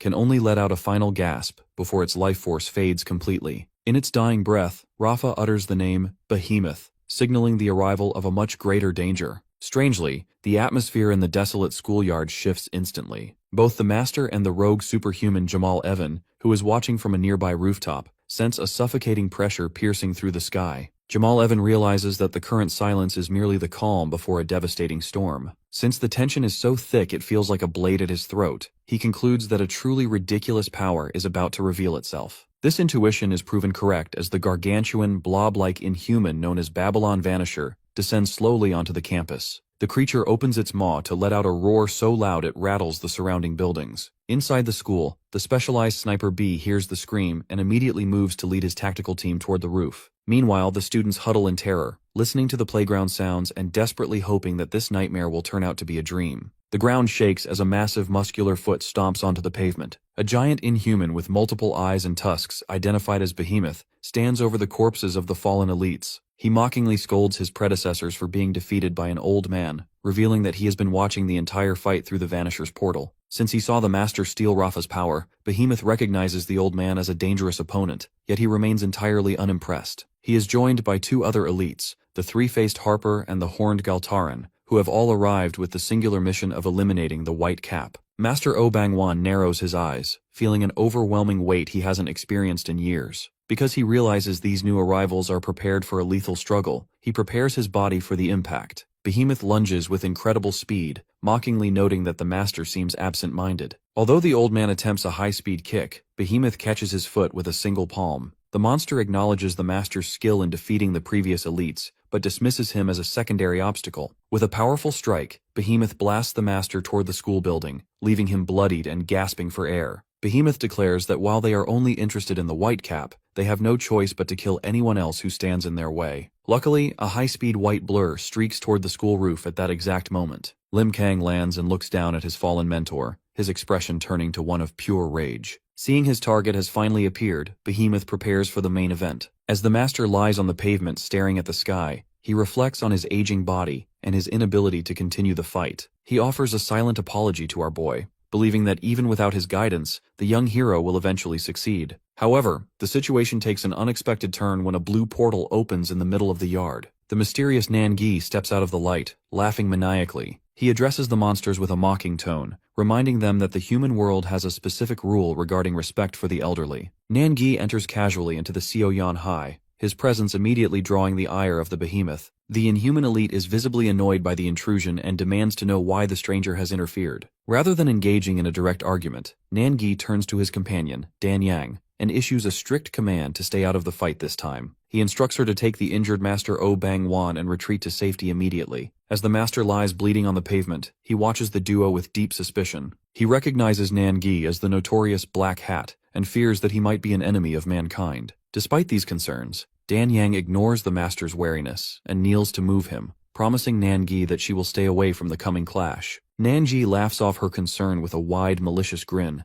urging her to hurry because he can sense another threat approaching. Within moments, Dan Yang launches into the air, carrying the master away and leaving Nan-gi alone to face the towering shadow of Behemoth. Behemoth looms over the man in the black hat, demanding to know his relationship with the White Cap hero. Nan-gi offers a mocking, playful response, jokingly calling the hero his forbidden love, just to needle the beast. This disrespect prompts Behemoth to swing a massive hand down in a blur of motion, intending to crush the human. However, Nangi vanishes before the impact shatters the concrete. Before the monster can react, black bands of energy wrap around Behemoth's muscular arm, pinning him in place. Nangi reappears with a dangerous grin, mocking the beast for being just as quick-tempered and predictable as the other monsters he has faced. The battle intensifies as Nangi uses a black magical rope to hurl the massive behemoth into the sky. As the monster crashes back down, a shadowy entity known as Black Mirror emerges from the ground behind Nangi. The shadow notes that it has been a long time since it was summoned to the outside world, and Nangi welcomes his partner, noting that things are about to get very busy. While Black Mirror questions why they are even bothering to fight, Nangi warns the shadow to stay focused. He describes Behemoth as a monster among monsters, explaining that even a single mistake against such a creature would lead to instant death. Behemoth regains his footing, his multiple eyes fixed on his new opponent. He arrogantly declares his plan to slaughter every superhuman on Earth once he finishes with the Whitecap. He finds it almost amusing that a crazy guy like Nangi wants to fight him and asks for a reason. Nangi's eyes glow with a fierce red light as he laughs back. He states that because he is a superhuman and his opponent is an inhuman, he needs no other justification to kill him. In a safe location away from the front lines, Master O Bang Wan reflects on the overwhelming power he just encountered. He realizes that the single punch Behemoth landed on his chin was so intense that the shockwave traveled through his entire face, and the subsequent strike to his ribs caused unprecedented damage. He looks at Dan Yang with a mix of suspicion and curiosity, demanding to know why she saved him and if her group truly fights for humanity. Dan Yang finally removes her cloak, revealing her blue hair and face. She admits that she is unsure how she feels about exposing herself after so long, but she formally introduces herself to the Master, confirming that she is indeed acting for the sake of mankind. Far across the ocean, St. Pearl and Jane Sonata are racing toward Korea atop floating stones. Jane calculates that they are still about 2 hours away, despite the henges moving at maximum speed. As Pearl looks toward the horizon with a grave expression, Jane reflects on the villain Jamal Evans' unwavering trust in the child Carol. She fears that if Carol's predictive powers are accurate, the death of the Whitecap hero may be unavoidable. Jane resolves to intervene and stop this predicted defeat at any cost, but the conversation is cut short when Pearl's eyes widen. She detects a presence ahead in the distance, signaling that their journey home will not be as clear as they hoped. Massive, pale, monstrous hands emerge from the very edges of the world, converging toward the two superhumans with terrifying speed. Because the threat is so immense, Jane Sonata immediately orders Pearl to stay close to her floating henge stones, but the precaution is barely enough. The colossal limbs slam into them with earth-shattering force, triggering a violent shockwave that tosses the heroes like ragdolls, crushing several of the defensive henges into rubble. As purple energy emerges through the air, Pearl recognizes the destructive nature of the attack. She narrows her eyes, recalling her previous encounter with the intelligent inhuman leader, Pan. The fact that she remembers his ego and his ability to manipulate dimensions, she realizes with a start that the white-haired adversary has somehow intercepted them far out at sea. In the distance, Pan stands atop a glowing magic circle hovering over the water, accompanied by the blob-like Vanisher. The inhuman leader praises his scout before unfolding a celestial array of magic circles across the sky. He issues a command for Vanisher to return to a figure named Morel before dissolving the creature into a streak of white energy. Within an instant, Pan uses his own incredible speed to appear directly in front of Pearl and Jane. Pan looms over the two heroes. He mockingly asks why they are in such a hurry. Before they can respond to his sudden appearance, Pan lunges forward with a brutal greeting. He delivers a powerful kick that strikes both women simultaneously. Because the force is so extreme, St. Pearl is sent hurtling downward, crashing into the ocean and sinking deep beneath the waves. Jane Sonata screams out in horror as her partner disappears into the deep blue. Underwater, Pearl struggles to regain her senses amidst the sinking debris. She notices that even though the henge stones are broken, the fragments are reacting to her presence, clinging tightly to her joints. Using this unexpected support, St. Pearl erupts back onto the surface with a massive explosion of water. Pan watches her ascent with a mocking grin, commenting on her lack of talent for flying. To counter this disadvantage, Jane Sonata resolves to help her partner by forcing the remaining henges to become one with Pearl's body. This strategic move allows the blonde hero to maintain her footing in the sky, readying her for a serious battle. Pan observes the stones with detached curiosity, noting that they seem to move forever unless the one controlling them is killed. Jane Sonata scowls, identifying Pan as the inhuman who previously fought Matt Dion at Incheon Airport. Pan merely laughs, claiming that the encounter was just for fun. Pearl then demands to know how he anticipated their arrival. Pan pauses to offer a lecture on the inevitability of their cause. He explains that the goal of the Inhumans is to devour the Earth, and that the superhumans' belief that they are protecting humanity is an arrogant assumption. He reveals that there is a disagreement among the Inhuman leadership regarding the Whitecap hero, Lim Kang. Since they decided that eliminating Lim Kang would ensure their victory, the Inhumans have prioritized the mission in Korea. Pan admits that he originally viewed Jane and Pearl as his only significant obstacles, but the emergence of the Whitecap has changed the hierarchy of their concerns. When Pearl asks if he is the official leader of the Inhumans, Pan offers a hollow, chilling look that serves as a confirmation. Radiating an aura, Saint Pearl declares her intent to end the pointless war by killing him then and there. Pan remains unimpressed, floating amidst a galaxy of magical runes as he dismisses her threat as another arrogant assumption. While this clash of titans unfolds over the ocean, the focus shifts back to the roof of Seoyan High School. The elite Inhumans Galtaran and Harper watch Lim Kang from a distance. Galtaran admits he finds the boy in the white cap to be unimpressive and boring. The fact that he underestimates our hero's true power, the monster prepares to lunge forward to start the execution, unaware that his overconfidence may lead to his own funeral. On the rooftop of Seoyan High School, Master Oh Bang-won sits slumped and broken against a wall, his strength nearly spent, while Dan Yang stands guard over him. His weary gaze is fixed on the horizon where Lim Kang is locked in a brutal struggle against the Inhumans Galtaran and Harper. Seeing the boy's bloodied face and torn shirt, the master recalls a vital command, urging his student to close his eyes and find his center. This moment of crisis triggers a deep memory for the master, taking him back to the mountain academy where life was simpler. He remembers his students gathered around a wild boar, marveling at its size and joking about the destruction it caused to the fermenting food jars. During those peaceful days, the master spent hours observing a dazed Lim Kang, searching for any hint of the scent that defines a superhuman's power. Because the boy showed no outward signs of this energy, the old man felt a sense of profound mystery, wondering if his own abilities simply couldn't grasp the nature of the boy's potential. Even as the other students focused on mundane tasks like buying tangerines, the master's attention remained on our hero. He eventually called the boy away for special training,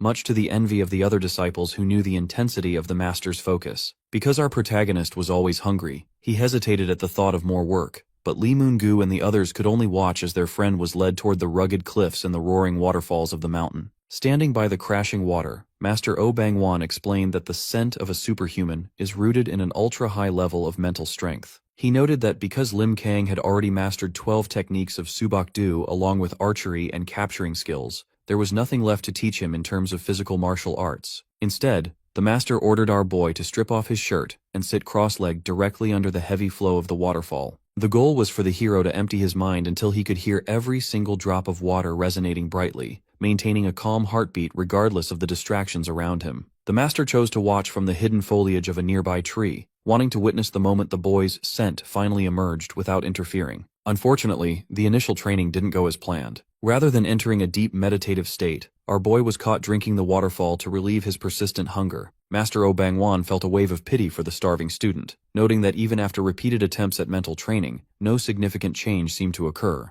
However, the master's pride grew as he noticed the boy becoming more dedicated over time. One evening, as a shirtless Lim Kang walked calmly through the forest, the master witnessed something impossible. 2 small sparrows landed on the boy's shoulders, and a wary wild rabbit began following him as if he were part of the forest itself. Since animals are typically terrified of humans, the old man realized the atmosphere around the boy was shifting. The master watched in disbelief as the entire forest seemed to react to our protagonist's presence. The wind fluctuated around him, and with every step the boy took, the water in the puddles seemed to clear a path, avoiding his feet. It was a sharp, unsettling feeling for the observer, as if the boy was naturally absorbing the life energy of his surroundings. When Lim Kang spotted a large snake and innocently called out to his grandpa, the master broke into a sweat, realizing he had been spotted despite his stealth. He saw a faint light in the boy's eyes and realized that while the atmosphere had become inharmonious, our hero was effectively being chosen by nature itself. The master concluded that Lim Kang possesses the power of a savior, a being capable of protecting humanity even when the world is on the edge of a cliff. Back in the present, this latent power finally erupts. Sizzling with energy, our boy delivers a high-speed, devastating punch to the Galtaran. Because of the sheer force of the blow, the monster is left gasping for air on the roof of Seoyan High School, his blood splattering across the concrete as he pushes himself back up. Our protagonist walks calmly toward his opponent, his presence so overwhelming that it creates a heavy, suffocating pressure in the air. This atmosphere is so intense that even the winged elite, Harper, finds it difficult to breathe.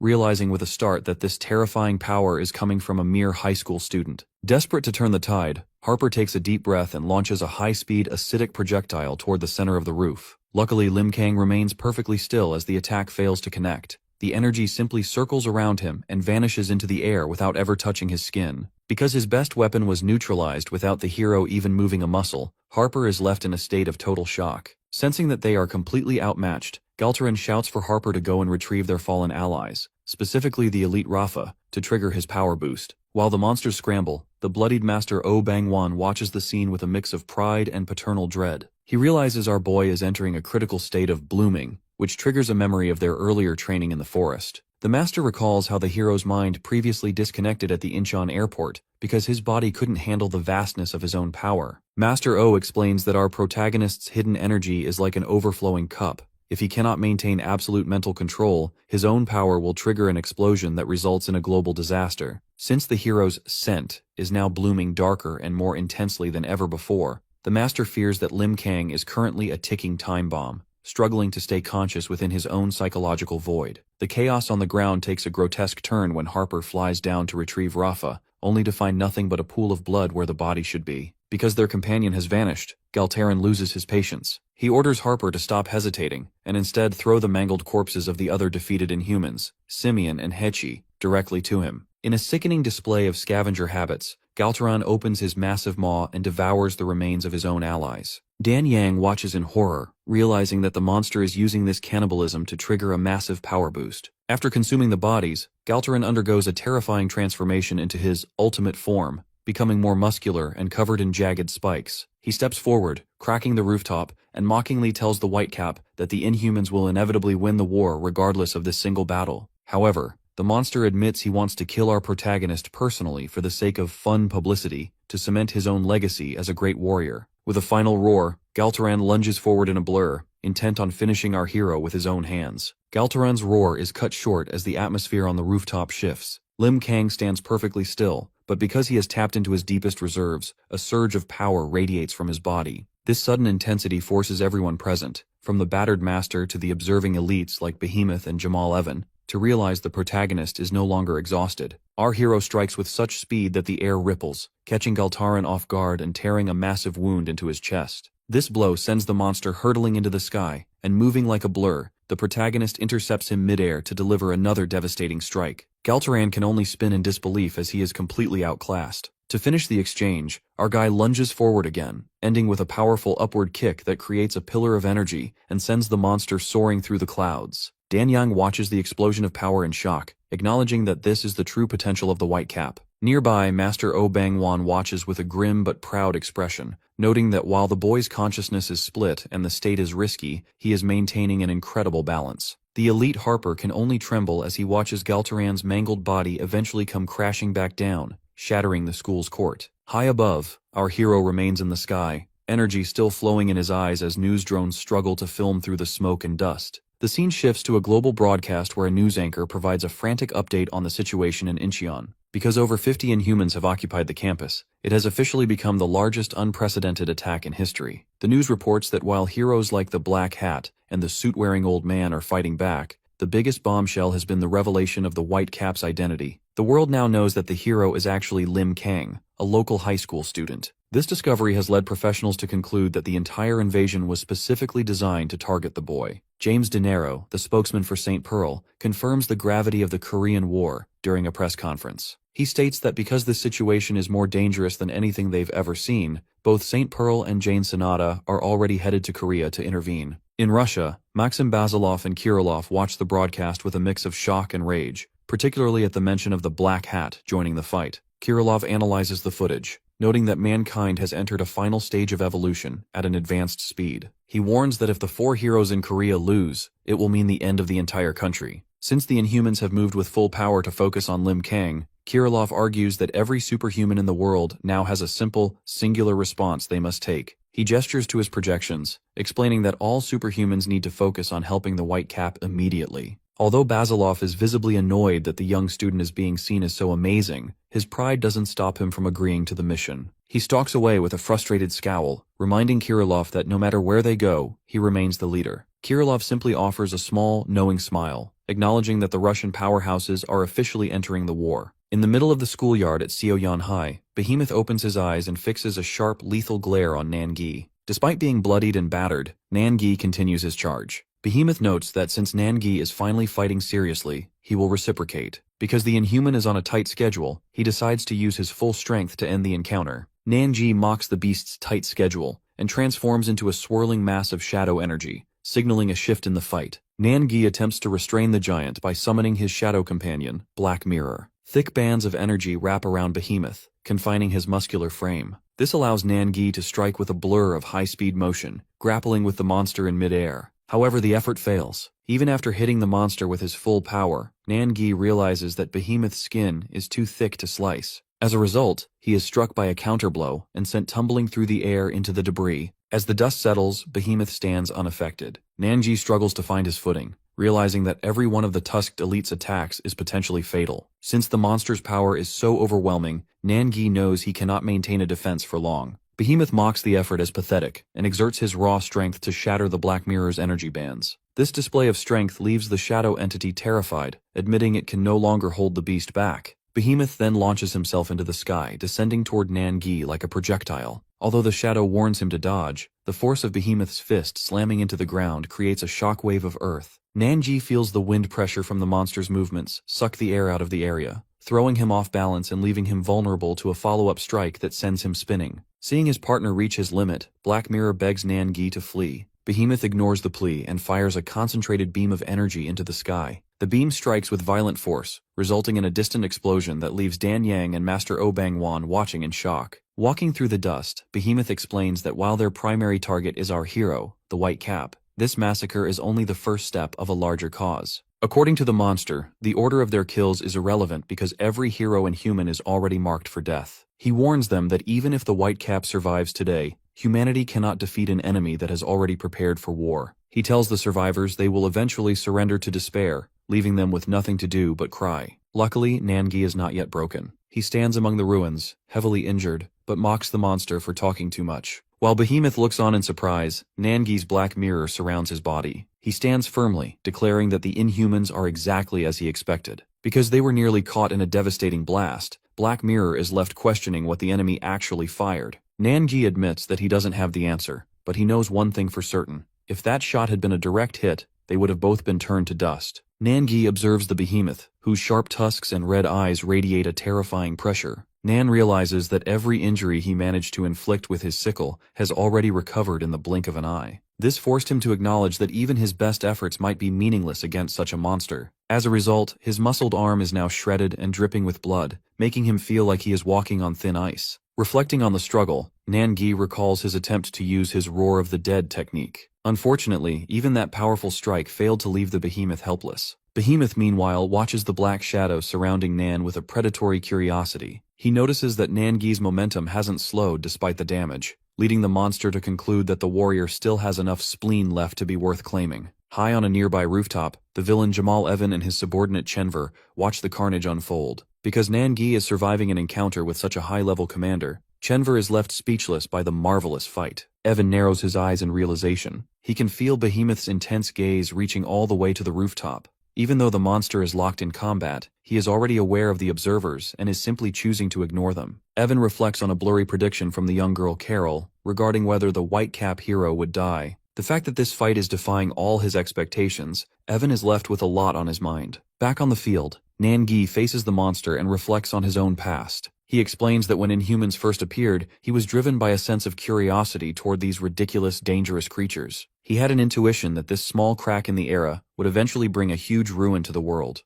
Nangi describes how he began weighing power levels in his mind, comparing the superhumans to the devilish Inhumans. He was sure that if a truly evolved group of monsters existed, they would be so overwhelming that everything else on the planet would seem insignificant. Behemoth finds this perspective interesting, mockingly asking how Nangi feels now that he is finally standing before one of the Inhuman commanders. With a fierce, bloodied smile, Nangi admits the monster is way beyond his expectations. Behemoth questions why Nan continues to block his path since he isn't even the primary target, but Nangi simply laughs. He explains that because he is a superhuman, he has a duty to correct the power scale he once weighed in his mind. As the two prepare for a final, lethal collision, Behemoth prepares himself, promising to pay tribute to the warrior's determination to die. Just as they are about to strike, a pink-cloaked figure arcing through the sky interrupts them. Dan Yang screams for Nangi to stop, her intervention triggered by a terrifying secret they shared in the past. Nangi once explained to her that his power, Black Mirror, is usually sealed within a tattoo on his wrist. Because the darkness coexists with him,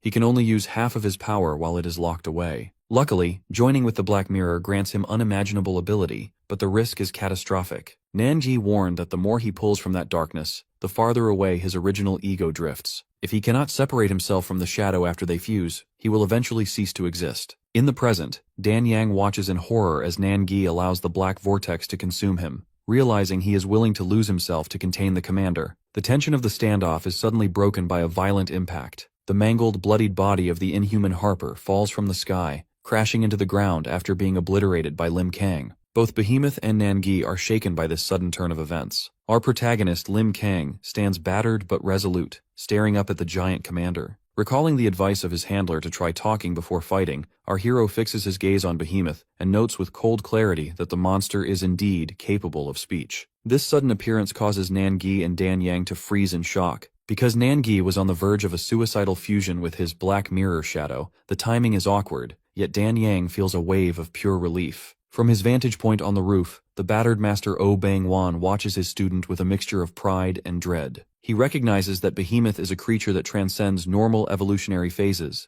which is why he mentally pleads for our hero to remain cautious. The atmosphere shifts from terror to a roar of collective hope as the students realize who has arrived. Since they recognize the Whitecap as their own classmate, dozens of teenagers lean out of the shattered school windows, screaming Lim Kang's name. Their frantic cries fill the air, ranging from desperate pleas for him to win to casual, tearful jokes about meeting back in the cafeteria. Even the bully Choi Tai-ik is seen sobbing while shouting for our boy to hold his ground. This overwhelming show of support surprises the master, who realizes that despite our protagonist's quiet nature, he has built a massive family worth fighting for. Inside a nearby classroom, the teacher Park Chang-sik tries to keep the dying Park Gun-do conscious, promising him that they will all escape soon because of the savior standing in the yard. Observing the scene from a distance, the villain Jamal Evan watches with a predatory focus. He senses that the time has finally come for the ultimate clash between the two powers. Meanwhile, Nangi evaluates the situation and decides to step back. The fact that the protagonist's arrival marks the final round of this war,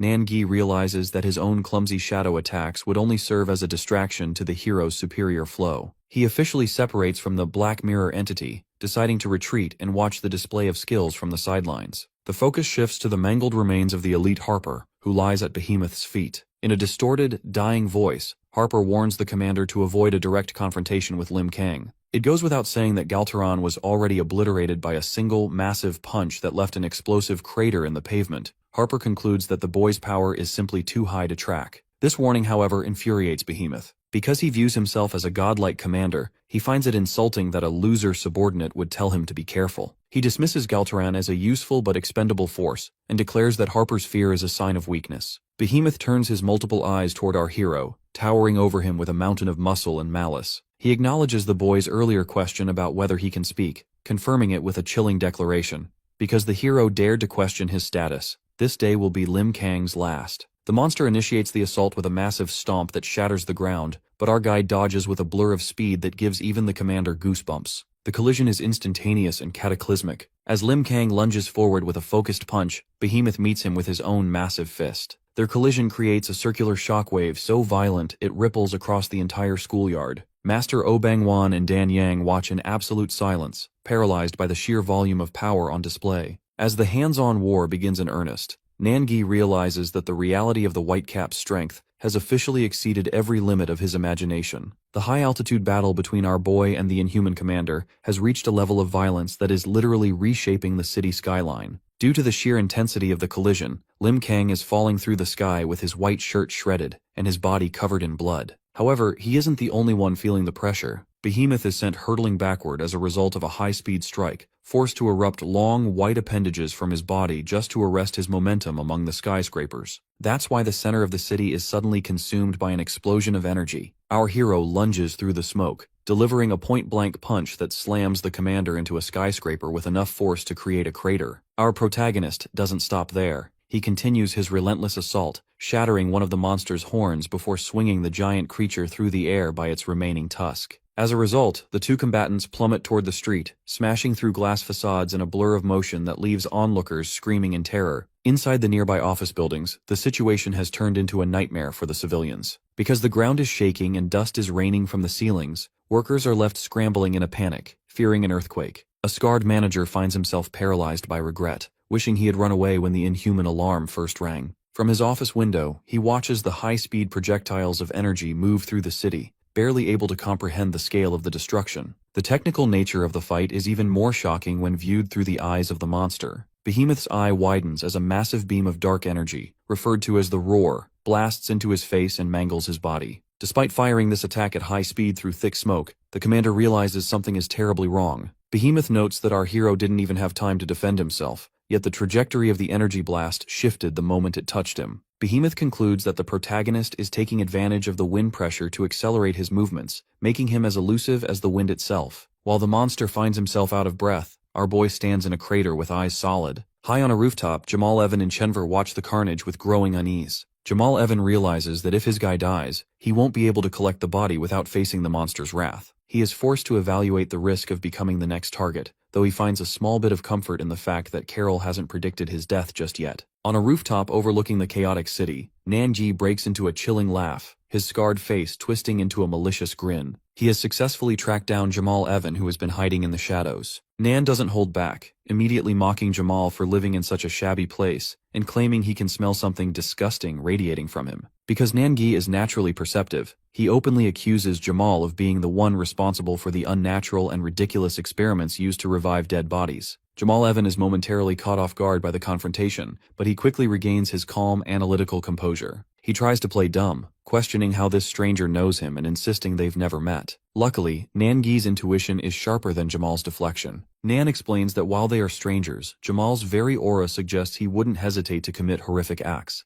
Nangi begins to lay out a logical deduction based on recent global events, specifically the resurrection of the hero Galen Withrow. Because St. Pearl is a veteran with a perfect track record, Nangi argues that her initial announcement of Withrow's death was undoubtedly accurate. Therefore, the news that Withrow is suddenly alive couldn't be a mistake. It had to be the result of a mysterious, inappropriate ability to manipulate the dead. Nangi concludes that Jamal Evan is the culprit who saved the corpse, thereby triggering the violent conflict with St. Pearl in Northern Ireland. Realizing he has been found out, Jamal Evan stops pretending and offers a sinister smile, mockingly asking if Nangi wants to be his friend. The suggestion of friendship only makes Nangi laugh harder, though he admits they share a similar nature as observers of the world. However, he makes a sharp distinction between them. He doesn't share Jamal's vicious hobby of turning corpses into forced dolls. Just as Jamal's subordinate, Chinvar, prepares to intervene, Jamal shuts him down, deciding that a fight between them right now serves no purpose. He tries to frame himself as a harmless survivor just trying to relax, but Nangi remains unconvinced. He prepares to engage, wanting to personally verify if Jamal is truly human or something else entirely. The standoff is interrupted by an explosion of strikes from the nearby schoolyard. The gargantuan inhuman commander, Behemoth, has grown even larger and more terrifying during his clash with Lim Kang. Because of this sudden escalation, Nangi shifts his focus toward the bigger problem. Jamal Evan takes this opportunity to flee across the rooftops with Chinvar, admitting that even he has barely avoided death several times just by being near the Behemoth's presence. He realizes that our protagonist is operating at a level far beyond his wildest imagination. Back at the ruined school, the specialized sniper B stands in the yard, staring in silence at the streaks of energy arcing through the sky. He is joined by the battered master Oh Bang-wan, who is struggling to stay on his feet. The master's priority remains the safety of the students, and he asks the soldiers to focus on the school building. This selflessness moves the captain, who expresses his deep gratitude for the superhumans. Thanks to their constant sacrifice, the military can finally place their trust in these protectors,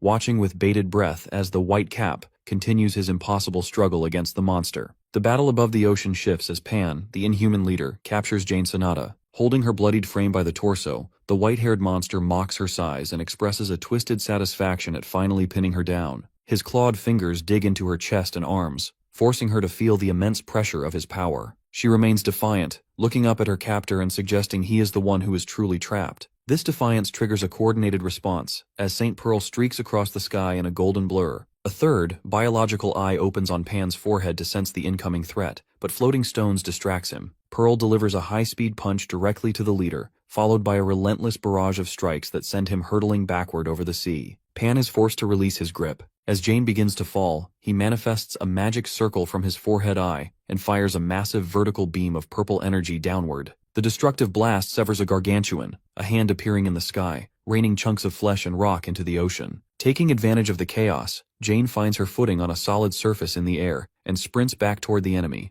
The confrontation reaches a fever pitch when Pearl dives from above. Her downward strike creates a pillar of light and water upon impact. Amidst the erupting ocean, she unleashes a rapid barrage of punches. The force of this energy results in a cross-shaped explosion of light, shredding the villain's red cloak and leaving his body covered in deep gashes. Despite being mangled and bloodied, Pan rises with a manic grin. He admits their combined strength is enough to kill him, but notes with amusement that they have already figured out his secret. Jane confirms this realization, stating his movements are tied directly to the third eye on his forehead. The logic of his power is now clear. Every time the forehead eye blinks, Pan instantly relocates to any position his pupil sees within a 50-meter range. This dimensional leap has a cooldown of approximately 5 to 6 seconds. Rather than being intimidated by the discovery, he seems revitalized. He explains that while his anger usually causes him to lash out at subordinates, the pain of this battle has cleared his head. Viewing the two superhumans as the best toys he has ever found, Pan's eyes widen with crazed intensity. He expresses a horrifying hope that they survive, so they can continue making his power shine. As a sphere of purple magic circles manifests around him, he laughs hysterically, unleashing a surge of energy that leaves Pearl frozen in shock. The battle over the ocean reaches a catastrophic peak as a massive fist from Pan slams downward, threatening to crush everything in its path. Because the force is so extreme, Jane Sanada is left in a state of absolute shock, her face splattered with blood as she watches the devastation unfold. St. Pearl lunges forward through a distortion of energy, but the sheer volume of the enemy's assault makes the situation look hopeless. Multiple energy beams arc across the sky, forcing St. Pearl to move at high speed to dodge the irregular barrage. She realizes that the attacks are constant and have no discernible pattern,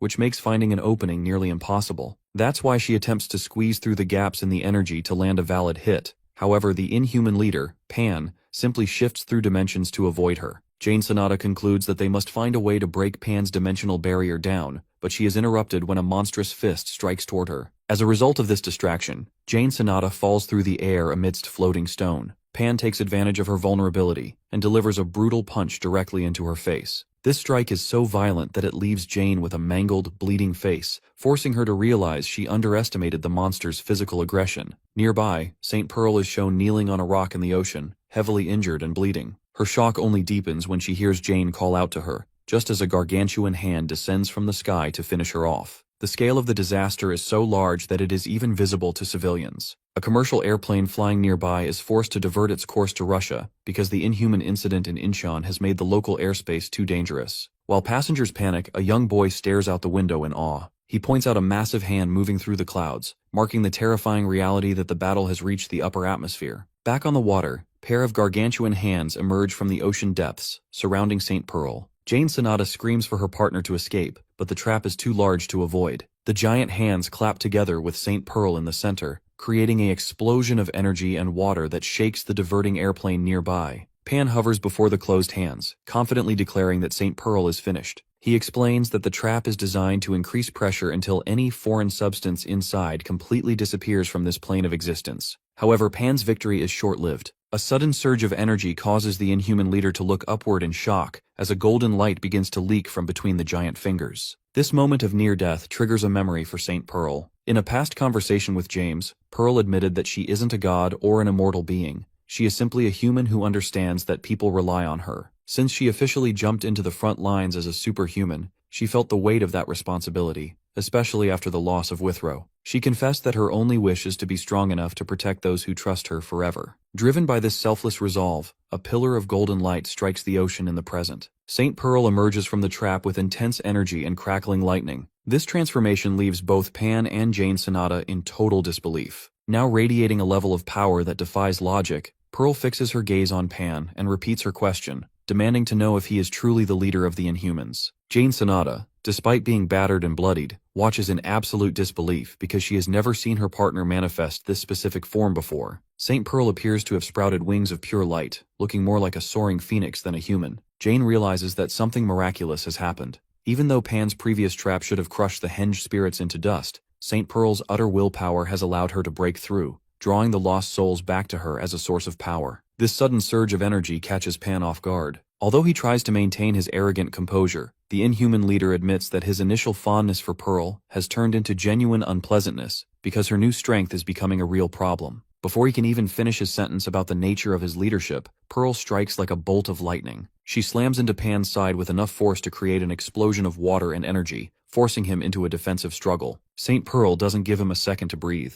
Wreathed in golden fire, she lunges again and delivers a brutal blow directly to Pan's face. This is a significant shift in the fight because her movements have become completely different, faster, sharper, and far more aggressive. In a desperate countermove, Pan manages to land a heavy blow on Pearl's back, launching her away. He spits blood and admits that he was only playing with her earlier, but his rage is clearly peaking. As his multi-pupiled eyes glow with purple energy, he realizes that the time for moderation is over. However, Pearl recovers instantly and pummeled him with a series of rapid-fire strikes that leave the monster screaming in agony. To regain control, Pan manifests hundreds of rotating magic circles across the sky, culminating in an explosion of purple light. As the smoke clears, the villain floats calmly over the water, his hand soaked in blood. He acknowledges that the heroes have exceeded his imagination, but he refuses to admit his perspective was wrong. He looks at St. Pearl and notes that her strength is nearing completion, which makes the prospect of breaking her even more exciting for him. Recognizing that they cannot win this individually, Jane Sonata decides it's time to take a massive risk. Because they haven't been able to land a decisive blow, she calls out to Pearl, suggesting a coordinated strike. Jane prepares to use her ultimate support ability, Foundation Stonehenge, creating a ring of floating stone slabs. Her plan is simple.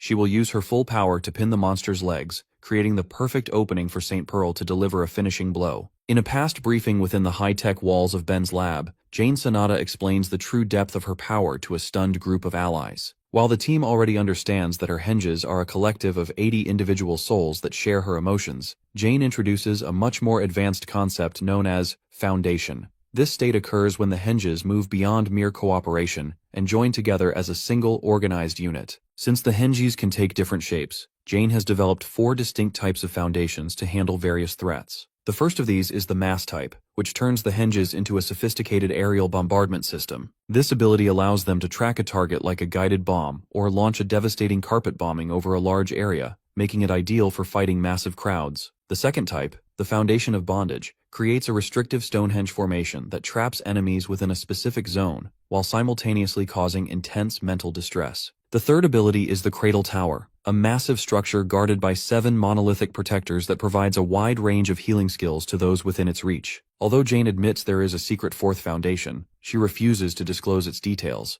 leaving her teammates like Ben and Matt Dion completely overwhelmed by the scale of her capabilities. However, these incredible powers come with significant physical and environmental costs. Jane explains that for a foundation to work safely, all 80 henges must be in perfect condition. Because several were broken during recent battles, activating a foundation now carries a risk of physical necrosis or the permanent loss of a henge's soul. Jane even recalls a time her own arm began to rot because she pushed her powers too far without proper balance. Furthermore, their strength is tied directly to earth energy, meaning the closer they are to the ground, the more powerful they become. Back in the present, the situation over the Atlantic Ocean has become incredibly dire. Jane Sonata realizes that fighting so far from land and using a foundation with damaged hinges has placed her in a state of extreme vulnerability. Despite the necrosis risk and the lack of ground energy, she resolves to risk her life to support St. Pearl. As a result, she manifests a swarm of stone slabs with screaming faces that surround the inhuman leader, Pan. Pan stands battered on his magic circle, watching the screaming stones with a manic sense of appreciation. He views this desperate stand as a beautiful, final match.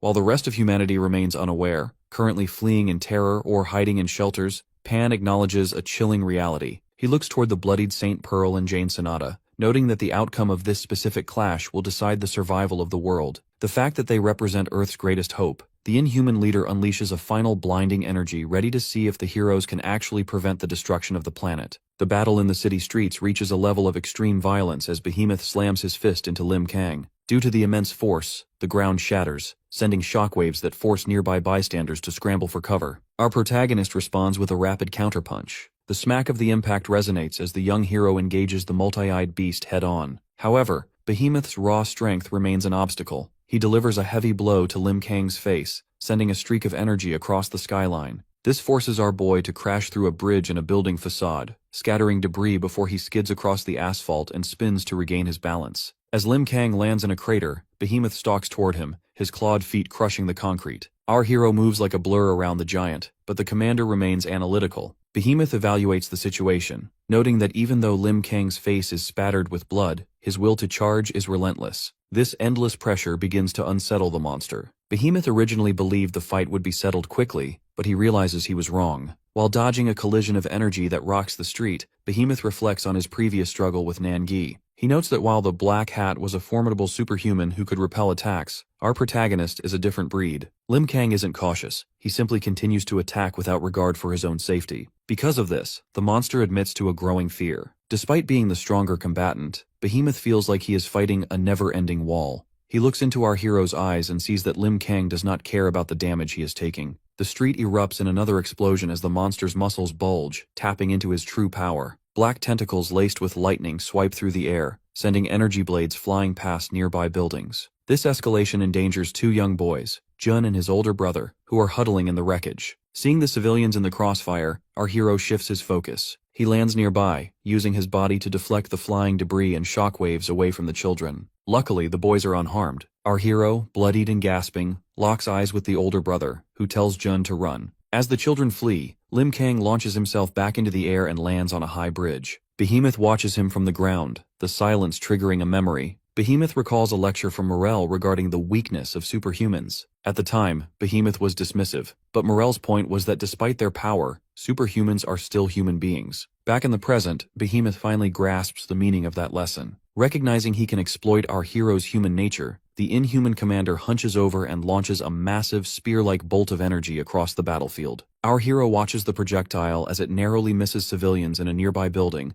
and strikes a structure with a massive impact. Because of the force of the blast, our protagonist is left lying flat on the ground, battered and bleeding. Behemoth falls from the sky and slams into our boy with devastating force. The ground erupts, leaving the elderly Master Oh Bang-wan stunned. On a distant rooftop, Jamal Evan and others watch in shock as Behemoth emerges from the dust, holding Lim Kang in a single hand. The monster laughs as he stands in the crater. Behemoth looks at the broken hero in his grip and warns the onlookers that they are in big trouble. He admits he is surprised. Because he felt desperation for the first time, he begins to crush our hero with a two-handed grip. Lim Kang remains motionless with vacant eyes while Behemoth lets out a primal roar. Dark energy gathers in the monster's throat, and the electrical surge fills the area. A sound of shattering bone echoes as the light reaches a blinding intensity. Our hero's signature white cap falls into the rubble, leaving Oh Bang-wan, Nangi, and others in shock. Watching from the rooftop, Jamal Evan notices that our protagonist isn't breathing. He realizes the moment foretold by the future has finally arrived. Behemoth stands over the ruins, breathing heavily with blood dripping from his tusks, and claims the first victory of the Great War. Behemoth looks down at his fallen opponent, acknowledging that the white cap was a worthy match. However, as our boy remains unmoving, his mind drifts back to a rainy day at the academy. He remembers asking his grandpa about his dreams. Oh Bang-wan had explained that family isn't just about blood,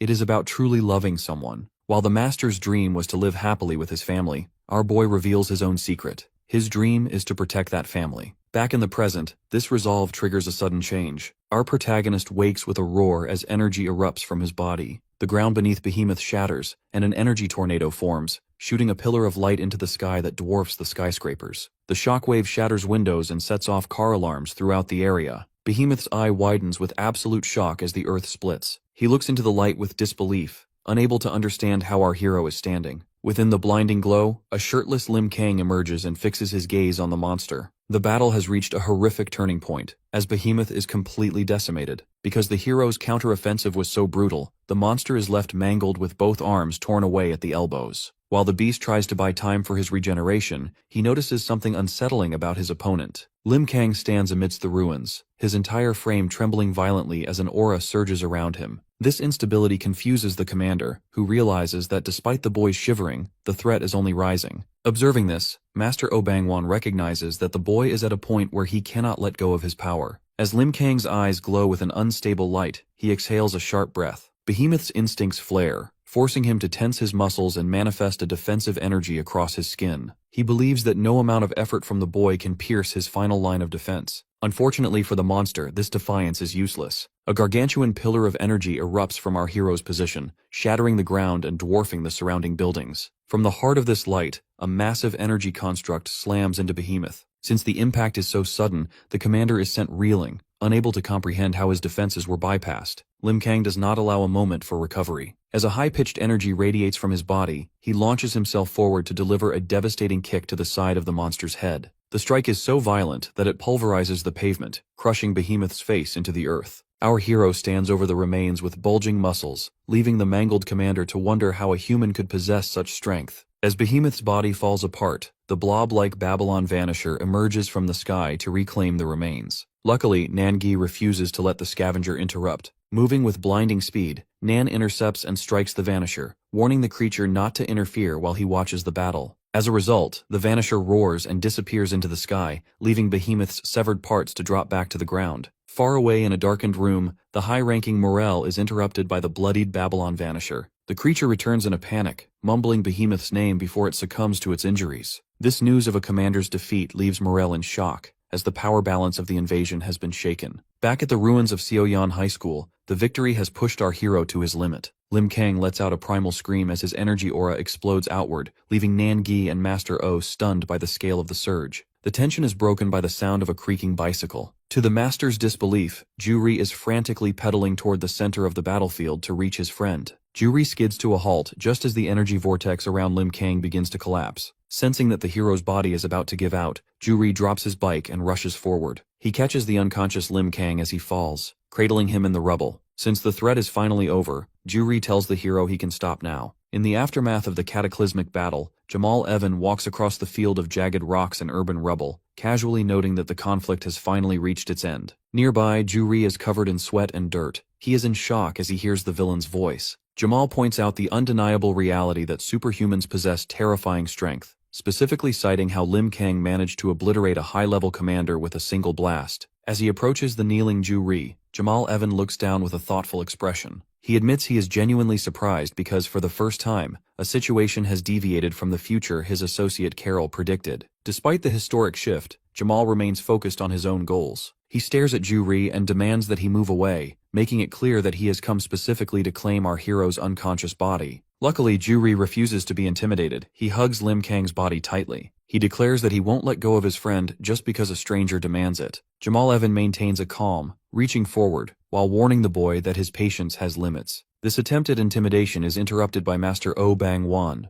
The elderly mentor steps firmly between Jamal and the boys, blocking the path with a resolute stance. He mockingly dismisses Jamal's politeness, telling him he looks like a jerk for trying to fool them with such a transparent act. Jamal Evan continues his slow walk across the rubble, noting that he has received quite a lot of harsh words today. The Master doesn't back down, revealing that he has known Jamal was spying on them from the very beginning. Jamal is genuinely impressed by the old man's strength, admitting that watching the Master's previous fight was a valuable experience that might save him trouble in the future. However, the Master remains disgusted. He points out that while Jamal is clearly a superhuman, he chose to watch the slaughter from the sidelines rather than help, which confirms he is a twisted and foolish individual. Jamal Evan quickly loses interest in the conversation. Because his mood has soured, he decides he no longer wants to be interrupted. He declares his new intent to simply kill the Master and take both his body and the Whitecap's remains as prizes. This threat draws a laugh from Nangi, who joins the standoff, suggesting a better idea. Jamal should be the one to die.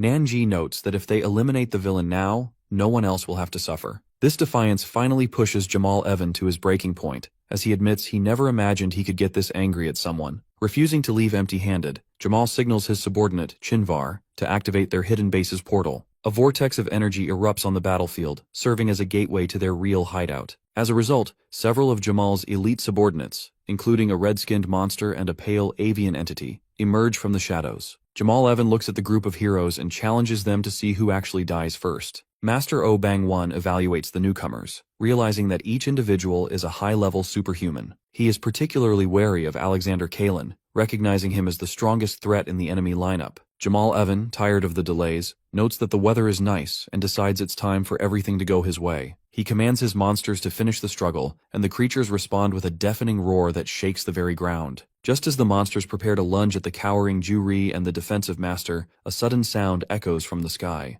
Alexander Kalin is forced to dive out of the way as a massive stone shield slams into the earth. Within seconds, multiple giant shields rain down from the sky, creating a defensive perimeter that traps the monsters and provides a sudden barrier for our heroes. Through the settling dust, a man with blonde hair appears standing atop the rubble. This is Kirilov, who stands calmly behind his manifested shields. He addresses his partner, the powerhouse Basilov, noting that they have made the right choice to stand with the heroes on this side. The sudden arrival of the Russians leaves Nangi, Juri, and the Master in a state of complete confusion. Even Jamal Evan is startled, as he has never seen these individuals before. When Danyang demands to know who they are and why they are interfering, Kirilov identifies himself and Basilov as allies from Russia. While the hot-headed Basilov yells from the background for his partner to get rid of the distracting shields, Kirilov promises to provide the full details later. Basilov grits his teeth and prepares for combat, signaling that the reinforcements have officially arrived. Juri is immediately struck by the Russians' presence, sensing that this pig-like man is an incredibly formidable warrior. Basilov's attention shifts to the ground, where Lim Kang lies face down and unconscious. Despite the boy being fainted, the Russian powerhouse notes that a great and quiet life force is still emanating from him. This observation is cut short by Basilov's own irritation. He sharply demands to know what Kirilov is doing,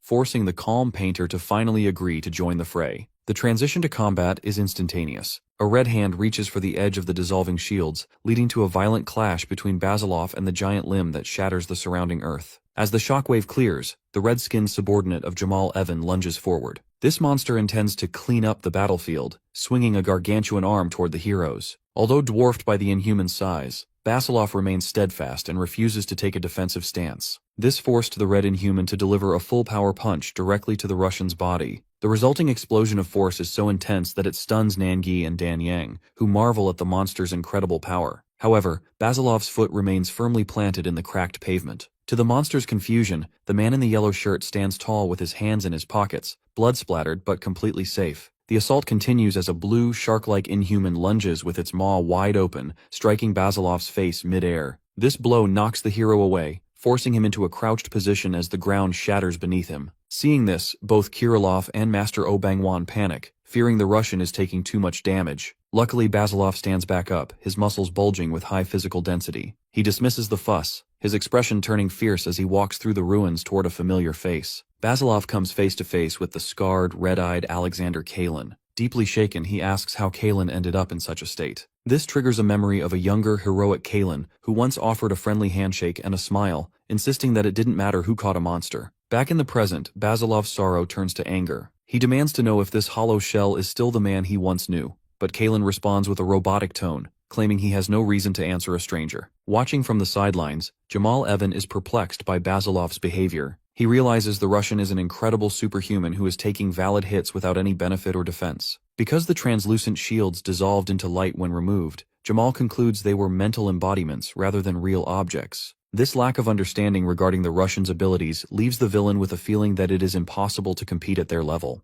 The standoff ends when Alexander Kalin raises his hand, swirling with electrical energy. A gargantuan pillar of light erupts from his position, shooting into the sky and towering over the city's skyscrapers. Since the explosion is so violent, the force blows Danyang back and washes over the entire urban area. As the light fades, Basilov stands in the center of a deep crater. Although his suit is tattered and his body is steaming, the Russian stays focused on his former friend with a resolute eye. Jamal Evan's subordinates stare in total shock as the battlefield shifts. In the center of the ruins, Alexander Kalin remains silent, his face heavily bruised and bloodied. A strange sound escapes him before Maxim Basilov slams his foot into the asphalt with earth-shattering force. Basilov towers over the trembling Kalin, his expression a mix of fury and recognition. He vows to beat the memory back into his former friend, calling him an idiot for forgetting their bond. As Basilov's body begins to radiate a steaming aura, his physical form undergoes a massive transformation. Kalin lunges forward, but the Russian hero delivers a punch so powerful it sends the warrior smashing into a building in an explosion of blood and rubble. Watching from the settling dust, Jamal Evan is stunned. He notes that Basilov's energy is now flawless and extreme, transforming him into a completely different fighter than before. The chaos spreads as Jamal's red-skinned subordinate tries to ambush Basilov, but Nangi intercepts the monster with a punch. Nangi mockingly claims he'll get jealous if everyone else gets to fight, only to be targeted by a blue-skinned creature from behind. Luckily, Master Oh Bangwan intervenes, delivering a strike so violent it tears a hole through the monster's chest. Amidst the rising smoke and urban ruin, Master Oh Bangwan stands with a somber expression. Although he believes the younger heroes could solve the crisis themselves, he resolves to join the fray without getting in their way. Nangi laughs at the old man's humility, noting that despite his humble words, the master is a legend. The two stand side by side, dwarfed by the destruction as they coordinate their next move. Nangi chooses to take on the powerful red inhuman, thanking the master for his consideration before both warriors launch themselves into the air, creating a shockwave. Nearby, in a quiet alleyway, Dan Yang guides Ju Ri and the unconscious Lim Kang to safety. Ju Ri is suspicious of the woman in the pink cloak, questioning why a superhuman isn't on the front lines. Dan Yang hesitates, revealing a sorrowful gaze. She admits her abilities are too dangerous to use right now. While she can move through time and space, her essential power is something even she hasn't fully identified. She warns Ju Ri that if she revealed the true nature of her gift, he would likely hate her. The ground begins to rumble as bolts of blue lightning strike the city's skyscrapers, obliterating everything they touch. In the heart of the storm, Basilov and Kalen clash in midair, a violent collision of energy. Basilov lands a clean strike on Kalen's head, sending him hurtling through stone walls and into a deep crater. As Basilov towers over his broken friend, he is pulled back into a memory of a snowy wasteland. He remembers Kalen bickering about arm wrestling and joking that Basilov needed to lose weight. The flashback turns bitter as the memory shows Basilov pinning Kalen to the ground, desperately trying to convince him that the monsters they were hunting weren't human anymore. He had screamed that the creatures were already dead, while Kalen could only look on with hollow sorrow. Back in the present, Alexander Kalen crouches, blood dripping from his chin. Maxim Basilov looks down at him with a pained, desperate expression. He pleads for his friend to say just one thing, to say that he remembers him, but Kalen remains hauntingly silent.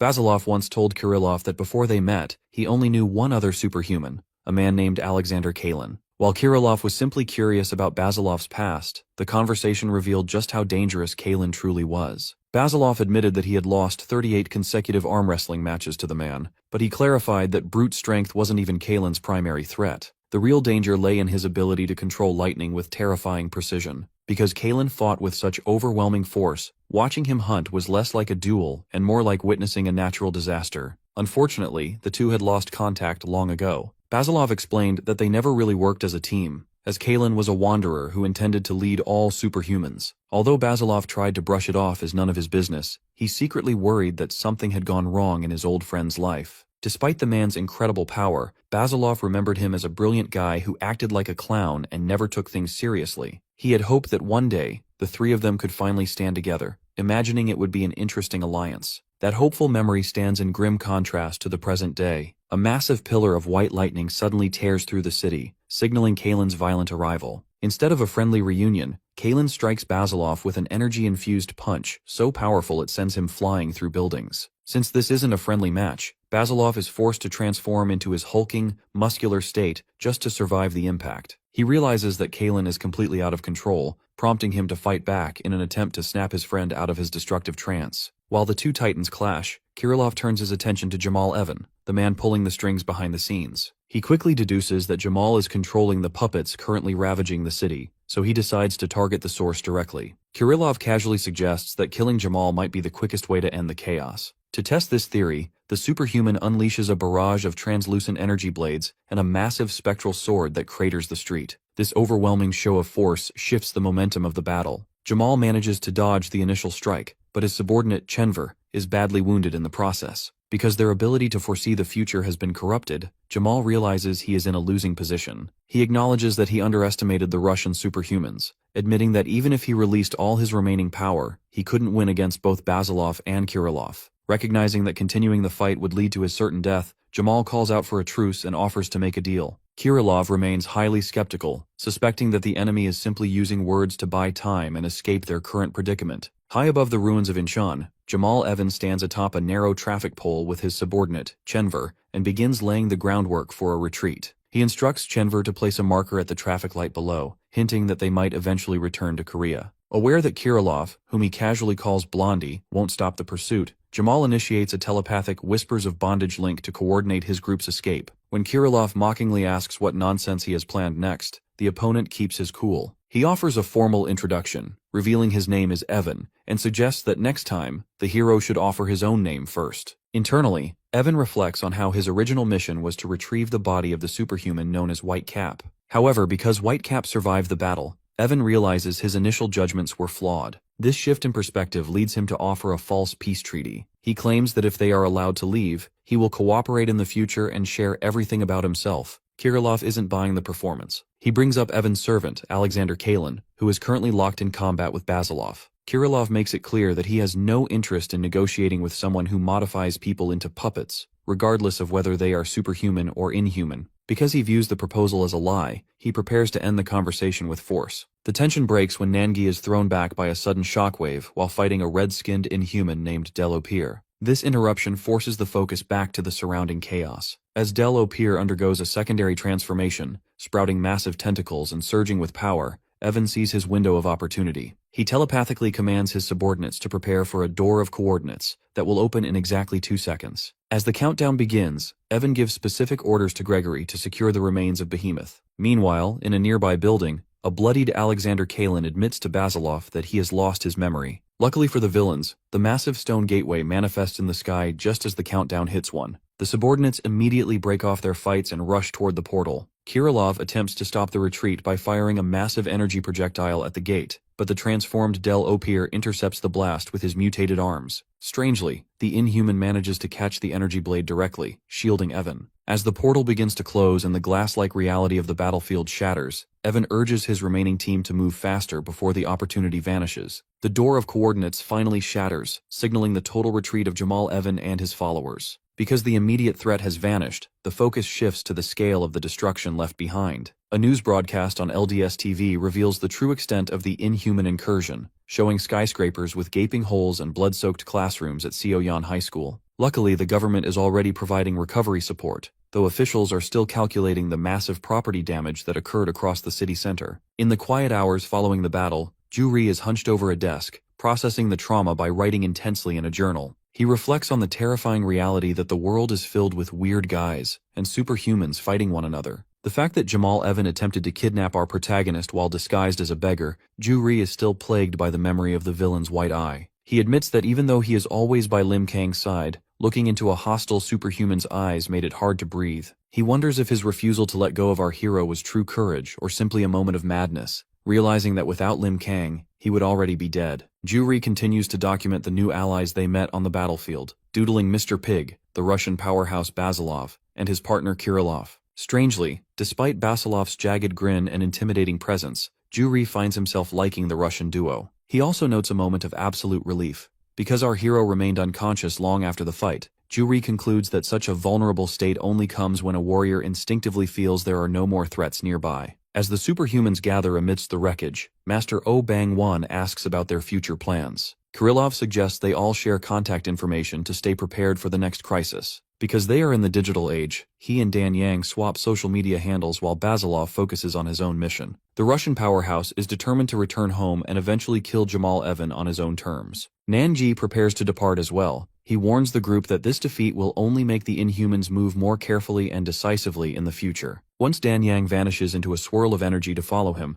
Kirillov offers a final insight to the Master. He believes that protecting the White Cap is the primary key to annihilating the Inhuman race, as the monsters seem specifically targeted on our boy. After a brief argument about whether to eat or buy new clothes first, the Russian pair finally heads out. While the city attempts to return to normal, the public perception of the White Cap begins to shift. News anchors report that while many are concerned about Lim Kang's disappearance, some analysts are calling for him to be charged with a crime due to the destruction caused during his fight. Since his identity is now public knowledge, his quiet life has been completely upended. Ju-ri eventually returns to their shared apartment, only to find the sewing machine still and the bed empty. Our hero is gone, leaving his friend to wonder where he could have possibly vanished to. Far away in America, St. Pearl returns to the ISSTF conference room in a shocking state. Her uniform is shredded and her body is covered in bruises from her battle with the Inhuman leader Pan. Because Pan utilized overwhelming auditory hallucinations and illusion skills, Pearl explains that the fight was a mental torture that nearly melted her head. She only survived by breaking his dimensional barriers with the same ferocity he used to strike her. The battle at sea reached a stalemate until a massive, manta ray-like Inhuman appeared to retrieve Pan. This messenger brought news of the Inhumans' crushing defeat in Korea, confirming the deaths of Behemoth and the other warriors. Due to this strategic failure, Pan was ordered to retreat immediately. Before leaving, he issued a chilling warning. If they meet again, someone will have to make a heavy sacrifice. Unfortunately, the cost of the battle was already high. Pearl informs Sui and Ben that Jane Sonata is in a critical state. Since Jane launched her foundation stones without meeting the proper spiritual conditions, she began experiencing necrosis, a physical rotting of her body. To hide her shocking appearance, Jane wrapped herself in a cocoon of stones and headed to Australia. She believes only a superhuman named Daphne Bayleaf can cure the spiritual penalty she incurred to save Pearl. Luckily, there is a glimmer of hope. Ben reveals that the hero Withrow has finally regained his memory. This breakthrough was made possible by the tireless work of the researcher Ju-hee and James. The narrative returns to Korea, where a signpost points the way toward Mount Yongpo. Lim Kang, dressed in a red hoodie, walks through the forest. He spots a flute mushroom, a legendary item his academy friends once told him would bring good luck. Because the mushroom is rare and excellent for stew, he picks it up, recalling the cheers of his family at the academy. Back at the Submu Academy, Juri is struggling with the physical labor of carrying stones and logs. Although he complains about the workload, the other members continue to tease him, telling him to change his slippers before he gets hurt. The bickering stops the moment our boy walks into the courtyard. The academy members wave excitedly, welcoming their strongest team member back home. Master Oh Bang-won, looking muscular and fit, greets our protagonist with a smile and a jab about his ridiculous face. He wastes no time putting the hero back to work, pointing toward the forest and telling him to go dig up a tree. Because Lim Kang is the strongest, he is expected to contribute the most to the rebuilding effort. The master looks at him with deep affection, noting that family means always feeling empty without one another. He is simply glad that our boy has finally come back safely to the place where he belongs. Juri shouts from the sidelines, thrilled to have his best friend back. He jokes about their similar eating habits and watches in awe as Kang effortlessly pulls up an entire tree and breaks stones in half. Despite the global chaos and the threats still looming, the group finds a moment of peace in their shared labor. 10 days have passed since the massive invasion, and the city of Incheon remains a landscape of scaffolding and heavy machinery. The fact that the battle at Seoyeon High School served as the epicenter of the crisis, the surrounding recovery efforts are staggering. Over 300 local stores remain shuttered, and 5 nearby schools have been forced to close their doors indefinitely. To manage the chaos, the military and the specialized ISSTF units have maintained a constant presence, providing essential public support as the region struggles to regain its footing. Nearby, at a local playground, the social hierarchy of the students has been replaced by a somber reality. Choi Tae-ik sits alone, his eyes fixed on a news broadcast until he is interrupted by his fellow gang members, including the mint-haired Nam Gung-moo. Although the group tries to maintain their usual bravado, the atmosphere is heavy. This forced a grim update from a gang member with orange hair, who reveals a conversation he overheard between Teacher Park and a soldier. He delivers the crushing news that their leader, Park Gun-do, is currently on the verge of death. The scene shifts to a dark alleyway where Teacher Park confronts an ISSTF official known as B. Because the hospital's conventional methods have reached their limit, the official reveals top-secret information regarding the Mirai Medical Research Department. He explains that Gun-do has been moved to this high-tech facility to undergo a radical modification process involving special DNA treatment and military-grade surgery. Teacher Park is horrified by the concept of modifying a young student, pleading for traditional rehabilitation instead. However, B remains firm, reminding the teacher that age is irrelevant in this war. Even the white cap hero is just a student fighting for his life. Recognizing the boy's passion to survive, the teacher eventually relents, asking only to be updated on Gun-do's status, as if he were his own child. Back at the playground, the weight of Gun-do's condition triggers a wave of nostalgia for the gang. Tae-ik recalls his first encounter with the leader, remembering how he had aggressively challenged Gun-do in a classroom only to be soundly defeated outside. Rather than harboring resentment, Tae-ik and the others had begun to follow Gun-do, acknowledging his strength and quiet integrity. Nam Gung-moo recalls a specific instance where Gun-do had single-handedly retrieved his stolen Peach Edition wallet from a group of bullies, returning it with a simple command to stop letting people take his things. This history of protection makes Gun-do's current state even more painful for the group to accept. While the students mourn, the global narrative is being shaped in a news studio. The Director General and news analyst review footage of the recent battle, officially labeling the combatants as new superhumans. Because their identities and nationalities remain a mystery, the public is left with rumors and theories. The analysts highlight the white cap hero as a godlike figure, but they also draw attention to a hostile entity wearing a beggar's hat, identified as the villain Jamal Evan. The government concludes that while some superhumans fight for humanity, others, like the Black Hat or Evan, likely harbor hostile plans for the future. Amidst these global tensions, the focus returns to the quiet of the Submu Academy at night. The students gather around a campfire, sharing exaggerated warrior tales to lighten the mood. Lim Kang finds himself laughing at his friend's ridiculous story about chokeholding a shark, momentarily enjoying the normalcy of the group. However, the peace is interrupted when Master Oh Bang-won senses an intruder in the dark woods. Luckily, the intruder is not a monster, but a terrified government official who had been sent to contact the master. The official is bruised and exhausted, having lost his drone and light stick while navigating the treacherous mountain terrain. Master Oh Bang-won appears suddenly, dropping from a tree to startle the man before taking his walkie-talkie. Because the government attempted to bypass his privacy, the Master delivers a stern, authoritative message directly into the device. He makes it clear that he will negotiate on his own terms and firmly warns the government never to set foot on his mountain again. Inside a dark stone chamber, the inhuman Morel stands before the seated leader, Pan. Their quiet meeting is interrupted as a group of 4 elite Inhumans enters through a dark archway. Among them is the insectoid Devia Kylie, who drags a mangled, bloodied body across the stone floor. She mockingly notes that despite the victim's horrific condition, she has successfully brought him back alive for questioning. The new arrivals, the egg-shaped Apollo Akabanga, the winged Morseman, the horned beast Babarusa, and Kylie, form a grim line before their leaders. Kylie drops the broken body, which can only gasp and twitch in a pool of blood. To force the victim to speak, Kylie violently stomps on the remains, applying crushing pressure while demanding answers. The victim, a warrior named Megpon, begins to wheeze out a cryptic prophecy. He speaks of a dark future covered in pitch black and a mysterious figure named Jakayak. Megpon claims that only those welcomed by the blue moonlight will remain, and identifies himself as a warrior who received mercy from this Jakayak. Pan, finding the victim's rambling nonsensical and irritating, stands up and grabs Megpon by the head. Because he is unimpressed by the cryptic warnings, Pan lifts the mangled body aloft and crushes the warrior's skull with his bare hands, killing him instantly. This execution sparks a brief argument. Kylie is frustrated that Pan killed the prisoner she worked to capture, while Pan views the victim as a useless bastard who was merely wasting their time. Morel intervenes to settle the dispute, logically noting that Megpon's brainwashed state made further interrogation a meaningless waste of effort. However, Morel reveals that he already possesses some knowledge regarding the elusive Jakayak. Resolved to take the offensive, he summons the blob-like Vanisher and orders the group to prepare for a journey to the surface. He intends to find this Jakayak personally, signaling a major shift in the Inhuman strategy. The narrative shifts back 10 days to the ISSTF headquarters, where Ben delivers a shocking breakthrough to St. Pearl. He reveals that the hero Galen Withrow has finally regained his memories. This miracle was made possible by the tireless work of a researcher named Ju-hee, who stayed up for several nights alongside James to restore the fallen warrior's mind.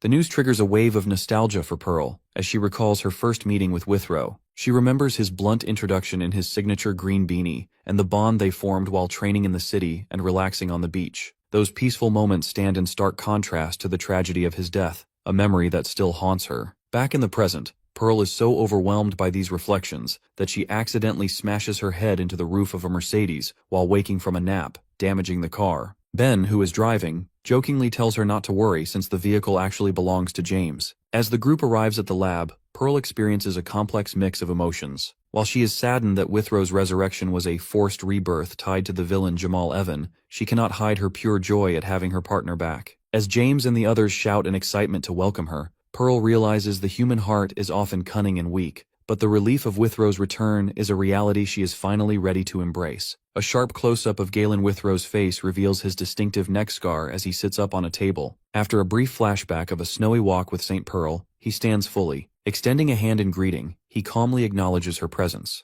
noting that it has been a long time. Unfortunately for his stoic composure, St. Pearl immediately lunges into a desperate hug. Because Withrow is startled by her sudden tears, he can only ask why everyone is crying. Nearby, the technical duo of James De Niro and Ben are also reduced to weeping with joy. The laboratory is quickly filled with boisterous laughter, signaling that despite the sterile equipment and monitors, the atmosphere has transformed into a celebratory reunion. Afterwards, they all are gathered in briefing room. Sui Garcia notices that Matt Dion is missing. Rose explains that the actor is busy with fan service or a similar meeting, though Sui remains skeptical. She dismisses the excuse, assuming the lonely man is simply pretending to have social obligations. Withrow leans over the table to ask who this unfamiliar girl is. Sui introduces herself with a mischievous beam, leaving the warrior to quietly process her name. Ben takes a more serious tone. He begins a somber briefing, walking Withrow through a rough outline of the war and the various altercations that occurred during his absence. While Withrow remains calm, his face betrays a mix of sadness and confusion. Dr. Oldman provides a medical update, noting that Withrow is suffering from dissociative symptoms and abnormal headaches. Luckily, the prognosis is positive. With continuous mental and physical care, he is quickly recovering his old self and overcoming minor memory loss. Ben offers his gratitude to Dr. Oldman, but the scientist clarifies that the real credit belongs to his student, Ju-hee. Through a series of flashbacks, the genius behind the recovery is revealed. Ju-hee, a pink-haired developer, had previously instructed St. Pearl to follow her directions to ensure a successful recovery. Not long ago, James De Niro arrived at the lab with a box of requested items, sweating with desperation. He questioned if Withrow's memory could truly be restored, but Ju-hee remained unbothered by his intensity. She explained that while they were utilizing antique methods like hypnosis, it was their best bet. The strategy involved a rigorous schedule of treatments led by Dr. Fury Mendez, an authority in the field. Because the stakes were so high, Ju-hee warned James that if the memories weren't recovered quickly, they might be lost forever. That is why they planned a high-impact intervention for the 11th hypnosis treatment at 9 p.m. During that session, Withrow lay peaceful with his eyes closed, describing a hazy memory of Harlem. He recalled being surrounded by laughing children in a messy but cozy place. Following Dr. Mendez's signal, James began to cry out for his friend. This voice triggered a reaction in Withrow, who visualized an unlucky guy with glasses who was always bothering him. Although Withrow initially felt like his head would split open from the pressure, the hypnosis session ended with Withrow waking up to see James's tear-streaked face. Unfortunately, Withrow initially claimed he didn't remember anything. James, refusing to give up, pulled a blue spandex suit with a yellow L symbol from his box. He explained that this was the suit the hero always wore to protect the Earth, begging him to take it. This physical trigger caused a violent memory flash. Withrow recalled shouting that he would never wear such a suit. In a sudden burst of his old personality, Withrow smacked the suit out of James's hand, calling him annoying. Due to this spark of temper, James and Fury realized the true Withrow had finally returned. Later, James thanked Ju-hee for her insight. She explained her methodology, noting that she had observed Withrow's habits, such as his preference for beanies and his intense dislike of coffee. Because she believed his lifelong tendencies remained intact despite his memory loss, she organized a comprehensive team of experts to carry out the recovery plan. Ju-hee humbly attributed the success to luck, claiming she is just a genius rather than a superhuman. She clarified why James was the only one invited to the treatment, explaining that St. Pearl and Jane were fatal obstacles because they were too deeply engraved in Withrow's mind. For the hypnosis to work, they needed someone fresh but significant, making James the most suitable candidate.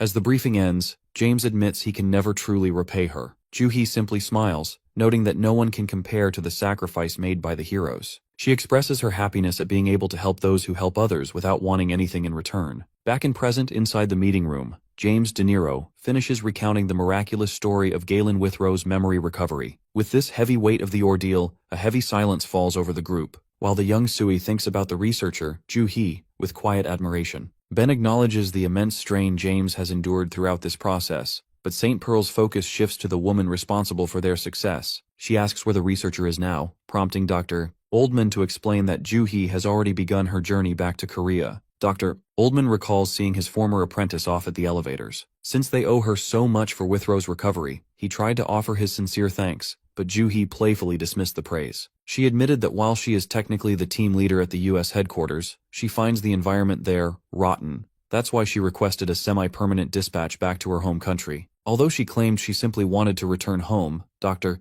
Oldman remains skeptical. He knows her well enough to suspect she has hidden reasons that she isn't sharing. Back in the meeting room, James officially closes the chapter on the recent chaos. He expresses his deep gratitude to the gathered heroes for returning safely from the abyss of battle and memory. However, the respite is short-lived. James stands to begin a high-level briefing regarding the recent clash in Korea and St. Pearl's dangerous encounter in the Pacific. Because the threat remains, the group must now decide on their future direction and strategy. Meanwhile, in Korea, our protagonist, Lim Kang, is struggling with a much more domestic challenge. Dressed in a red hoodie, our boy hauls a cardboard box up a steep set of city stairs. He suddenly realizes he forgot to buy the fish requested by his academy fellows. Since the trek back to the market is too irritating, he briefly considers lying and saying he dropped the groceries while running. As he walks along a fence at sunset, his mind drifts back to the violent lightning of his previous battles, leaving him with a somber expression as he navigates the rural paths past local greenhouses. Unbeknownst to him, his classmates have been trailing him. Because Chang-ryol loses sight of him for a moment, the group begins to bicker in the middle of the road.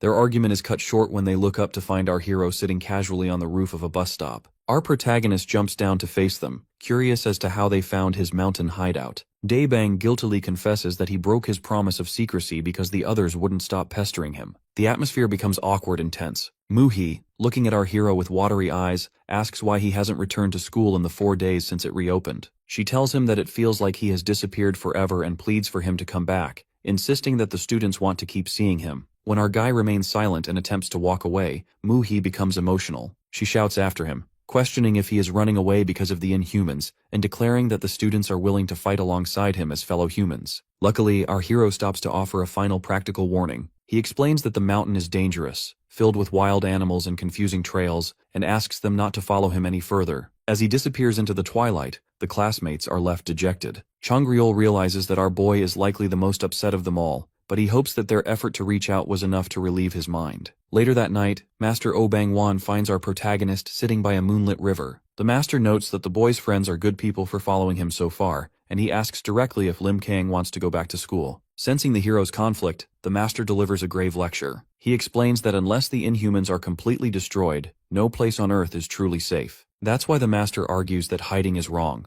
Even if our hero thinks he brings danger, the people he cares about are already surrounded by it. He urges our boy to show up proudly and take responsibility for the hope and trust others place in him, reminding him that he has the right to live freely. This heart-to-heart talk has an immediate effect. The following morning, the academy students notice that Lim Kang left early to return to school. Master Yoondeok is pleased to hear the boy is finally seeing his friends again, but he notices the academy is unusually quiet. He learns that the other students are resting and that Master Oh Bang-won has also headed out for an annoying appointment. The scene shifts to a formal press conference where the flash of 100 cameras fills the room. Dressed sharply in a black suit, the legendary superhuman Oh Bang-won walks through the crowd, officially stepping into the public eye to address the world. Master Oh Bang-won stands before a crowd of reporters and officials, his weathered face set with a sharp intensity. As the elderly man reaches the wooden podium, he immediately begins pushing the heavy structure across the floor. The observers watch in shock as he voices his frustration, noting that this media circus is far from the quiet conversation he was promised. This forced the master to demand that cameras be put away and the room cleared. He eventually sits in a simple black chair, informing the crowd that he feels the pressure of their gaze and requesting that only a few remain. Luckily, the officials comply, and a wide shot reveals a room that was once packed with equipment now narrowed down to a select few. The master leans back with a resolute expression, asking them to proceed politely so he can finish quickly. The scene transitions to the exterior of Seoyeon High School, where two students are walking through the gates while playfully bickering. Their argument is cut short when they stop in their tracks, their expressions shifting to absolute shock as they look toward the schoolyard. There, a group of students gathered around Lim Kang. Because he is wearing an out-of-place, poorly tied red necktie, the students whisper frantically about the superhuman white cap. One student, Oh Seon-uk, gathers his courage to approach our hero. With tears in his eyes, he sincerely thanks Lim Kang for protecting him during the previous attack. Lim Kang looks on with a blank expression until Kwon Chul suddenly leaps onto his back in a friendly headlock. This reunion triggers a joyous arrival from Daebang and Chang Ryul, who join the group with wide smiles as they welcome their friend back. Back in the press conference room, an official named Kim Han-jun introduces the 8 specific individuals remaining, including representatives from major broadcast companies, heads of analysis, and high-ranking senators. Once the total count is confirmed, the interview begins. Master Oh Bang-won responds to the first reporter with a tired but steady gaze, refusing to prove his powers like a zoo animal and jokingly threatening to drop a building on her instead. When a second reporter asks if he is on their side, the master finds the question offensive. He argues that if he were an enemy, he would have already decapitated everyone in the room. He clarifies that he is just an ordinary grandfather and martial arts director, urging them to stop asking about political hand-holding and focus on the important facts. The focus shifts to a dining room in Moscow, where Maxim Basilov is aggressively eating pastries. Because his partner, Kirillov, is smiling at a smartphone instead of eating, Basilov begins to lose his temper, accusing him of having no table manners. Basilov eventually heads to the toilet in a rage, leaving Kirillov to continue his secret correspondence. The scene reveals Dan Yang sitting in a quiet room, touched by a hand-drawn caricature Kirillov sent her. As petals float around her, Dan Yang types back that the drawing is pretty. When Kirillov asks for their location, she hesitates because Nangi told her not to tell. Luckily, Kirillov is understanding,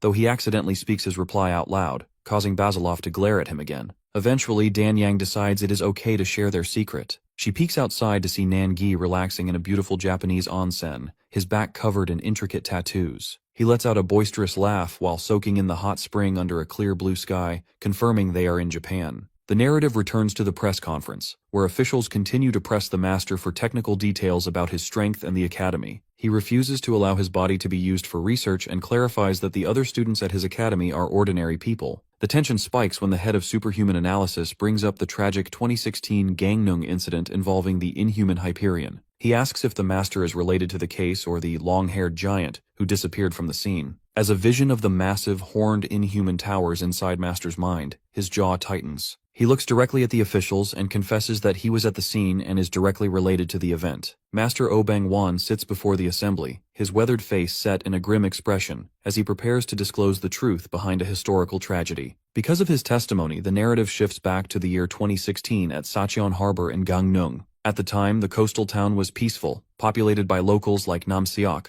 a father wearing a winter coat, and his young son, Woo-bin. Nam Seok was dealing with a broken arm and bickering with his older friend, referred to as Hyung Nim, about his impatience to remove his medical cast and return to work. That's why the suddenness of the disaster was so traumatizing. While the men discussed the necessity of hard work and the impossibility of gold falling from the sky, a literal bombardment began from above. Without warning, massive concrete tetrapods, heavy stones used for breakwaters, began raining down from the clouds. The fact that these multi-ton objects struck with the force of meteors, the harbor was instantly transformed into a landscape of ruins. Woo-bin could only watch in terror as his father and their friend were pinned beneath the massive structures. Unfortunately, the chaos only intensified as more objects fell. Not only were stones dropping, but entire ships were being plucked from the sea and hurled onto the survivors, casting lethal shadows over the pier. Nam Seok, struggling to breathe beneath the debris, realized the scale of the threat and desperately commanded his son to run. In the ensuing carnage, umbrellas, chairs, and ships were obliterated,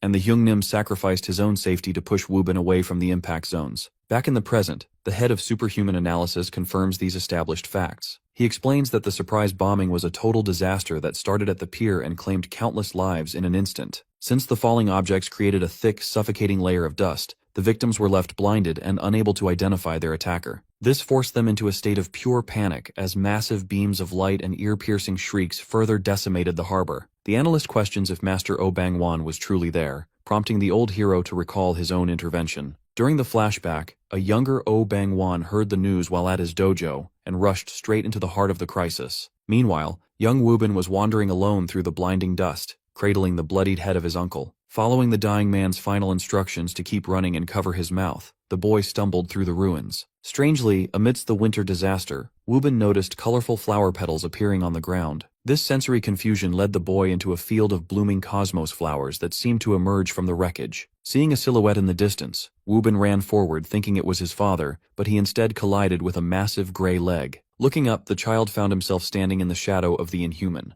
Because the monster towered over him with glowing yellow eyes, the child was paralyzed with fear as a giant hand descended to crush him. Luckily, Master O Bang-wan arrived at that exact microsecond. Dressed in a purple tracksuit and sporting long hair, our protagonist's mentor intercepted the beast with a blood-spraying blow that sent the monster hurtling into a nearby truck. As the monster recoiled, the master stood protectively in front of the traumatized child. He pointed toward a path of escape and commanded Woo-bin to get a hold of himself and run, marking the moment the master officially engaged the first survivor-class Inhuman. Because of the devastation surrounding him, the master is immediately on edge, his black combat boot planting firmly into the shattered pavement. He finds himself face-to-face with the Inhuman named Iskarion, a creature with cold yellow eyes and sharp horns. Recognizing the beast as the source of the chaos, the bloodied master growls a confrontation, demanding to know if this is the one who made such a mess. Back in the present-day press conference, the officials and reporters are frozen in a montage of pure shock. That's why the head of Superhuman Analysis begins to tremble.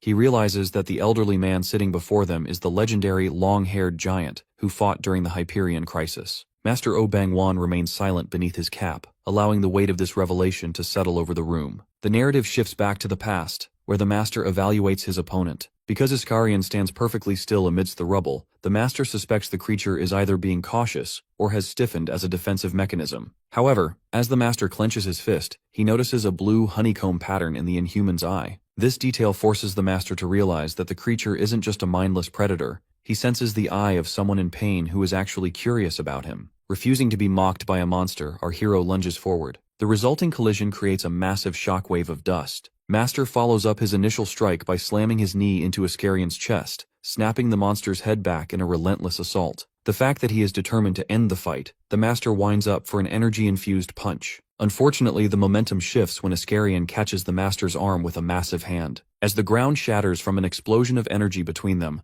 a lone child named Woo-bin huddles behind wooden crates, trembling as he watches the carnage. Iskarion pins the master down, attempting to crush his head against the ground while coldly telling the hero to give up. This insult triggers a final surge of defiance. The master kicks the Inhuman's jaw to release himself and prepares for a final cataclysmic strike. Back in the present, the master removes his white cap to reveal his long, flowing white hair, officially confirming his identity. He sets his red-framed glasses aside and clarifies a point of confusion. While his hair is long, he is not a giant. Master O Bang-wan begins to narrate the distorted truth of the Gangneung massacre. He explains that while he did have a bloody battle with the monster, the accumulated injuries between them were vastly different. Because there was an overwhelming power gap he couldn't bridge, the master was at a crossroads where death seemed inevitable. He decided to pour all his power into one compressed shot as a last resort. However, he warns the officials that the information reported about the incident was incorrect from the very beginning. The master reveals a startling observation from that day. When he first arrived and attacked Iskarion to protect the child, he noticed the Inhuman wasn't looking at him. Instead, the monster was staring at the pier where the incident actually started. This implies that the real culprit was someone else entirely. As our master describes his high-speed dash toward the monster, his sixth sense suddenly alerted him to a red energy beam targeting his blind spot. Since he was midair, he was unable to avoid the unidentifiable beam of light. The impact sent him crashing into a pile of containers, and the force was so extreme that one of his feet was severed. While the master lay in a pool of blood, he watched as Iskarion turned toward the source of the beam. A massive foot stomped into the ground, revealing a new, terrifying presence amidst the smoke. This was the arrival of the Inhuman leader, Pan, whose presence immediately drew the attention of the blue-horned Iskarion. Because Pan recognized the warrior, he offered a chillingly casual greeting amidst the ruins, identifying the beast as the legendary Iskarion. Luckily for our protagonist's mentor, Iskarion's intentions were far more complex than simple predation. As the blue-skinned monster stood over the bloodied master, he didn't deliver a killing blow. Instead, Iskarion lunged forward to grip the back of the master's head,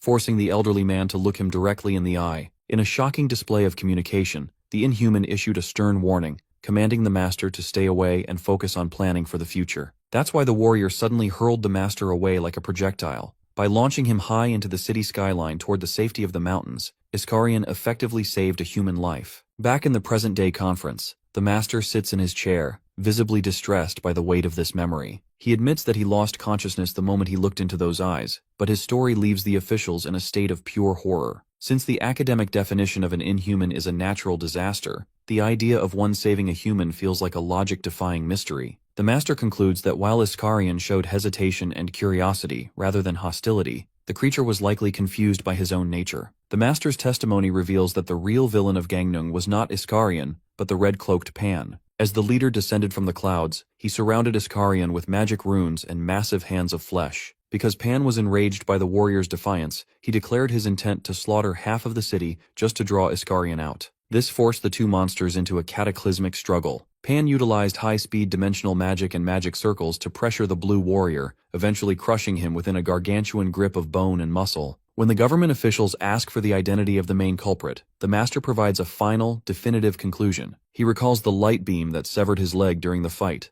an attack so fast his eyes couldn't track it. Since he recently witnessed the Ketchup Man fighting a white-haired Inhuman at Incheon Airport, the master has connected the dots. He realizes the attacks match the surgical speed and red energy he encountered in 2016. As a result, he officially identifies Pan as the primary butcher of the Gangneung massacre, and reveals that Iskarion was actually the one who attempted to stop the slaughter. The flashback of the Gangneung massacre continues as the two muscular giants, Pan and Iskarion, clash with immense force. The fact that their power is so extreme, a massive explosion craters the ground, sending concrete shards and rings of white energy into the sky. Pan, with his white hair flowing and tattered red cloak, is sent skidding across the wreckage. He is visibly bloodied and panting, forced to acknowledge that his opponent is operating on an entirely different level. As he watches a severed blue limb of Iskarion lie on the pavement, Pan is struck by a sense of unease, leading him to recall a specific warning from the Morel. In this memory, Morel lectures Pan in a dark, red-lit hall. Because the timing of their invasion is so delicate, Morel warns Pan that he must avoid any contact with Iskarion. The leader explains that Iskarion represents a flame that never goes out, an embodiment of everlasting strength that negates the usual limits of power gaps. Morel uses the logic of the natural world to explain this, comparing the difference in strength to that between an elephant and an ant. He notes that while most beings have a limit, Iskarion will burn endlessly unless his very existence is erased. This forced Morel to label Pan as the only subordinate difficult to handle because of his impulsiveness. Back in the reality of the 2016 massacre, the battle resumes as Pan lunges through a desolated city toward Iskarion. Pan activates several magic circles around his arms, attempting to crush his foe with a massive, fleshy hand construct. However, Iskarion remains calm. Since he is the master of the Seven Horns, Several sword-like appendages hovering behind him begin to glow and spin, creating a slicing vortex that negates Pan's pressure. The struggle intensifies as the two clash in mid-air. Pan lunges through a red beam of light, but his tattered cloak and bloodied face show he is losing the war of attrition. Strangely, Pan realizes it isn't just Iskarion's raw strength that is the problem, but perhaps his vision, or the way he controls the battlefield. Iskarion's blade-like tail strikes the ground, sending blood spraying from Pan. As the monster's glowing eyes fix on him, the true meaning of an everlasting flame becomes clear. Just as Pan is about to be defeated, the third eye on his forehead opens in a desperate move. Iskarion immediately reaches out and grips Pan by the face with a massive hand, promising to rip his body apart for his arrogance. Luckily for Pan, the blob-like vanisher screams from the sky, arriving just in time for a rescue. A second, red-headed inhuman streaks down at the speed of light, snatching Pan from Iskarion's grip. Although Iskarion manages to grab and sever part of the rescuer's leg, the group successfully retreats into the vanisher's mouth. Inside the creature, Morel's eyes are visible as he commands his subordinates not to look into Iskarion's eyes. Before they disappear, Morel offers a chilling farewell to the Blue Warrior, acknowledging that it has been a while. He warns Iskarion that because they have reached this stage, there will soon be no more options left for him. Back in the present-day press conference, Master O Bang Wan sits with his hands folded, officially concluding his account of the Gangnung incident. He clarifies that he has no idea where the inhuman known as Hyperion is, and requests that the officials stop viewing him as a rival or a source of infinite information. Because he has said everything he knows, the Master prepares to leave, though he offers to stay for another 30 minutes if there are any final questions. The atmosphere in the room remains heavy with the weight of the past. The head of superhuman analysis, however, is not quite finished. He presents a document to the Master, asking if he recognizes a specific individual mentioned in the files. In the dense urban sprawl of Hong Kong, the rogue superhuman Jamal Evan attempts to catch a brief nap. Unfortunately, his rest is short-lived. Because he overstayed his promised 30-minute break, his young companion, Carol, begins pestering him and shouting insults. This forced the irritated Evan to hide under his white bucket hat, but Carol refuses to stop until he finally wakes up. That's why Evan eventually gives up on his nap. He attempts to distract Carol by suggesting she go talk to their associate Tina, but the girl continues her verbal assault. This forced the pair to head out into the city, walking through a quiet alleyway of shuttered storefronts. Evan notes how empty the neighborhood feels, while Carol continues to grumble about a promised ice cream that Evan claims he cannot afford because he has no money. Evan eventually leads Carol to a room where Tina, a blonde woman, is relaxing. Since he has a heavy workload, he asks Tina to play with the girl to keep her occupied. Carol is far from happy, insulting both Tina and Evan, but she eventually settles into a game while Evan retreats to a kitchen table to focus on his laptop. While Carol and Tina bicker in the background, Evan uses his unique chain ability to establish a mental connection with his subordinates, Kalen and Chenver. He asks if they sense anything suspicious in the city, but both report that there are no traces of energy or unusual movements. Because of this, Evan instructs them to remain in their positions, though he remains uneasy. Strangely, the business deal Evan traveled to Hong Kong for is already facing complications. Since the buyers are 2 hours late, Evan begins digging through a secure dark web portal under the username Teufel. He is in Hong Kong for the last trade, a deal involving a substance called golden water. A message arrives from a user named Talisman, inviting Evan to meet in person at Victoria Peak to finalize the exchange. Evan realizes that if this trade fails, his future plans will face serious setbacks. This forced him to recall his subordinates, Kalen and Chenver, as the situation becomes increasingly unpredictable. Meanwhile, in an American suburb, the ISSTF spokesman James is having a frustrating day. He discovers a big dent and a cracked window in the back of his black Mercedes, damage caused by St. Pearl previously. While grumbling over the repair, James receives a video call from the researcher Ju-hee, who has just arrived at an airport in Korea. Ju-hee is calling because she has been unable to shake her concerns regarding Jamal Evan.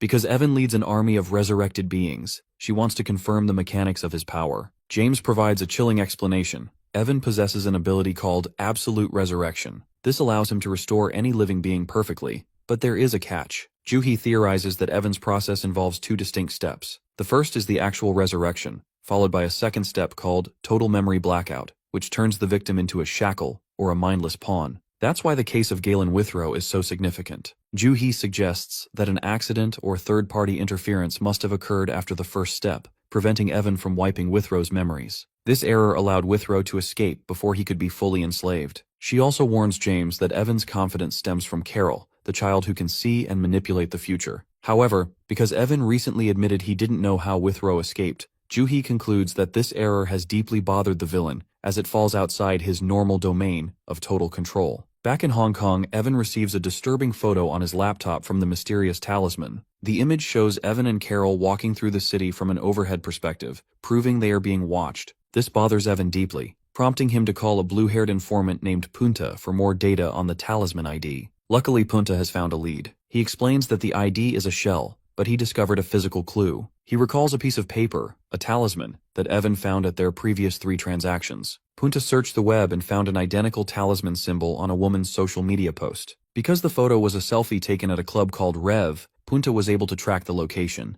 The symbol matches a poster board in the background of a photo taken in France. Evan realizes that this talisman is not just a business partner, but someone making him walk in vain. He orders Chenver to record the coordinates and prepares to leave. Donning his white bucket hat, Evan declares that he will soon find this mysterious traitor in France. The press conference continues with Master O Bang Wan providing critical intel on the emergence of organized superhuman threats. He confirms that the rogue superhuman known as Jamal Evan is not a lone wolf, but a leader who commands a dedicated unit. Because Evan utilizes a unique spiritual method to resurrect and reinforce his military personnel, he is able to recruit both superhumans and inhumans into his ranks without distinction. This forced the Master to officially label Evan a maniac and a severe threat to mankind, especially since the villain successfully stole the remains of the massive blue monster from the Incheon incident to bolster his forces. Because of this revelation, the head of Superhuman Analysis expresses a growing concern for global surveillance. He acknowledges that they are in unfortunate times where even superhumans must be monitored as closely as the monsters they fight. That's why the official is so focused on identifying Evan's origins. Luckily, Master O provides a glimmer of hope by mentioning the Russian powerhouses, Maxim Basilov and Kirillov. He notes that because they are exceptionally strong, they serve as a natural deterrent against Evan's movements. Strangely, the Master immediately tries to retract this statement as a lie, leaving the audience confused by his sudden attempt to keep the Russians a secret. The tone of the conference shifts as the Master reflects on the personal cost of the recent war. Since he lost several of his sons from the academy, including Sucheol, Kwansik, and Myunggu, he declines further long-form questioning. He shares a somber reflection on his own life, noting that while he found late-stage happiness in his academy family, tragedy struck like lightning. Despite his grief, the Master delivers an impassioned promise to the gathered officials. Because he believes people will always continue to overcome, he vows to do his best to protect humanity, urging the government not to count the superhumans out. This promise leads to a strategic proposal from a high-ranking general. The official suggests that a superhuman military partnership is the ideal path forward, citing rumors of a similar cooperation at the European headquarters. Master O remains skeptical, refusing to commit to the military until the transparency of the European situation is verified. He points out that the nature of inhuman invasions has changed. Because the attacks are becoming more frequent, massive, and systematic, they are clearly no longer random events. Drawing from the logic of "to catch a tiger," the Master argues that humanity can no longer simply hit back at endless surprises. That's why he insists they must locate the Inhumans' base and cut them off at the roots. However, because no single superhuman can eradicate the entire race alone, the Master formally proposes the creation of a Superhumans Union. He believes that while it will take time to embrace different personalities and strengthen solidarity, working as a group is the only way to minimize damage to the Earth. He reassures the worried officials by reminding them that they still have their greatest asset, the superhuman whitecap, Lim Kang. While the Master speaks of global unity, the narrative shifts to a Japanese bathhouse where Nangi is enjoying a moment of domestic comedy. Because he is lazy, he has forced his companion Dan Yang to tie his long hair into pigtails. The piece is suddenly interrupted when a wooden suitcase on the floor begins to rattle and shake violently. This forced Nangi to acknowledge that his guest has finally woken up. Dan Yang is disgusted when Nangi opens the box to reveal a small, slug-like inhuman bound tightly in a transparent container.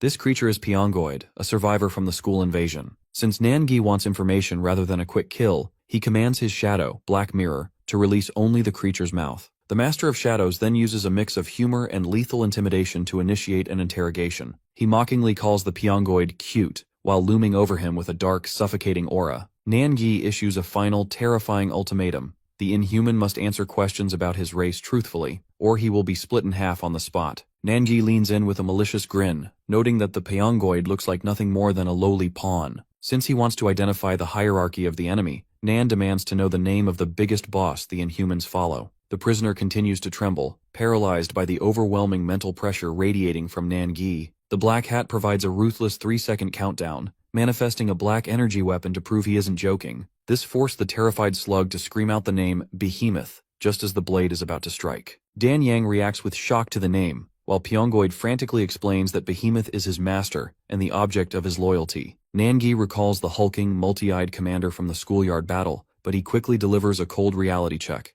Behemoth is already dead. Pyongoid is left utterly devastated by the news of his master's demise. Nangi explains that the entire invasion force in Korea was wiped out, leaving Pyongoid as the sole survivor. This leads to a second interrogation regarding the creature's strange hiding spot. The fact that Nangi's eyes can see through any deception. He recalls finding the monster buried like a mushroom in a flower bed behind the school. Pyongoid admits he had lost most of his energy and needed a damp, covered place to recover, but his primary motivation for hiding was far more desperate. He reveals that he was terrified of being caught by an elite warrior named Galtaran. Luckily for the prisoner, his cowardice served as a survival strategy. He explains that Galtaran is a dreadful scavenger who eats fallen inhumans to gain strength. Because the elites consider a weakened soldier to be useless, Pyongoid feared he would be eaten by his own kind. Danyang notes that Galtaran was also killed by the White Cap, providing the prisoner with a mix of relief and shock. Seeing that the creature is now willing to talk, Nangi relaxes his posture and sits on the floor, urging Pyongoid to share everything he knows about the remaining leaders. Meanwhile, the scene shifts to a quiet moment of reflection for the head of superhuman analysis. He sits alone on some concrete stairs, sighing with exhaustion as he finishes a soda. With the press conference over and the Inhumans appearing openly on Earth, he realizes that the years spent chasing secret identities have become insignificant. This forced him to recall the 2016 Gangneung Harbor incident, where he had interviewed a young survivor named Wubin. At the time, the boy had insisted that a blue-horned monster was not a bad guy, and had even told him to run away from a scarier, ghost-like entity. Unfortunately, the investigator hadn't believed the child back then. Because the boy's story about a passing grandfather fighting a horned monster seemed too messed up for a traumatized mind, the man had dismissed it as a psychological shock. He even ignored the testimony of the boy's father, Namseok, who insisted his son wouldn't lie. Back in the present, the man's soda can buckles in his grip as the realization of his failure hits him. He admits that everything the child said was true, and he feels a deep sense of guilt for failing as a reporter and investigator by ignoring the most important witness of the tragedy. The focus returns to the bathhouse, where Pyongoid continues to outline the Inhuman leadership. He identifies 4 primary figures: Behemoth, Pan, Morel, and Sid. Since Pan is feral and hot-tempered, Pyongoid admits he almost died several times just for moving too slowly for the leader's liking. He describes Morel as the strategist who gave the orders for the Korean invasion, noting that while Behemoth was a kingly protector, everyone truly follows Morel's decisions as the true leader. The most unsettling revelation involves the figure named Sid, whom Pyongoid describes as the return of catastrophe. Because Sid is equated with disaster itself, Danyang is left in a state of visible shock. However, Nangi suddenly raises a hand to silence the room. His playful demeanor vanishes instantly, replaced by a deadly serious focus as his red eyes dart toward the door. He senses a new presence nearby, warning Danyang to be careful because someone is waiting just outside. Because he has maintained his Black Mirror ability, Nangi is certain that Pyongoid hasn't signaled for help, as the shadow energy prevents any outside communication. This forced Nangi to investigate the area alone, curious about the strange, undetectable entity lingering near the paper doors. Luckily, the outdoor onsen appears completely deserted under the bright sky. Nangi scans the steaming stone floor and the horizon, finding not even an ant in sight. He begins to doubt his own intuition, wondering if his recent battles have made him overly sensitive. That's why he decides to call off the alert and suggests to a hungry Danyang that they head out for a meal. However, the momentary peace is a trap. Just as Nangi lets out a laugh, a massive pillar of energy shatters the roof, launching him into the air. A hooded figure in blue ninja gear appears amidst the rubble, prompting Blackcap to realize he has finally found the sneaky guy who was playing hide-and-seek. The focus shifts back to Korea, where the atmosphere at Seoyeon High School is a mix of normalcy and awe. In the cafeteria, our boy Lim Kang is surrounded by his usual group, including the loud Daebang and Wu Chang-ryul. Because Lim Kang's identity as the White Cap superhuman is now public, the student body watches him with a mix of fascination and envy. Even the cafeteria cashier is struck by the reality of having a legend in the lunch line. Despite his global fame, the protagonist remains his quiet self, even as Hong Moo-hee playfully tries to snatch a bun from his hand. The domestic scene is interrupted by the arrival of 2 familiar faces, the pink-haired Ju-ri and his sister, Ju-hee. Lim Kang is shocked to see Ju-hee, the genius researcher who helped save Withrow, standing in his school cafeteria. She pulls our hero into a tight, maternal hug, acknowledging the immense physical and mental strain he has endured during the recent war. This display of affection leaves Moo-hee fuming with jealousy, until Ju-hee clarifies that she is effectively Lim Kang's older sister. However, the reunion is cut short when the class president arrives with an urgent message. The faculty office has called for our guy immediately. Inside the office, the teacher settles Lim Kang into a chair for a difficult conversation. The teacher expresses his genuine affection for the boy, noting that despite his superhuman status, he was always just a nice, quiet sleepyhead in his eyes. Unfortunately, the academic reality has changed. The teacher takes a deep breath and delivers a heartbreaking conclusion. Because of the unique circumstances surrounding his identity and the dangers involved, Lim Kang is no longer allowed to attend school. This news leaves Ju-ri and Ju-hee in a state of stunned silence, as our hero's attempt at a normal life is officially severed. Back in Japan, the battle at the onsen erupts in earnest. Nanji stands atop a pillar, looking down at the masked intruder with a malicious grin. He notes with amusement that the stranger is utilizing Gwanbiop, a traditional Korean unarmed martial art. Rather than being intimidated, Nan finds the choice of style funny, and promises to destroy the ugly mask hiding the intruder's face. The masked intruder lunges forward with explosive speed, cracking the pavement as he dashes toward the pillar. This sudden rush catches Nangi by surprise, forcing him to twist his body mid-air to narrowly avoid a high-speed strike. As Nangi lands, he is immediately forced to catch a punch with his bare hand. He realizes that this opponent is remarkably aggressive, utilizing a series of rapid-fire strikes that create blurs and afterimages. Nangi recognizes the style as Changquan, or long fist, and continues to laugh as he dodges a flurry of kicks. Unfortunately, the intruder's persistence pays off when he lands a solid blow that sends the superhuman skidding across the floor. Nanji is impressed by the move, but he quickly retakes control of the fight. He delivers a powerful counterpunch to the intruder's stomach, drawing blood and leaving the masked man gasping in pain. As the intruder glares through his mask, he recognizes Nangi's technique as Southern martial arts, realizing he is facing a master of the craft. Luckily for the intruder, Nangi stops to praise his dedication to martial arts. He admits he enjoys seeing honest techniques, but his tone quickly turns mocking.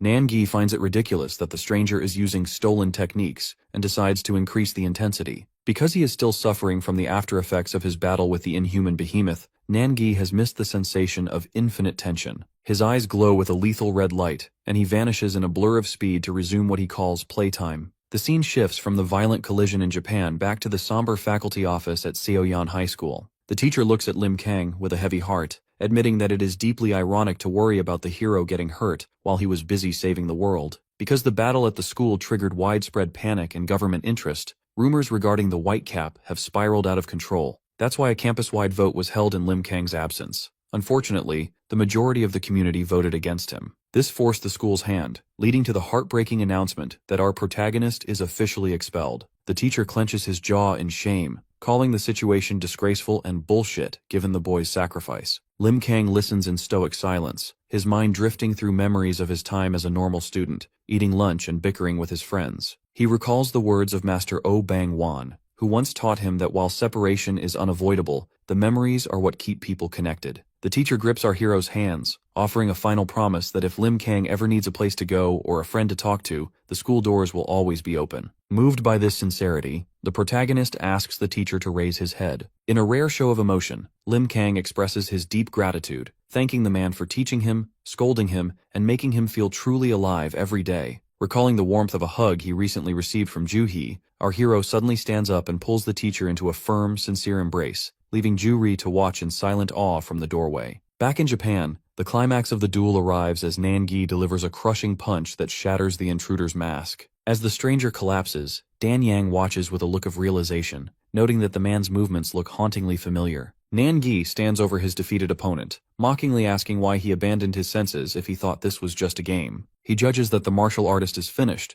but he is stunned when the bloodied man wheezes out a specific name, Black Hat Sunbae. As the mask shatters and the duel ends, Dan Yang stands frozen in shock. Seeing the man's face, she immediately recognizes him, which prompts a curious Nangi to ask if they share a past. Dan Yang clarifies that while they aren't friends, she once encountered this man during a solo investigation. To explain the connection, she recalls a trip to Mount Hunchi in Harbin, China. Because the mountain is notorious for its treacherous roads and unpredictable climate, very few people ever venture there. However, a series of strange reports regarding a legendary Yeti had recently drawn public interest. At the same time, a local gang known as the Black Snow had been terrorizing nearby villages and stealing money. The fact that the gang was so loud and disruptive, the so-called Yeti eventually emerged from the forest and brutally dismantled the entire criminal organization. When other gangs attempted to seek revenge, they were met with the same fate. This created a rumor that anyone looking for a fight on Mount Hunchi was doomed to die. Hearing this, Nangi lets out a boisterous laugh, finding it hilarious that the bloodied martial artist on the floor is the Yeti from the legends. Dan Yang continues her story, explaining that she traveled to China specifically to investigate the wild man sightings. While hiding in the snowy woods, she discovered Horan dressed in animal furs, singing and dancing to himself about being a monster in a dark era. Unfortunately, Horan sensed her presence and investigated the tree where she was hiding. This forced a worried Dan Yang to reveal herself just as Horan's foot stomped into the snow beside her, creating a violent burst of powder. Terrified, Dan Yang attempted to flee, but Horan took a martial arts stance and demanded to know who she was. Because he could sense she wasn't an ordinary child, he immediately challenged her to a fight. Luckily, Dan Yang managed to de-escalate the situation by introducing herself, noting even then that he possessed the physique of a superhuman. Back in the present, Nangi is delighted to meet another fellow warrior. However, he is still confused as to why this massive man is calling him Sunbai, a term of high respect. While Dan Yang jokes that perhaps Horan was hit in the head too many times during their duel, the focus shifts briefly back to Korea. At Seoyeon High School, the typical routine is interrupted by a startling realization. Lim Kang's desk is empty and his bag is nowhere to be found. A classmate informs the stunned room that our hero has officially decided to quit school. Our protagonist left a final message thanking his friends and wishing them luck, but he specifically requested that no one try to visit him. Instead, he promised to be the one to visit them from time to time. As his classmates process the news in total shock, Lim Kang is shown walking away through a quiet residential alley, his life as a normal student officially over. Back in Japan, the martial artist Horan sits on the floor and formally introduces himself as Horan the Dwarf. Despite his large size, he describes himself with great intensity as a fighter who can shake forests and split the earth. As he speaks, his body begins to expand and grow even larger, a transformation that Nangi finds incredibly entertaining. Horan explains that he had been living a peaceful life at one with nature, until he saw a televised report of the battle at Incheon Airport. Seeing Nangi's transcendent struggle against the Inhumans ignited a fire in his heart, making him realize his mountain life was short-sighted. Driven by respect, Horan swam across the sea to Korea to join the fight, but he arrived only after the battle had concluded. Luckily, he heard Nangi had traveled to Japan and crossed the sea once more, nearly catching a cold in the process, to find his idol. When Nangi asks why Horan attacked him upon arrival, the martial artist explains it was a necessary test. The fact that there are people who might pretend to be a legend, Horan wanted to experience the depth of Nangi's negation and martial arts skills firsthand to verify his identity. He bows his head to the floor, pleading for forgiveness for his rude manners. Nangi offers a terrifying glare, mockingly criticizing Horan for holding back during their duel. When Horan asks what his punishment should be, Nangi simply tells him to become his right-hand man. This punishment causes the trapped Inhuman, Pyongoid, to nervously ask about his own fate.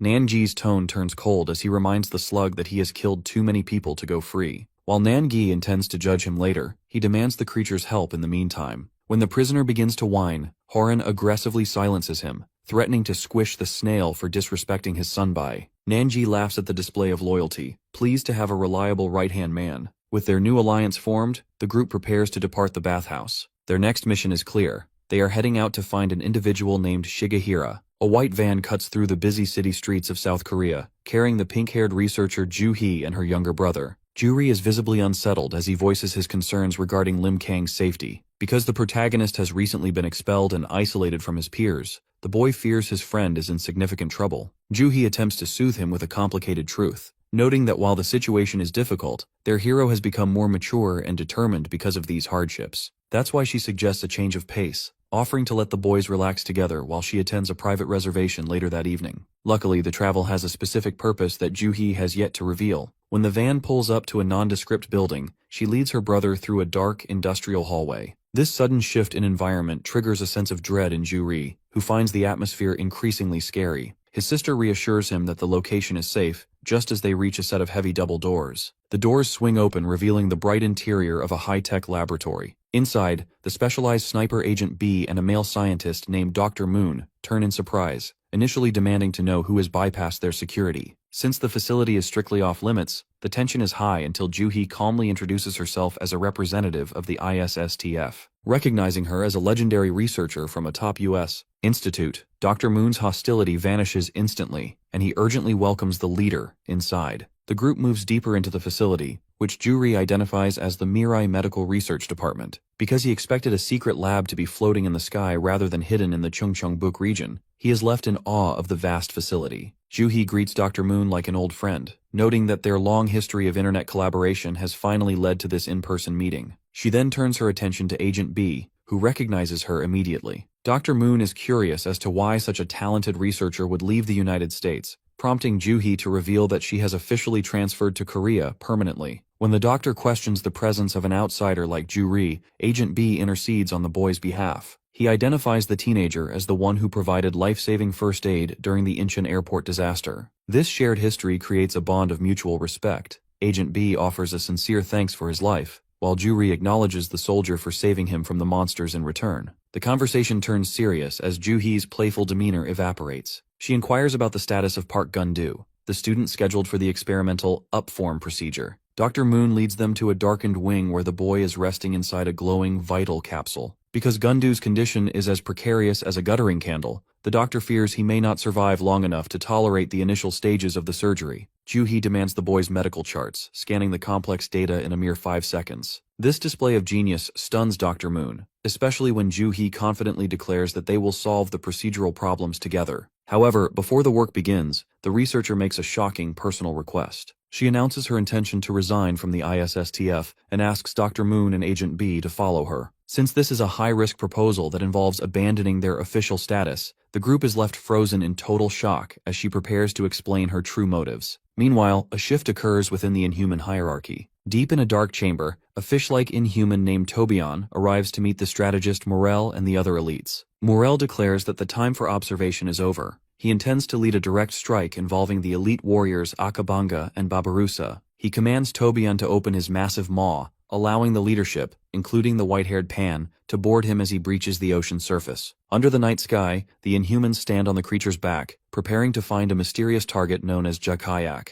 Morel delivers a stern warning to Tobion regarding their destination, Anmeon Island. With the target having protected his territory with a powerful barrier, anyone who enters will be plagued by hallucinations and lose their way. To bypass this defense, Morel orders the giant fish to keep his eyes closed and rely entirely on his instructions. He explains that everything they see, the island, the trees, and the reptiles, will likely be a deceptive illusion intended to lead them astray. Tobion acknowledges the danger, warning his passengers of sudden movements as he begins to swim through the dark, turbulent waters. As they cut through the midnight waves toward the southwest, the tension among the group becomes palpable. Pan questions the strategist regarding their target, the mysterious Jakayak. Because of the target's unpredictable nature, Morel admits that a peaceful resolution is far from guaranteed. He warns his companions that unless Jakayak is willing to cooperate, the encounter will likely end in a bloodbath. Far away from this advancing threat, deep within a jagged rock cavern, the silhouette of Jakayak sits motionless upon a stone throne, unaware that the Inhuman elite are closing in on Anmeon Island. Meanwhile, the scene shifts to the bright, sun-drenched streets of Kyoto, Japan. Nan-gi is walking boldly through the city with the muscular Horan and the pink-cloaked Dan Yang. Since Horan is desperate to prove his loyalty as a right-hand man, he comically scuffles with Dan Yang over a food skewer, insisting she should have offered the first bite to her senior. Nan-gi eventually intervenes to stop the bickering, reminding them that they've already paid enough in damages for the spa they recently destroyed. As they move through the district, their presence triggers a wave of whispers among the civilians. Because Nan-gi's face was broadcast globally during the Korean War, the bystanders immediately recognize him as the Black Hat superhuman,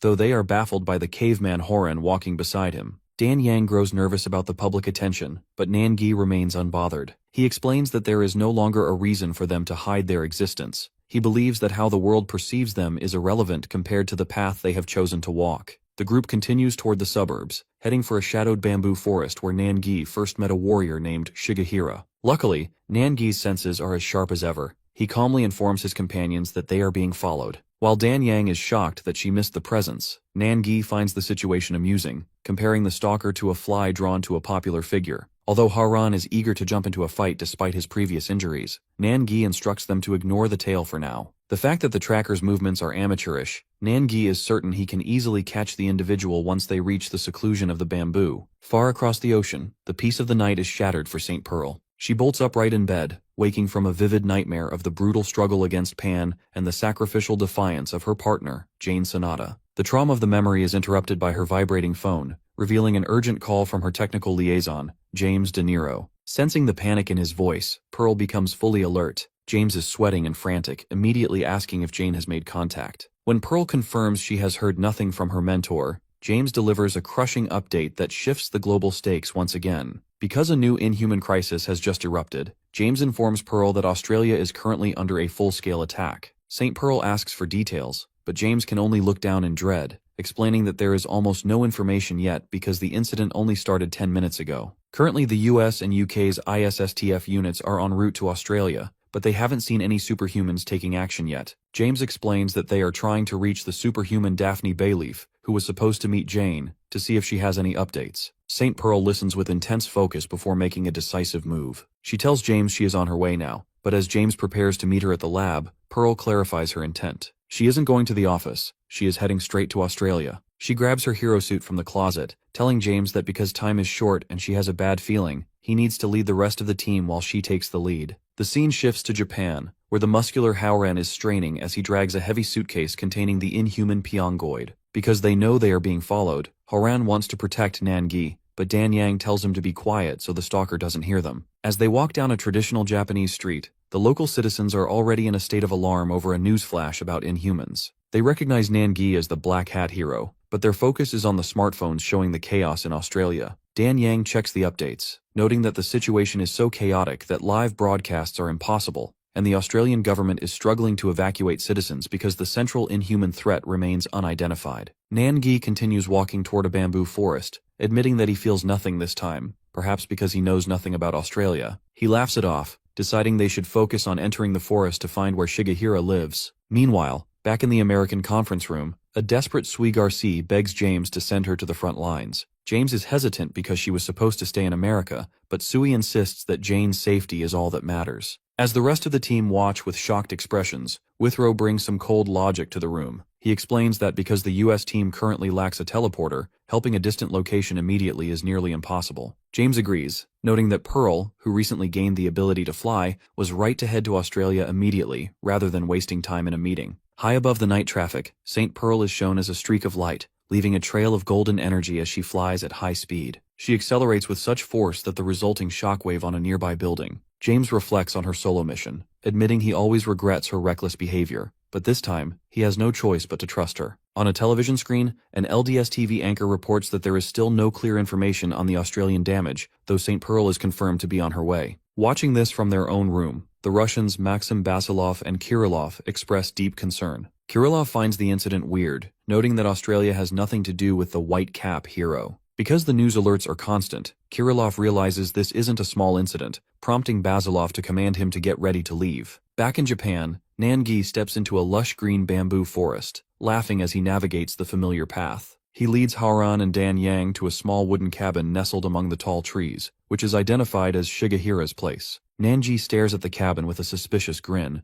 noting that the silence is weird because no one has been there for a long time. To secure the area, he orders Horan to handle traffic control for the entities flying above. Horan, who flies faster than a bird, leaps into the sky to catch a large eagle with his bare hands. Luckily for the bird, the hunt is interrupted. Before Horan can catch the eagle, he is struck by a powerful kick from a young man with short hair and a dark jacket. Horan falls through the bamboo trees, calling out to Nangi as he crashes down. The blond man stands in the clearing, silent and resolute. Nangi looks at the stranger and mockingly suggests that if he sees a famous guy, he should offer a proper greeting. He praises the young boy, Miura Chisaki, for his boldness, and assumes the kid must be the master of the bamboo forest. However, Nangi quickly shifts the conversation to his true purpose, explaining that he has come to find an old acquaintance named Shigehira. Unfortunately, Chisaki is far from convinced. He calls out Nan for lying, refusing to believe that a true friend of his uncle would ever attempt to attack Kenta, the eagle perched on his shoulder. Because the bird is considered part of Shigehira's family, the boy views the earlier scuffle as an act of shameless aggression. Nangi and Dan Yang are momentarily confused by the eagle's name, but Chisaki remains firm in his hostility toward the strangers. This tension triggers a sudden and violent reaction from Howran. Seeking to protect his senior's dignity, the muscular warrior launches a powerful kick aimed directly at the boy's head. Luckily, Chisaki possesses incredible reflexes. He manages to dodge the lethal strike at the last microsecond. This forced Horan into a desperate struggle on the ground as the boy moves with a speed the warrior finds unstoppable. Horan's eyes glow with rage as he prepares a counter-assault, vowing to show no mercy now that the fight has officially begun. As he looms over the terrified Chisaki, a massive explosion of dust and energy erupts, sending a shockwave through the bamboo forest. Dan Yang watches in horror, fearing for the boy's life. But as the dust settles, a surprising sight is revealed. Nangi has intervened, effortlessly holding back Howran's fist with a single hand. Black Hat is visibly disappointed in his right-hand man, scolding him for losing his reason and acting like a murder maniac instead of a disciplined warrior. This forced a wave of shame over Horan, who immediately drops to the ground. In a bizarre display of self-punishment, the warrior begins repeatedly slamming his head against the earth, vowing to continue until he dies for his perceived disrespect toward his senior. Nanji ignores the drama and turns back to the bewildered Chisaki. He calmly clarifies that he never intended to kill the eagle, and admits that he isn't exactly Shigehira's friend, having only met the man once. Since he finds the topic exhausting, Nan turns his back and begins to walk away, mockingly noting that he will just have to find the ugly-haired man himself. The departure is cut short when Chisaki suddenly breaks down. With tears streaming down his face, the boy begs the group to stay and help him save his uncle. This sudden plea for mercy leaves Nangi and Dan Yang in a state of shock, realizing that the master of the forest is actually a desperate child in need of protection. As this emotional scene unfolds in Japan, the focus shifts across the globe. A streak of golden light cuts through the moonlit sky over the ocean, marking St. Pearl's high-speed flight toward Australia. Due to the heavy spiritual toll Jane Sonata took during their previous battle, Pearl is haunted by the uncertainty of her mate's condition. She realizes that unless Jane successfully meets the superhuman Daphne to heal her necrosis, she may never be able to return to the world of the living. Back in the bamboo forest, the group has moved to a small wooden cabin to talk. Nangi learns that Shigehira has been missing for over 6 months, leaving the soft-hearted Chisaki to guard the home alone. Horan, having recovered from his bout of self-harm, finds himself feeling pity for the crying boy. Nangi leans in, officially introducing himself before asking for the boy's name. After the child identifies himself as Miura Chisaki, Black Hat demands the full story. He asks the boy to explain everything about his relationship with Shigehira and the events that led to his uncle's disappearance. Chisaki looks down with tears welling in his eyes, his voice trembling as he begins to recount a memory from a year ago. The narrative shifts to a field under a sky, where a younger Chisaki once stood paralyzed by his very first encounter with another superhuman. While terrified civilians fled through the tall grass, screaming about a monster, Chisaki found himself mesmerized by the man standing before him. Despite the pungent smell of blood and the proximity of a disgusting corpse, Chisaki felt a warmth that surpassed the sun. This forced him to stare in silent awe at the back of the mysterious warrior, Togasaki Shigehira, who stood calmly amidst the chaos. Shigehira eventually turned his spectacles toward the boy, acknowledging his presence just as a fallen blue inhuman coughed up its final breath. He called out to his companion, an eagle named Kenta, who descended from the sky to perch on his shoulder. This was the moment their lives intersected. Back in the present, Chisaki explains that while they recognized each other's nature, they spent a long period traveling separately. Chisaki fought Inhumans across Japan, but he was often a step behind, arriving only after Shigehira had already left a trail of mangled remains in his wake. By the time Chisaki had neutralized 3 monsters himself, the Japanese government began tracking rumors of the imp and the forest spirit. Hearing this, Dan Yang expresses skepticism. She questions how a single region could have so many undocumented inhuman encounters, suggesting the numbers are unnaturally high. Luckily, Nangi breaks into a grin, explaining that official government statistics are pure nonsense. He points out that organizations like the United Nations often fabricate figures to maintain public stability, intentionally filtering information to suit political and business interests. If the unknown clashes between superhumans and monsters were actually recorded, the true scale of the war would be far more staggering. The conversation is suddenly interrupted when a dark, swirling shadow entity erupts from Nangi's arm. This is the Black Mirror, which takes a humanoid form and looms over the startled Chisaki. The shadow speaks telepathically to our protagonist, noting that it feels a strange, familiar echo within the boy. However, Nangi has no interest in the shadow's observations. He suppresses the entity with a surge of energy, commanding it back into confinement for interrupting the adults. Chisaki continues his story, recalling the day he finally tracked Shigehira to his bamboo cabin. Although the boy's attempt at tailing him was clumsy, Shigehira acknowledged him without even turning around. Young Chisaki nervously introduced himself as a fellow superhuman, calling the man Grandpa out of respect. Shigehira was quick to correct him, jokingly apologizing for his ash-gray hair dye and insisting he wasn't that old yet. That's why the two quickly became close friends. Over the following months, they spent their time sparring by waterfalls and sharing stories by the fire. Chisaki found that despite Shigehira's cold exterior, he was a deeply kind and warm person. The warrior even explained the significance of the red markings on Kenta's head, calling the eagle his true family. During a quiet night on a pavilion, Shigehira shared a rare bit of wisdom, telling the boy that the world remains beautiful only because people can lean on one another. Unfortunately, this happiness was shattered by a near-fatal incident at Iridahama Beach. While looking for shells, Chisaki stumbled upon a massive gray inhuman without any prior emergency alert. This opponent possessed a level of speed and power the boy had never encountered, and as a result, he was quickly overwhelmed. Bloodied and terrified, Chisaki completely gave up on survival as the monster gripped his head, preparing to crush his skull. Death seemed certain until Shigehira's sandals stepped onto the sand. The warrior walked calmly toward the monster, expressing genuine amazement that the beast was capable of speech. Facing the giant inhuman without a hint of fear, Shigehira issued a simple, authoritative demand for the creature to let go of the boy, marking the start of a desperate rescue. As the memory of the beach encounter continues, the massive inhuman Bahama maintains a crushing grip on Chisaki's head. The monster mockingly questions if the boy is merely a subordinate, but Shigehira remains stoic. While he admits he is surprised by how well the beast can speak, he issues a simple, authoritative demand to let the boy go. Bahama responds with a distorted laugh, finding Shigehira's concern for his junior to be a weakness. However, the monster is suddenly distracted as the eagle, Kenta, soars toward the sun.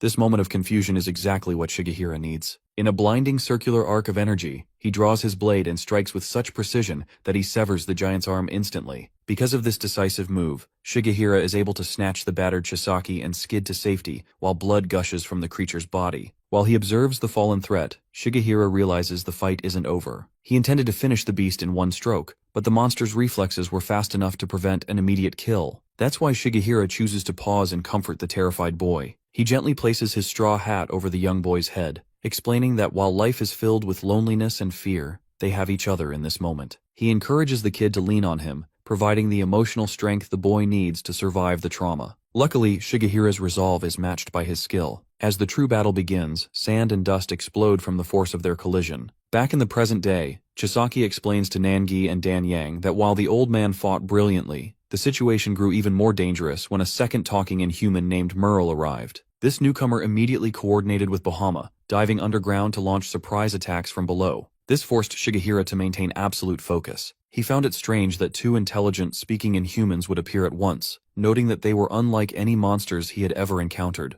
The fact that Chisaki was so badly broken and injured, he could only watch from the ground, feeling helpless as the two monsters ignored him entirely to focus their relentless assault on Shigehira. Upon hearing this, Dan Yang is struck by the similarity to other high-level battles, wondering if the superhuman was in legitimate danger. However, the boy clarifies that the reality was quite the opposite. To his surprise, Shigehira held an overwhelming advantage once he revealed his true skills. Nanji finds this logic-driven victory to be only natural. He explains that Shigehira is a powerful superhuman who understands the variables of combat, from natural abilities to pure experience. Nanji provides a high-level comparison, suggesting that Shigehira is equal to or even greater in strength than Saint Pearl, the top warrior in the United States. He argues that unless an opponent is an inhuman king like Behemoth or commands an entire army, Shigehira simply cannot be defeated. This analysis is proven true as the memory returns to the beach, showing a bloodied Shigehira standing over the mangled remains of his enemies. Because the threat is neutralized, the warrior looks down at a defeated Bahama and prepares to start an interrogation, noting that as long as the monster's lungs are intact, he expects some honest answers. The flashback of Miura Chisaki's history continues as the violent dust of the beach battle begins to settle. Luckily, the eagle Kenta survives the encounter, and the young boy cradles the bird's head while Shigehira stands victoriously over the mangled remains of the inhuman Bahama. Chisaki observes the warrior with a mix of curiosity and dread, noting that even after the struggle, the man remains focused entirely on the fallen beast. This forced a grim interrogation. Shigehira looms over Bahama, promising to memorize his name before demanding to know his origins. Since the monster initially attempts to feign ignorance, Shigehira swings his blade with terrifying force, severing another of the creature's limbs. This sudden brutality leaves Chisaki and Kenta in shock, but the warrior remains analytical. He explains that since inhumans possess regenerative abilities, he intends to keep Bahama alive. However, he warns that until the monster provides the correct answers, his pain will be repeated indefinitely. Faced with this relentless pressure, Bahama finally breaks. He confesses that he and his partner Merle were merely scouts for a warrior named Stein.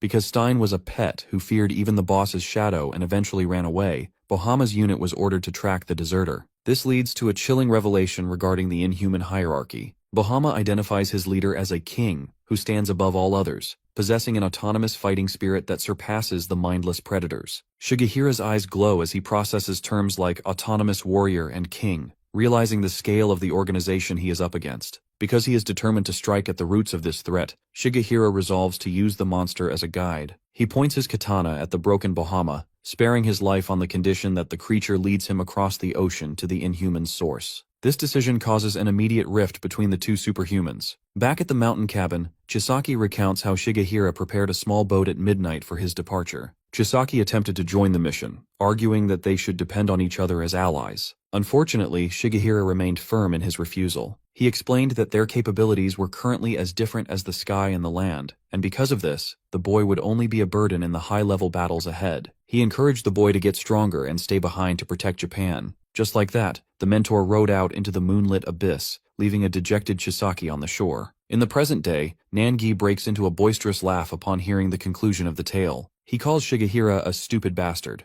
arguing that the warrior was blinded by his own arrogance. Nangi believes that by underestimating the enemy based on just 2 scouts, Shigehira made a fatal tactical error. This disrespect infuriates the crying Chisaki, who screams at Nangi to apologize for insulting a man who fought for the people. Nangi merely grins, asking the pointed question, if Shigehira wasn't being stupid, then why has he never returned? The tragedy reaches its peak as the boy recounts his long wait on the shore. One day, the silence was shattered when a bloodied and battered Kenta crashed onto the sand. Chisaki ran to the injured eagle, only to find a blood-stained piece of paper tied to the bird's ankle. Because of the weight of the message, he hesitated to open it, eventually revealing 2 chilling words written in his mentor's hand. Be careful. After hearing the conclusion of Shigehira's disappearance, Nangi is consumed by sharp anger. He lunges forward and grabs the young Chisaki by his collar, lifting him slightly off the ground amidst the bamboo trees. The Black Hat is disgusted by the logic of the situation, mockingly pointing out that the result of Shigehira's stupid decision to act alone was nothing more than a blood-stained, pathetic piece of paper. He berates the boy for shamelessly begging for help while still being caught up in his own weak emotions,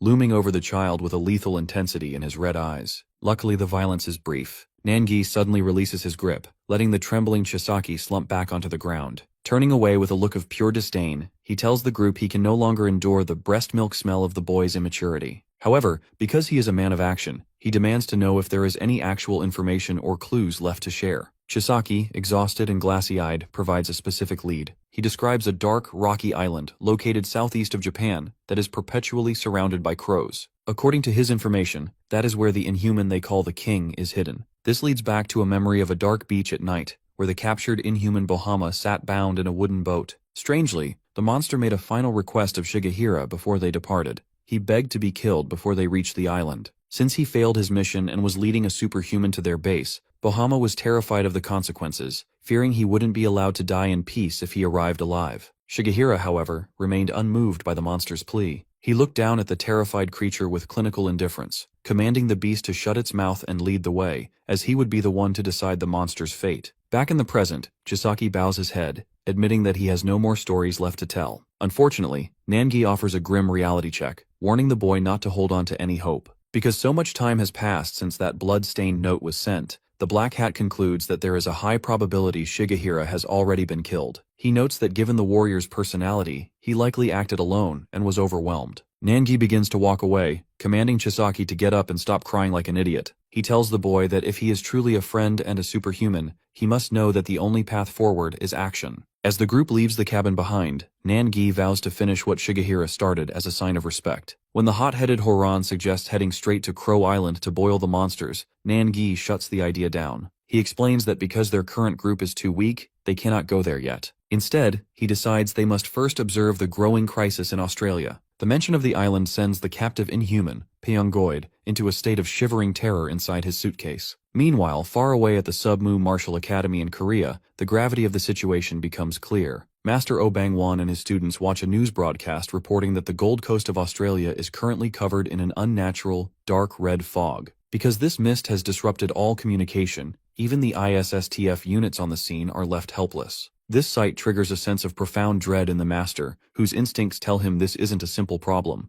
The red clouds remind him of the horrors he has seen before. The narrative shifts back 2 days, to a time before the red fog arrived. At Griffith University, a distinguished professor named Daphne Bayleaf delivers a lecture on the legendary flute mushroom. She explains that while the fungus is rare, it is known to bring good luck and can allegedly cure any disease. As she speaks, her students whisper about her reputation as the witch, a psychologist rumored to have the ability to read people's thoughts and feelings. The academic peace is suddenly shattered by a violent tremor. As the ceiling lights flicker and the students scream in fear of an earthquake, Professor Daphne Bayleaf stares at the floor with wide eyes, sensing a much deeper threat. This tremor is felt all the way at Surfer's Heaven Beach. Under a clear blue sky, the shoreline suddenly erupts as massive jagged stone pillars rise from the sand, towering over the terrified beachgoers. Because the sky is filled with falling objects, the panicked crowd begins to scream and flee the water. One surfer, watching in terror, initially believes he is witnessing a meteorite strike, but he quickly notices a disturbing detail. The debris is shifting its trajectory mid-air. Instead of crashing into the sea, the objects are purposefully angling toward the sand. As a result of this aerial bombardment, lifeguards scramble to clear the beach. Luckily, even though massive rocks are slamming into the sand with the force of an earthquake, the falling debris avoids hitting the people or the lifeguard structures. This precision suggests a deliberate, controlled event rather than a natural disaster.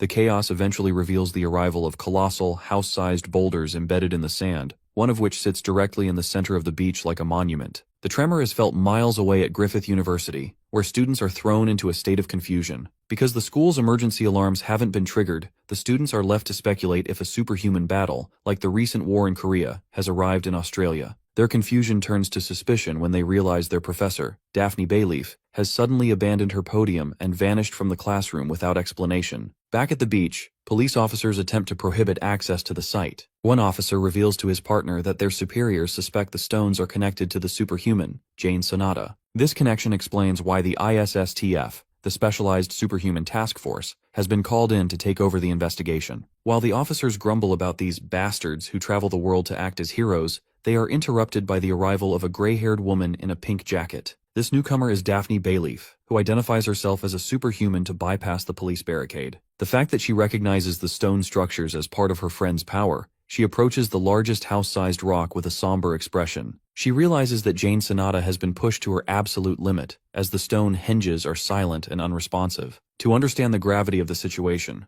Daphne uses her unique ability to peer through the rock's memories. That's why a horrific montage of the battle at sea flashes before her eyes. She sees the white-haired inhuman leader, Pan, and witnesses Jane and St. Pearl risking their lives in a desperate struggle to protect the planet. Since she has seen the true cost of their survival, Daphne stands alone on the beach at sunset, expressing her deep gratitude to her fallen peers on behalf of humanity. She realizes that the stones are currently seeping into the land to absorb the nutrients needed to sustain Jane's life, and she resolves to take her friend home to heal. That night, the scene shifts to an attic dormitory where Daphne has hidden the wounded hero. Because the attic serves as a private ward away from prying eyes, Jane lies under a blanket, miraculously alive despite the catastrophic damage she endured. The quiet is interrupted by Jermaine Scotch, a muscular man who enters the room to check on Daphne. Although the atmosphere is heavy, Scotch offers his support, sensing the deep grief on the professor's face. Unfortunately, the medical reality is grim. Daphne looks down at her unconscious friend and reveals that Jane is officially dying. The fact that she is the only one with the power to save her, Daphne pleads for Scotch's help to perform a miracle. At the Surfer's Heaven beach, the quiet night is shattered by a subtle but deadly intrusion. Because a blue-skinned inhuman has crawled out of the surf and passed the no-entry signs,